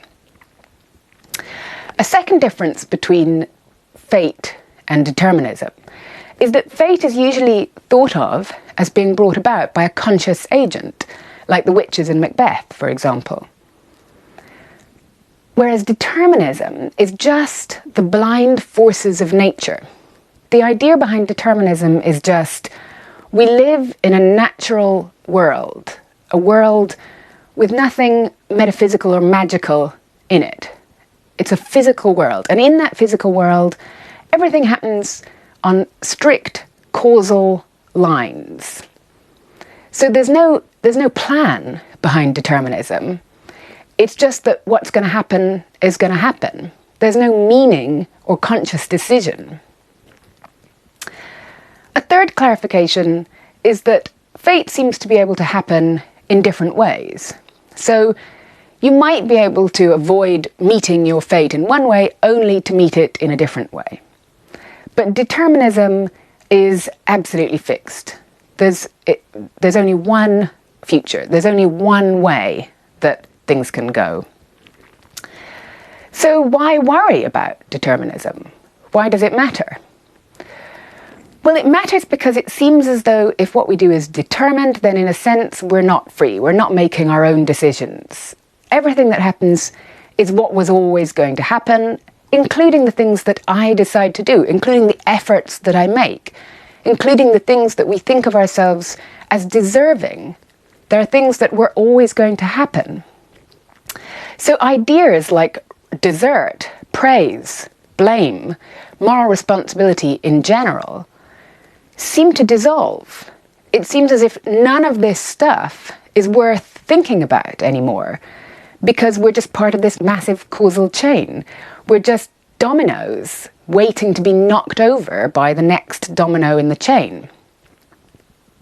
Before I get on to talking about the responses that philosophers have given, it might be worth pausing just to summarise where we are so far. So here's what I've said. Causes work in a deterministic way. Everything about the effect is explained by the nature of the cause. That's something that we accept about the physical world, and it seems that if we're part of the physical world, it applies to us too. In that case, we're not free. And if we're not free, it seems hard to make sense of moral responsibility. In the next section of the lecture, I'll talk about how philosophers have tried to make sense of moral responsibility.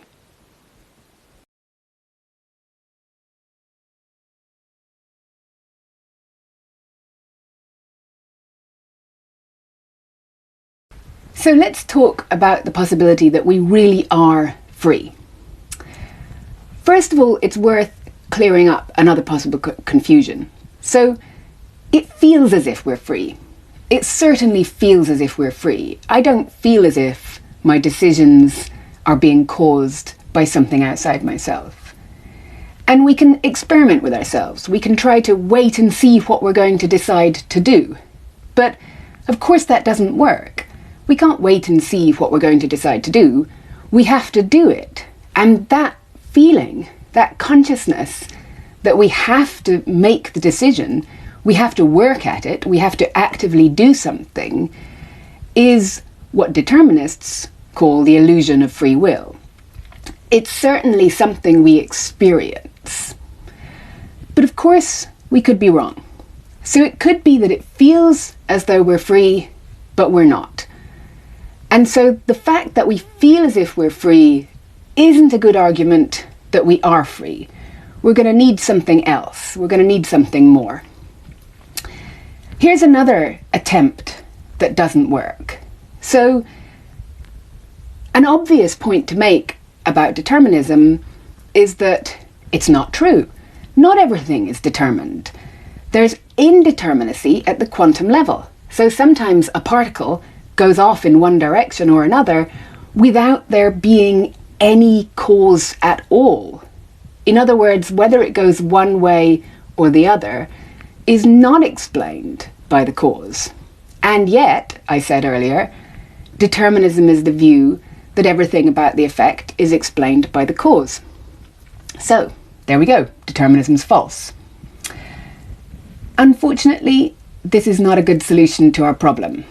So, first of all, it's true that determinism isn't quite accurate as I've described it. And this is why philosophers sometimes like to call it mechanism instead of determinism.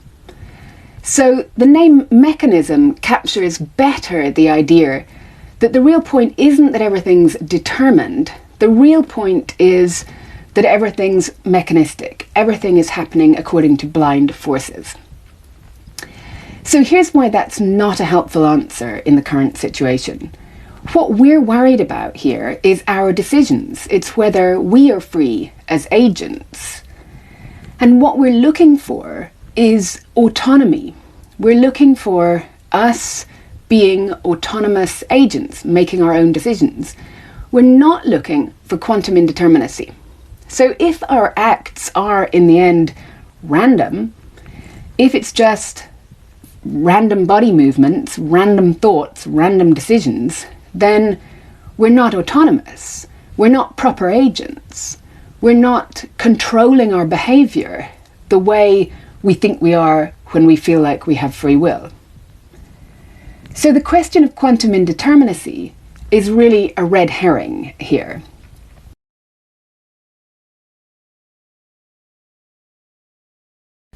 So here's what philosophers do say. Libertarians argue that we really are free, that we really do have free will. What they say is that we are causes outside of the usual causal chain. They say that although we cause things in the usual way, the way in which we are caused is very different. Agents, libertarians say, are capable of agent causation, a special kind of causation that's free, that originates in the agent. Here's one way that idea has been presented. It's presented in a religious context, and you might think that that solves the problem, that if you say, we were made by a deity, and that deity gave us free will, gave us this special kind of causation, then that's all we need to say. Here's two problems from a philosophical point of view about that way of looking at things. First, it's not explanatory. So philosophers like answers that give an explanation. But this answer doesn't give an explanation. It just says, the deity gave us free will. It doesn't explain how that might work or how it's compatible with the natural world. So even philosophers who are religious avoid appealing directly to a deity in defending libertarianism. The second problem is that it leads into a version of what's known as the problem of evil. So if a deity who's omniscient and omnipotent gave us free will, then that deity knew what we were going to do and had control over it. And so in the end, the deity is responsible for everything that we do, including the bad things. So it creates another problem, a different problem, but another serious philosophical problem. So philosophical libertarians, particularly contemporary ones, but stretching back in history too, tend to avoid appealing to religion when they argue for libertarianism. Instead, they try to give an explanation of the way in which we are a special cause. Here are two problems with the libertarian attempt to explain agent causation. First of all, whatever they say, it's going to be very hard to reconcile with the natural world. So, if we're part of the natural world, then surely we operate as causes in it just like anything else. And if we're not operating like natural causes, then what are we? It begins to seem that we're something else, something supernatural. So take, for example, Kant's version of this story. Kant says we are in the natural world, and insofar as we are physical beings, insofar as we are our phenomenal selves, as Kant calls it, we are subject to cause and effect in the ordinary way.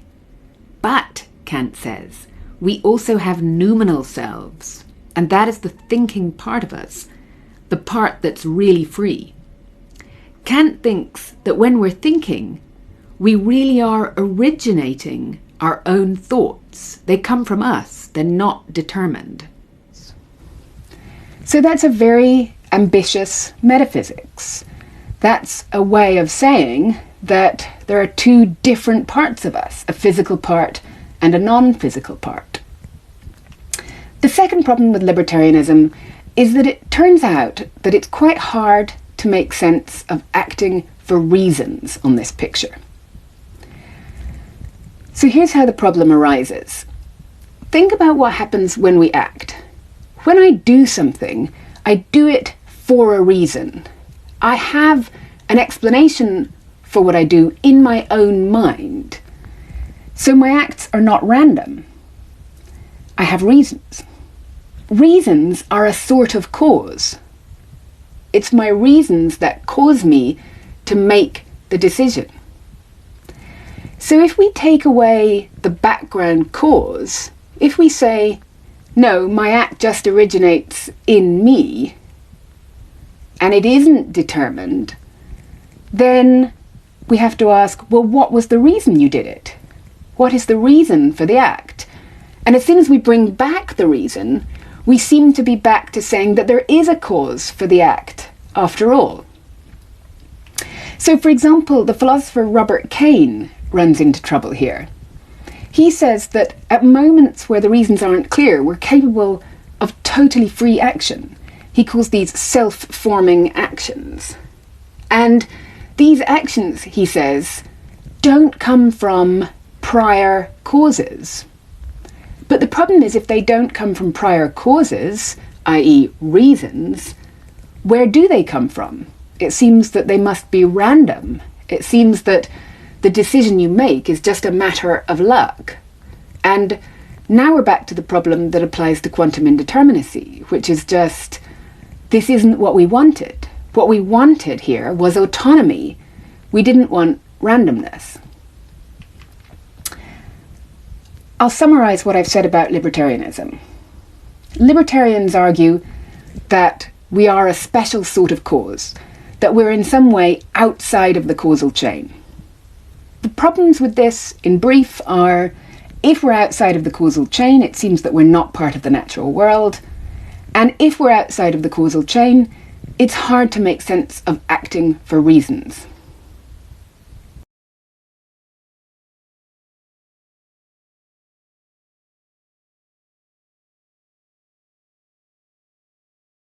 The next attempt to solve the problem of free will and determinism is compatibilism. Compatibilism is the view that although we don't have metaphysical free will, we are determined.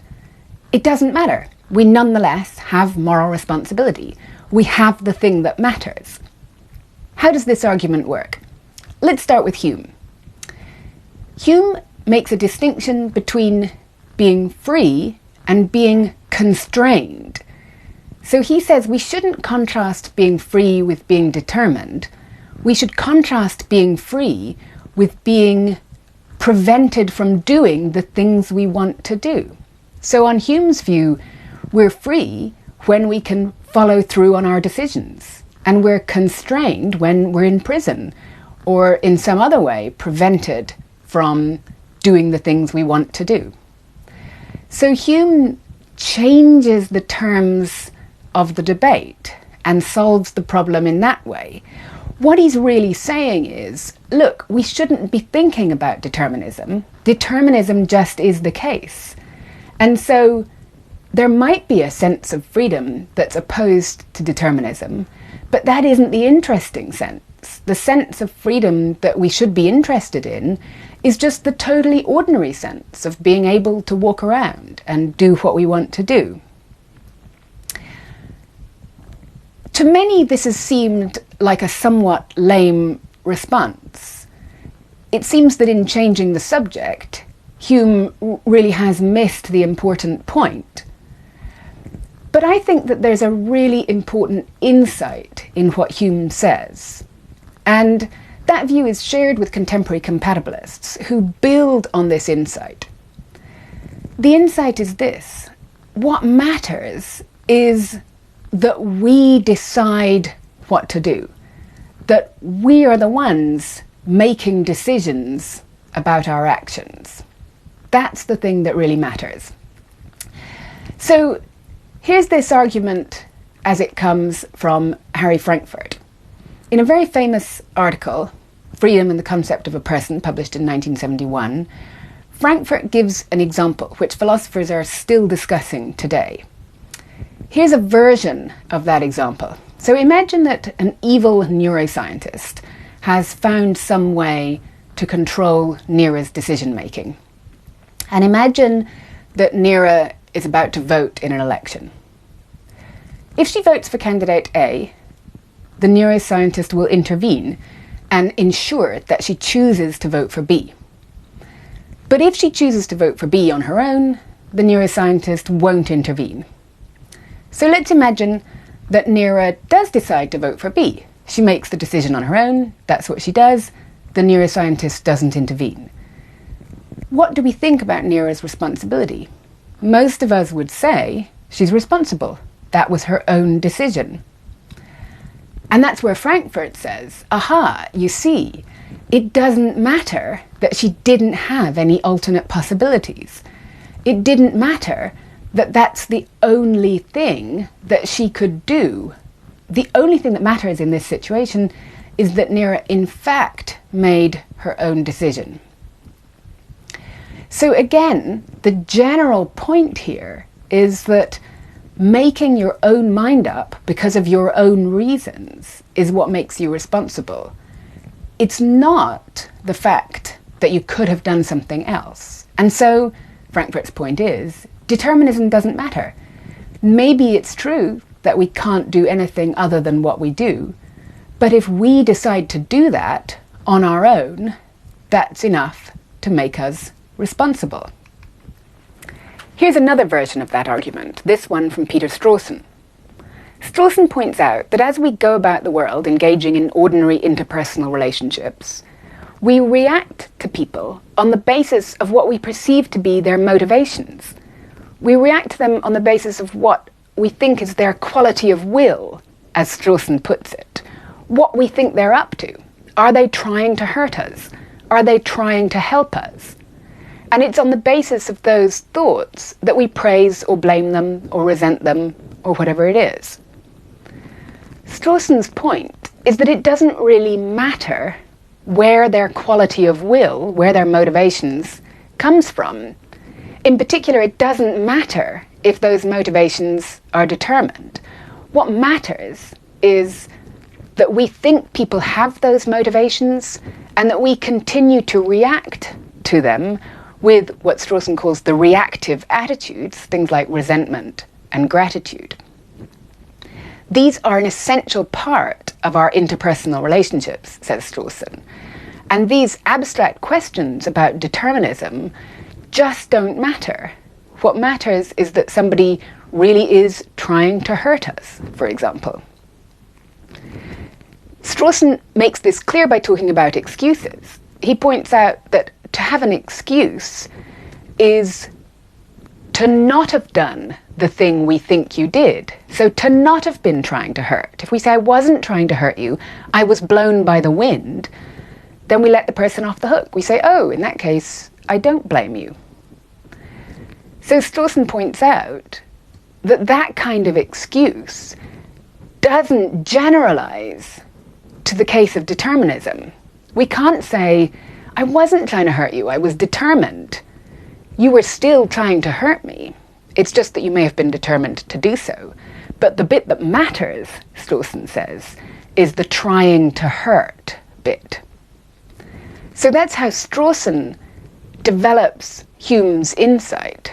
The thing that really matters is the actual quality of our motivations, not where they come from.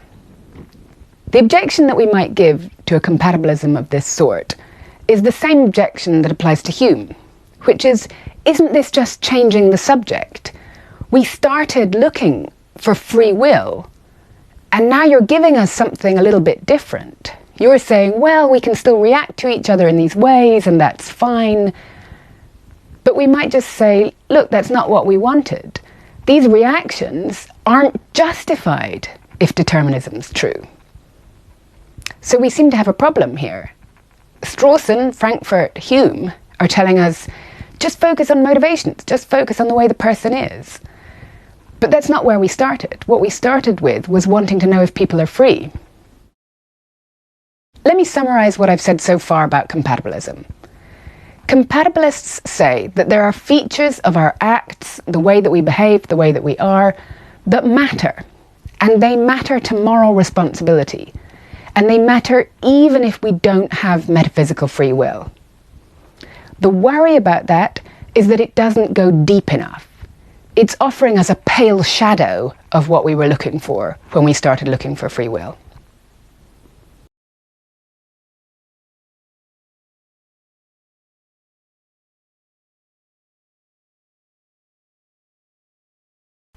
Here then is the very last category of argument that philosophers give. Some philosophers are hard determinists. They argue determinism is true, so we don't have metaphysical free will, and we don't have moral responsibility. So for example, here's an argument given by Peter Strawson's own son, Galen Strawson, who is also a philosopher. Galen Strawson argues that we would only be responsible for our acts if we had chosen them freely. Our acts come from our character, so we'd only be responsible for our acts if we'd chosen our character freely. But of course we haven't chosen our character freely. As I pointed out at the beginning of this lecture, our character comes from our genes, our environment, our upbringing, and so on. Our character is not chosen by us. So Galen Strawson says, we're not free. In one sense, the hard determinist is clearly right. And as I said about compatibilism, compatibilism is changing the subject. And the hard determinist is pointing that out. The hard determinist is saying, look, I was looking for metaphysical free will. That's the only thing that I'm going to accept. And the compatibilist is saying, sorry, you can't have that. So you have to have this lesser thing instead and put up with that. Compatibilists argue we should put up with that. That's all there is, and it's totally fine. But the hard determinist insists, no, it's not fine. I need more. I need free will. So now we're down to a kind of bedrock. The question is, what should we be asking for here? And that's a very hard question to answer. Peter Strawson argues we should just think about our practical aims, our practical existence. Galen Strawson insists, no, we should stick to the difficult question about metaphysical free will. Here's another observation about this debate. Hard determinists don't usually make clear how practical they intend the theory to be. What am I supposed to think about hard determinism? Am I supposed to actually give up on praising and blaming people, on holding people morally responsible, on engaging in interpersonal relationships in the ordinary way? Well, very few hard determinists say that. That doesn't seem to be what they're preaching, and certainly not what they're practicing. So then that begs the question, what is the point of this? Why are they insisting on hard determinism?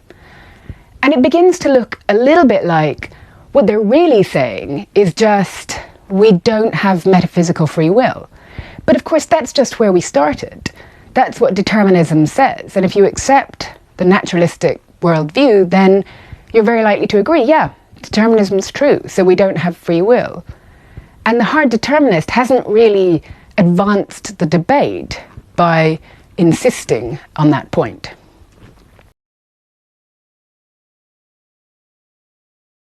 I'll now give you a quick summary of everything that I've said in this lecture. So I started with the problem of determinism and free will. It seems as though causes are deterministic. That is to say that everything that's in the effect was in the cause. And so there's no room for free will. There's no room for changing the course of things. Whatever is going to happen is going to happen. If that's the case, it's hard to make sense of moral responsibility. It's hard to make sense of the justification for praising and blaming people. I went on to look at the responses that philosophers give.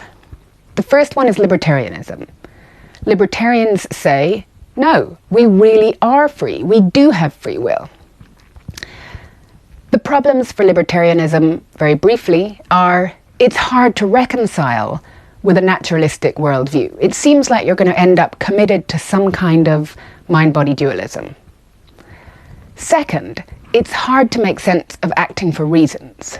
So if we get rid of the idea of causes of our behaviour, then it looks as though we've inadvertently thrown out the idea of reasons for our behaviour, and we're left with random behaviour, which is not what we were looking for.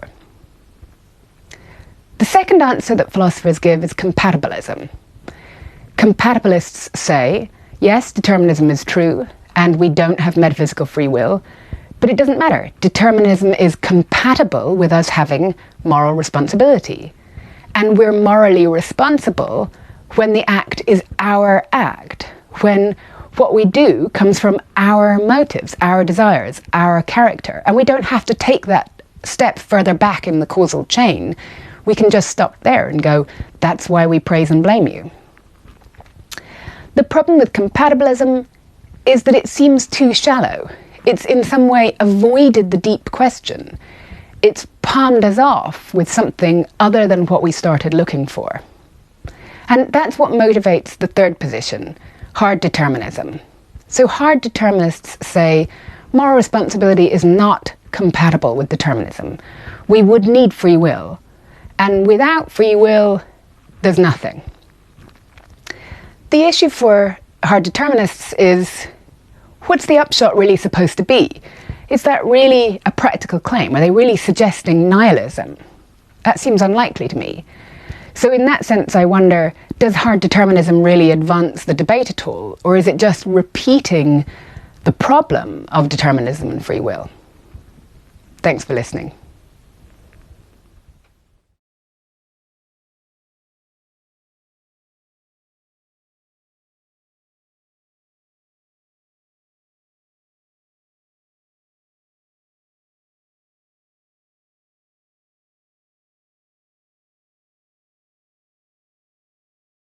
Hello from the past, ladies and gentlemen.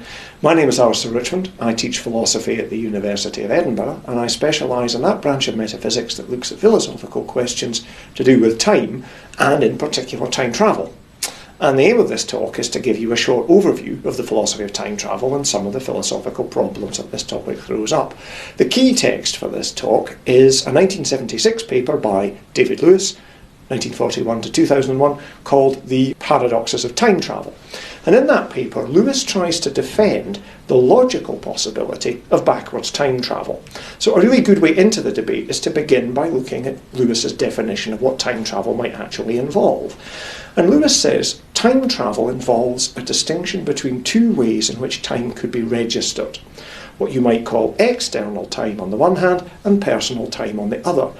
External time is time as it's registered by the world at large, which might be time as it's registered by the movement of the tides, by the rotation of the sun, by the movement of the earth through space, by the sun rising and setting. So external time is simply time as it's registered by the majority of the non-time travelling universe. Time for everybody. Personal time, on the other hand, is time as it's registered by a particular person or a particular travelling object. And so personal time, for example, might be time registered by the traveller's watch, time registered by the accumulation of the traveller's memories, time registered by the accumulation of the traveller's digestive products, time registered by the traveller's hair greying or cells dying. Now, for most of us, and I'm going to assume for the purposes of this talk that most of us aren't time travellers, external time and personal time march in step.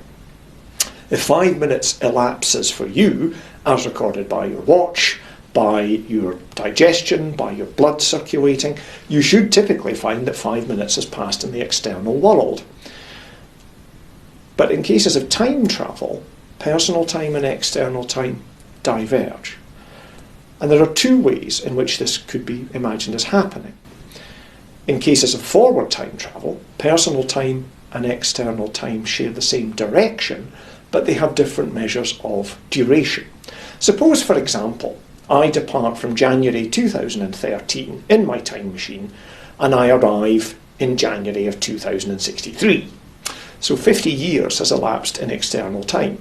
But in my frame of reference aboard the machine, measured by my watch, my digestion, the accumulation of my memories, all the processes that travel with me, only 5 minutes has elapsed. So I get out of the machine 5 minutes older in personal time, only to find that 50 years has elapsed in the external world. So this would clearly be a case of time travel. 5 minutes of personal time corresponds, the same journey measures 50 years of external time. So in cases of forward time travel, personal time and external time share the same direction, but different duration. Cases of backward time travel, personal time and external time again diverge. Remember that Lewis thinks that divergences between personal time and external time are actually constitutive of time travel. So in backward time travel, personal time and external time diverge, but they diverge in direction. Suppose now that my 5-minute personal time journey from January 2013 doesn't take me into the future, it takes me into the past. So I activate the machine, 5 minutes passes for me, my watch shows an increase of 5 minutes. 5 minutes seems to elapse in my frame of reference, but when I arrive, I've arrived in January 1863. So a journey that has 5 minutes positive personal duration has 150 years negative external duration. So in backward time travel, personal time and external time diverge in direction. So in this case, 5 minutes positive personal time measures the same journey as a 150-year negative interval of external time. Now, a backward time journey has the peculiarity that in external time, the journey begins after it ends. The journey ends in 1863, but it begins in 2013. So, says Lewis, given a distinction between personal time and external time, it is at least possible to imagine both forward time travel and backward time travel. Now, the details of this are slightly technical, but forward time travel seems to be a very deeply embedded phenomenon in one of our best supported physical theories. Einstein's special theory of relativity predicts that the rate at which time passes is not an absolute, not an invariant, but varies according to relative speed. In other words, the greater the relative velocity between two systems, the closer that relative velocity comes to the speed of light, the more that the rate of temporal passage diverges in those two frames of reference. Now, if I'm lucky, I maybe have 40 or even 50 years of personal time ahead of me. And the special theory of relativity says that if I travel fast enough relative to the solar system, I can make that 40 or 50 year interval of personal time comprise tens or hundreds or millions or even billions of years of external time. Provided that I travel fast enough, I can make my 40 years of personal time extend through the entire future history of the Sun. So forward time travel is very deeply embedded in Einstein's special theory of relativity, and we have decades and decades of very well supported physical results that suggest that these divergences between frames of reference do really occur. Backward time travel is a bit more speculative.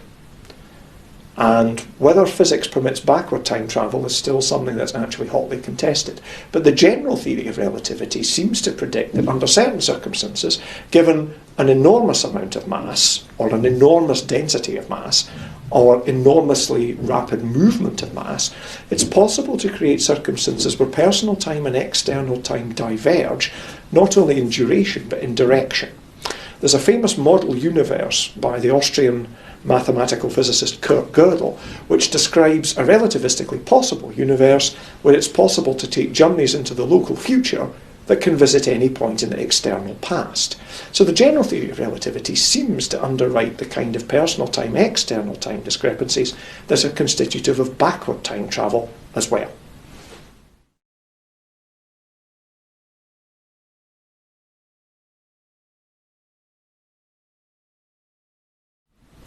So, that's how Lewis defines time travel, divergences between personal time and external time.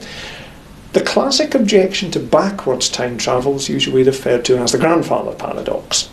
And a big part of Lewis's paper is designed to diffuse the argument that time travel must generate logically contradictory outcomes. Now, I stress that Lewis is only defending the logical possibility of time travel. All Lewis's paper aims to show is that it's logically possible for someone to travel in time. Lewis isn't saying that time travel is physically possible, still less is he saying that time travel actually occurs and time travellers walk among us. So the aim of the game is to defend the claim that it's logically possible to travel in time, or to put it another way, that some backward time journeys can be described without falling into contradiction.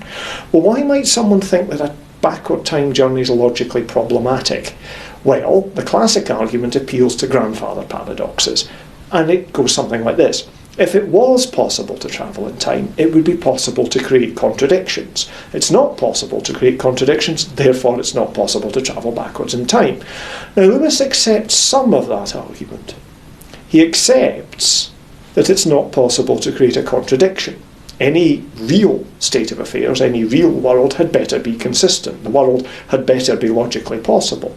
Or to put it another way, to establish that something's logically impossible is to establish that it just cannot possibly occur. So Lewis does accept that contradictions can't occur, but where he differs from the proponents of the grandfather paradox argument is that he thinks that backward time travel needn't necessarily involve the ability to generate paradoxes. Interpreted properly, backward time travel can be internally consistent. Well, why are they called grandfather paradoxes? Well, the standard example, popular from innumerable science fiction stories and films, imagines a traveller going back in time and removing an essential cause of her or his existence. The standard example imagines that the traveller goes back in time and eliminates a grandparent, typically a grandfather, before grandfather has had a chance to father any children. So if you could travel back in time and eliminate your grandfather before grandfather had achieved parenthood, you would remove one of your parents from existence. If you remove one of your parents from existence, you presumably remove yourself. So if your mission succeeds, your grandfather doesn't exist, one of your parents don't exist, and you don't exist. But if you don't exist, how do you travel back to carry out your mission in the first place? The mission seems to succeed only if and only if it doesn't succeed, which seems to issue in a glaring logical contradiction. So the problem is that if you could travel back in time and eliminate the causes of your own existence, you could make yourself both exist and not exist at the same time, which is surely logically impossible. Now, as I say, Lewis thinks that logical contradictions can't occur. Where he thinks the grandfather paradox argument goes wrong is in assuming that time travel necessarily generates the ability to enact logical contradictions. I don't have a problem with either of my grandfathers, so for the sake of argument, I'll assume that my mission is to assassinate someone I do have a problem with, namely Adolf Hitler. So let's suppose that I get funding to develop a time machine, and my experimental launch takes place in January 2013. I've done my homework, and I decide that the best place to strike at Hitler is in late 1908, during the so-called Hunger Years, when Hitler was trying to eke out a living as an artist in Vienna.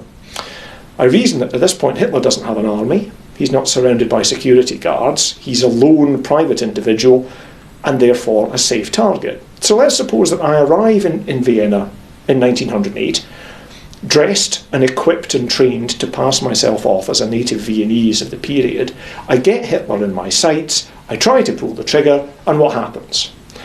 Well, something that can't happen is that I successfully assassinate in 1908 someone who doesn't in fact die until 1945.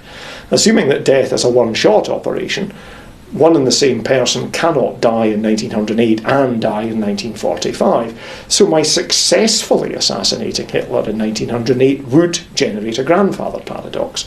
I should just say at this point that people seem to think that paradoxes are okay provided history's only changed a little bit. Well, unfortunately, logic doesn't recognise things being slightly contradictory. Something's either contradictory or it isn't. So I can't do anything in 1908 that hasn't already happened in the history whence I come. So if I get Hitler in my sights in 1908, there seems a guarantee of failure. But that failure might take any one of a number of forms. My gun could jam. I could sneeze. Hitler could duck to tie up his shoelaces. I could be run over by a tram. Or I could successfully shoot down somebody I believe is Hitler, only to discover I've shot the wrong person. Now, all of those outcomes are perfectly consistent with Hitler surviving until 1945. So my mere presence in the past is not necessarily contradictory. So certain outcomes are compatible with Hitler surviving until 1945. So my actions in the past seem to be restricted, but that's not the same as saying that they're impossible. One thing to bear in mind is that in Lewis's analysis, each moment, each time happens only once. It's not that 1908 happens without my presence and then I go back in my machine and somehow 1908 happens again, only this time I'm there.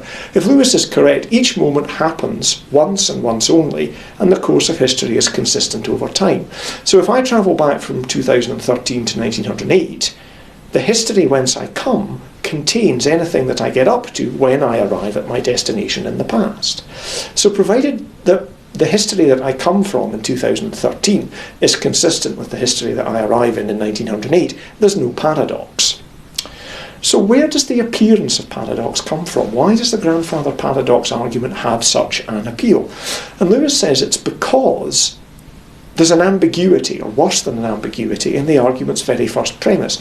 If it was possible to travel backward in time, it would be possible to generate paradoxes. Well, what does possible mean?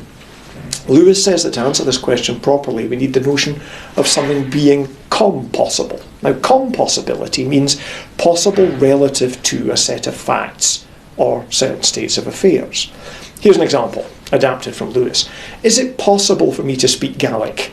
Well, in one sense it is. I can speak one language at least. I can master some basic syntax. I've got a few words at my disposal. I've got a larynx that functions. So in a sense, yes, I should be able to speak Gaelic, but don't ask me to recite any of Scotland's rich history of Gaelic poetry, because as it happens, I've never learned Gaelic. My education just hasn't stretched to picking up the words, the syntax and the grammar. So in one sense, it's possible for me to speak Gaelic relative to one set of facts. It's compossible with one set of states of affairs. But relative to another set of facts, a bigger, a more inclusive set, it's not possible. But there's no paradox here, because the set of facts according to which it's possible that I could speak Gaelic are not the same set of facts as the set of facts which mean that it's impossible for me to speak Gaelic. Apply this to time travel cases. Is it possible for me to assassinate Hitler in 1908? Well, relative to one set of facts, it is possible. I mean, let's suppose that my gun is in good order, my eye is keen, I'm well trained. This is perhaps the least plausible business of the whole scenario, but let's just suppose that my training and my eyesight are up to the job. Let's suppose that Hitler isn't wearing a Kevlar vest or any kind of armour. Well, relative to facts like that, then yes, my mission succeeding is possible. It's compossible with those facts. But the success of my mission is not compossible with a more inclusive set of facts, particularly not relative to the fact that in 1945 Hitler is still alive. So what's compossible relative to some facts about 1908 is not possible relative to a more inclusive set of facts. But there's no paradox here, because it's a feature of possibility and compossibility that what's possible relative to one set of facts may not be possible relative to another set of facts. So, Lewis says, backward time travel can be logically consistent, provided you bear in mind that what's possible relative to one set of facts may not be possible relative to another set of facts.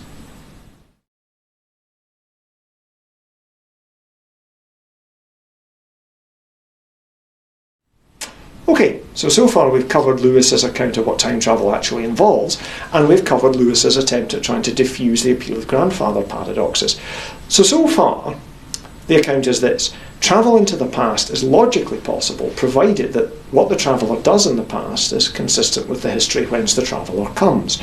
Now at this point you might be thinking, well hang on, if the traveller's actions already exist in the past, in some sense, before the traveller sets out, or at least if the traveller's actions exist at external times earlier than the traveller's departure, how can the traveller possibly have any impact on the past? People sometimes hear Lewis's analysis and think, well, surely the traveller is just a sort of pre-programmed robot, completely predetermined to go through a completely rigid set of actions. Or worse still, people might think that a traveller in the past is doomed to be a sort of ghost, forced to witness events but be powerless to intervene. Well, Lewis thinks that it's possible for a traveller to be really concretely present in the past, a proper functioning human agent with intentions and wishes and choices, and to make a difference to the past. We have to be careful how we imagine the impact of a traveller in the past.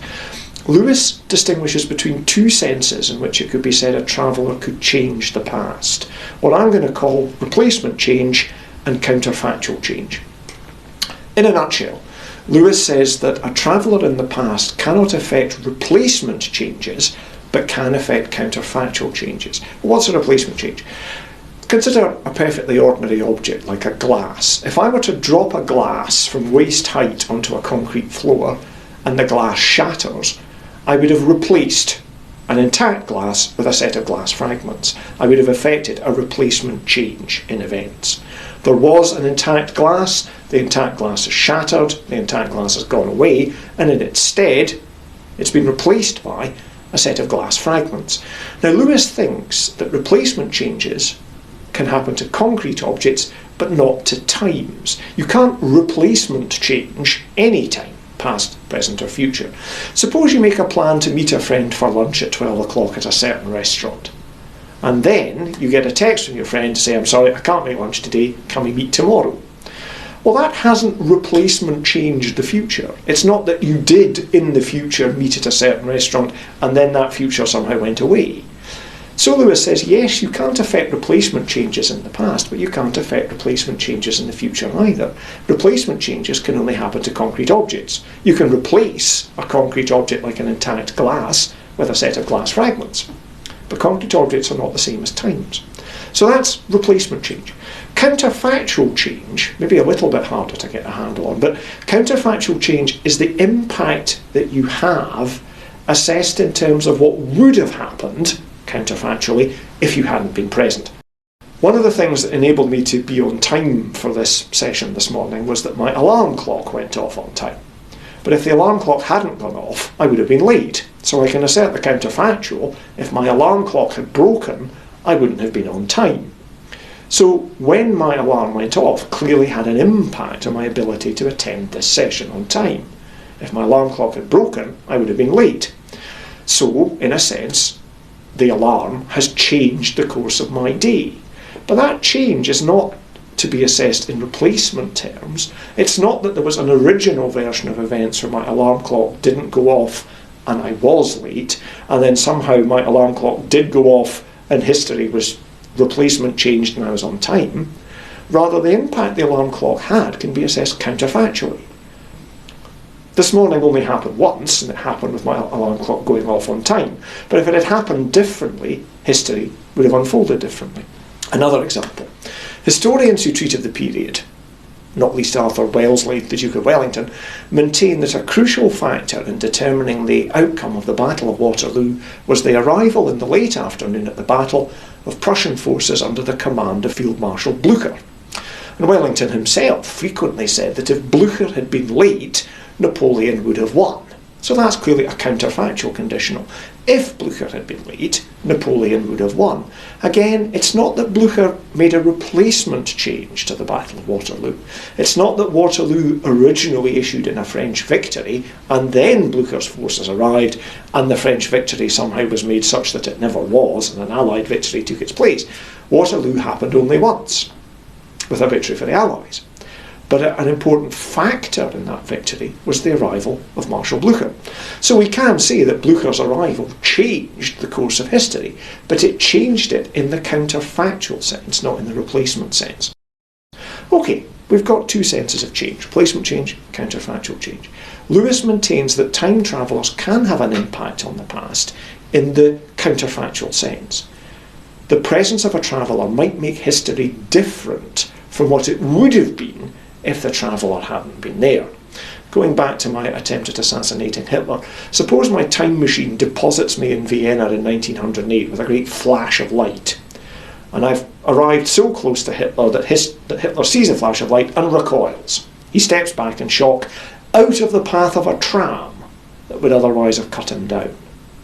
In this case, I could assert the counterfactual, if I hadn't travelled back in time, Hitler would have died. So in this case, I've clearly had a counterfactual impact on history. I have, albeit unwittingly, been partly responsible for Hitler's survival.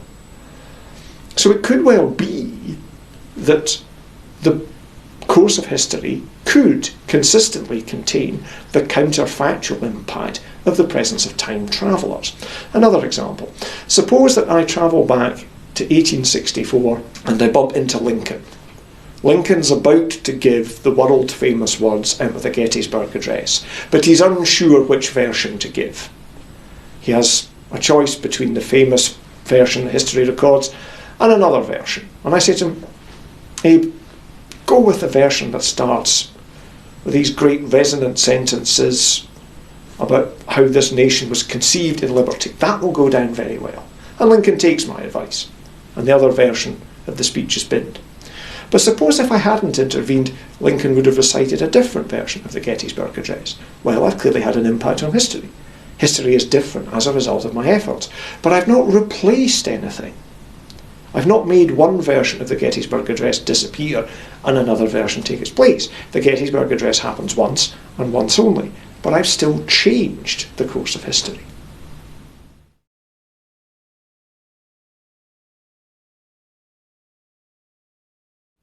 Okay, so far we've covered Lewis's account of what time travel is. We've covered his attempt at diffusing the grandfather paradoxes, and we've covered Lewis's reasons for thinking that a time traveller could genuinely be said to have an impact on the past. Well, there's another class of examples familiar from fiction, which don't involve paradoxes, but nonetheless seem to pose a problem for the intelligibility of backward time travel. And these are cases of so-called causal loops. A causal loop, for our purposes, is a chain of events that loops back in time so that an event turns out to be among its own causes. And there have been some very ingenious science fiction stories on these themes. So for example, let's suppose that I get in my time machine, clutching a copy of the complete works of Shakespeare printed in 2012, and I travel back to 1588, and I make contact with the young, struggling player Will Shaxpert, as he was then calling himself. And I take him to one side and I say, well, you want to get ahead in this drama business, don't you? Try writing this down. What a piece of work is a man. How noble in reason, how infinite in faculties, in form and moving, how express and admirable. And I then give him one of Hamlet's famous speeches. And Shakespeare goes, yes, that's not bad. Is there more where that came from? And I said, there's loads more. There's all of this. And I hand to Shakespeare a 2012 copy of his own complete works and let him copy them down. So Shakespeare copies down his own works. Those copies are transmitted to players, to theatre goers, to printers all over the world. They're popular, they become part of the history of the world, and they're transmitted to printing works in 2012, whence is derived the copy that I take back to 1588. So Shakespeare copies the plays from a 2012 printing of his works. The 2012 printing exists because of Shakespeare's act of copying in 1588. But who writes Hamlet? Where does the information come from? Where do all these beautifully poised, balanced, intricately wrought speeches and scenes and characters come from? Where is the information generated? Lewis takes perhaps a simpler example. Lewis says, imagine that you're at home one evening and the phone rings and an oddly familiar voice says, don't say a word, write these instructions down and follow them to the letter. And the voice proceeds to recite some instructions for how to construct and operate a time machine. And you follow the instructions and you discover the time machine has deposited you in the recent past. And once in the recent past, you call your own phone number, an oddly familiar voice says hello, and you say into the phone, don't say a word, write these instructions down and follow them to the letter. And you proceed to give your younger self the instructions that you remember for how to build and operate a time machine. So the question is, given that this doesn't seem to be inconsistent, there's no paradox, there's no event being replaced, there's no live and dead grandfather problem, there's still something very strange about a causal loop. When you think, well, how does my older self know how to build the machine? Well, the older self knows how to build the machine because the older self remembers hearing the information as the younger self, and the younger self remembers because he was told by my older self. But where does the information come from? Where's the entry point for the information into the loop? And Lewis says, well, there just isn't an entry point.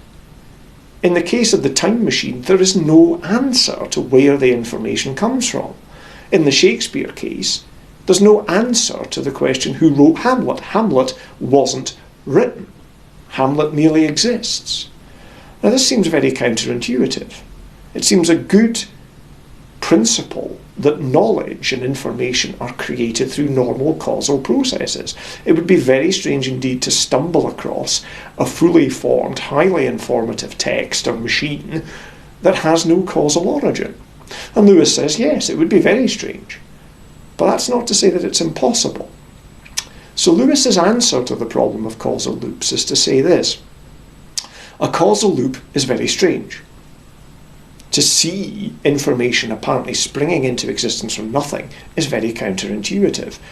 But, says Lewis, where does information come from in any case? Lewis says it's one thing to ask where an event comes from. It's another thing to ask where an entire chain of events comes from. It can be a good, useful, well-formed question to say, well, why did this event occur? I mean, suppose you want to know how you came to be born. You might appeal to earlier events, facts about your parents, how they met, facts about your grandparents, facts about human evolution, facts about how the solar system evolved, facts about how the universe evolved. So you might be able to trace the chain of causes and effects back and back and back and back and back arbitrarily far.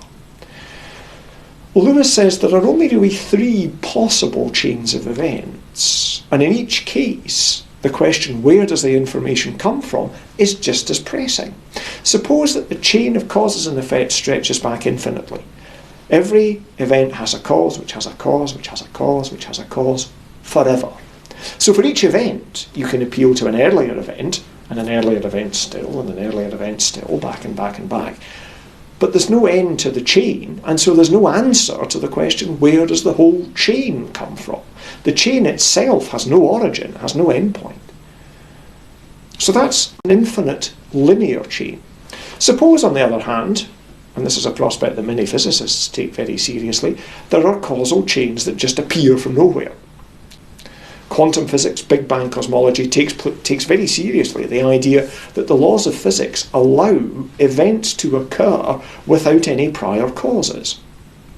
The Big Bang, for example, standard Big Bang cosmology says that the Big Bang isn't the first event in time, it's the beginning of time.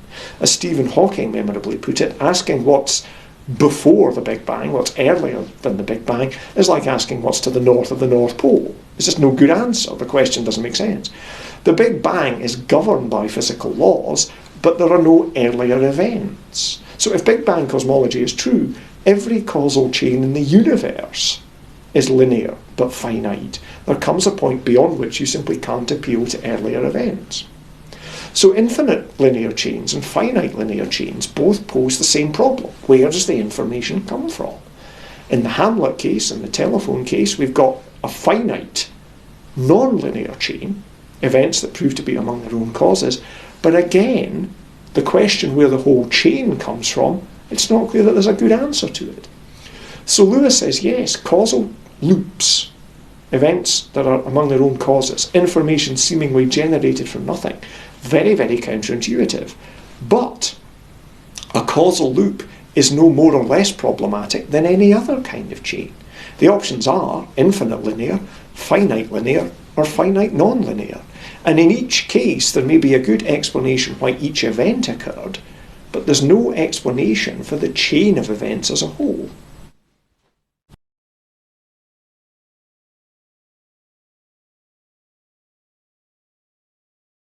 Well, that's all I wanted to say about Lewis's analysis. I've covered how Lewis defines time travel, his way of diffusing grandfather paradoxes, his account of change in the past, and his account of causal loops. What I want to do for this final section is simply to sketch some of the live problems in the philosophy of time travel and where this branch of philosophy is going next. One of the interesting questions concerns persistence in time travel. Suppose you travel back in time and you meet your younger self. You have a conversation with your younger self, something along the lines of the phone call that Lewis imagines. How can one person be present in two places at once? How did time travel suddenly allow you to bilocate? Interesting questions from physics and time travel concern what sort of laws of nature would govern a physical world that had systems that time travel in it. A fascinating argument from David Deutsch and Michael Lockwood argues that a realistic physics of time travel would have to imagine that time travel takes place in many, many histories. Suppose, on this view, you travel back in time and you try to assassinate Hitler in 1908. In a one-world system, and Lewis's analysis is part of a one-world system, there seem to be certain physically possible outcomes that you can't achieve. You can't shoot somebody dead for all that the person is unarmed and unarmoured. So, Deutsch and Lockwood argue, backward time travellers would face very strange physical blocks. There would be apparently physically possible actions that you couldn't perform in the past. And they think that it's a constitutive part of a realistic physics that local systems, local agents, should be autonomous, in the sense that what is possible in a given region of space-time should be determined by what's going on in that region and not reflect facts about all of space-time. So, Deutsch and Locke would think the way to make time travel consistent and also preserve a realistic sense of physical possibility is to imagine that time travel takes place in a system of many worlds or branching histories. So you travel back in time to 1908 and you can assassinate Hitler, but the Hitler you assassinate belongs to a history that branches off from the history whence you come. So yes, you can have your full freedom of action, your full autonomy in the past, but if you change history in the replacement sense, the history you arrive in is distinct from the history you left. So, to go back to the Hitler example, you could assassinate a version of Hitler in 1908 and create an alternative history, a history that branches off from the history that you come from. But there's no paradox here because there are now two versions of Hitler. There's the Hitler from your history who dies in 1945, and there's the Hitler in the history that you create who dies in 1908. So you can have your full freedom of action without generating paradoxes at the cost of accepting the existence of many worlds. And an interesting question is, does many worlds time travel really qualify as time travel? If your destination is in a different history, a different chain of events, is that really travelling in time?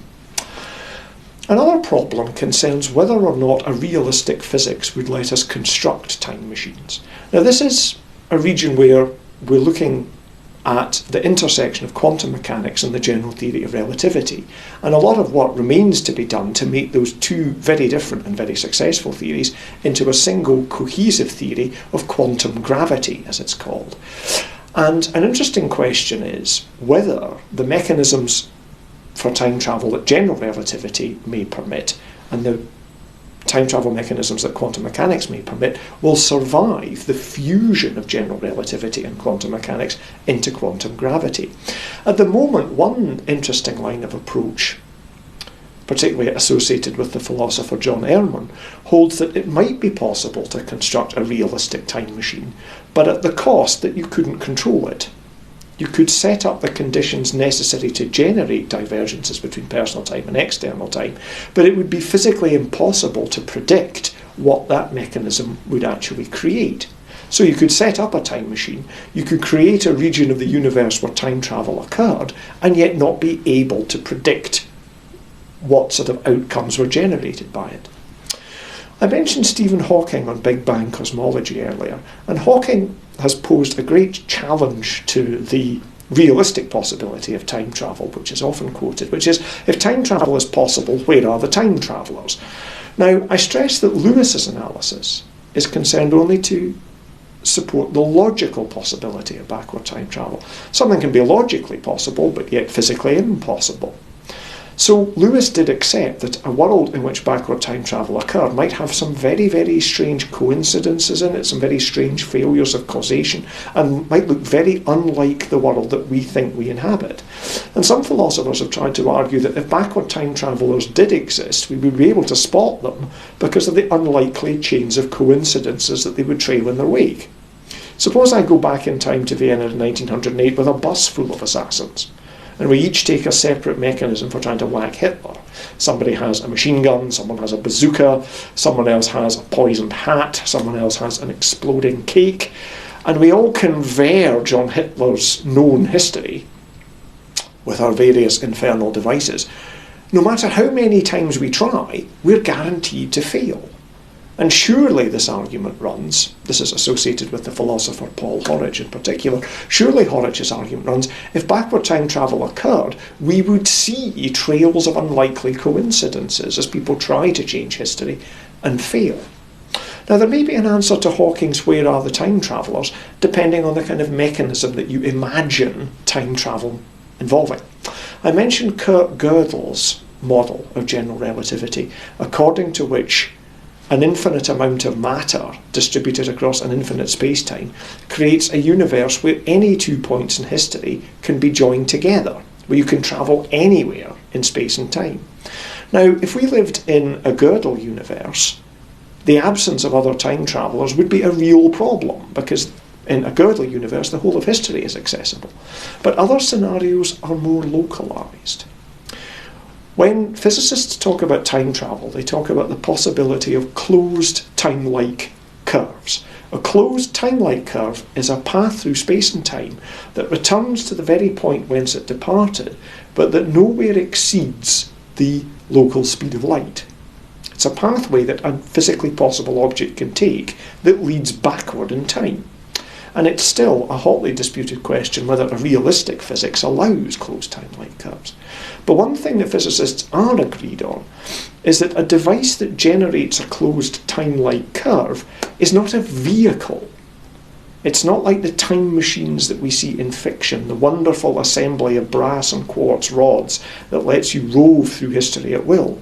Rather, a time machine, as physicists describe it, is a kind of place, a region of curved space-time. So suppose I create a closed time-like curve generator in 2015. Thereafter, it should be possible to travel back to 2015, but the closed time-like curve generator only allows access to history over the period over which it itself exists.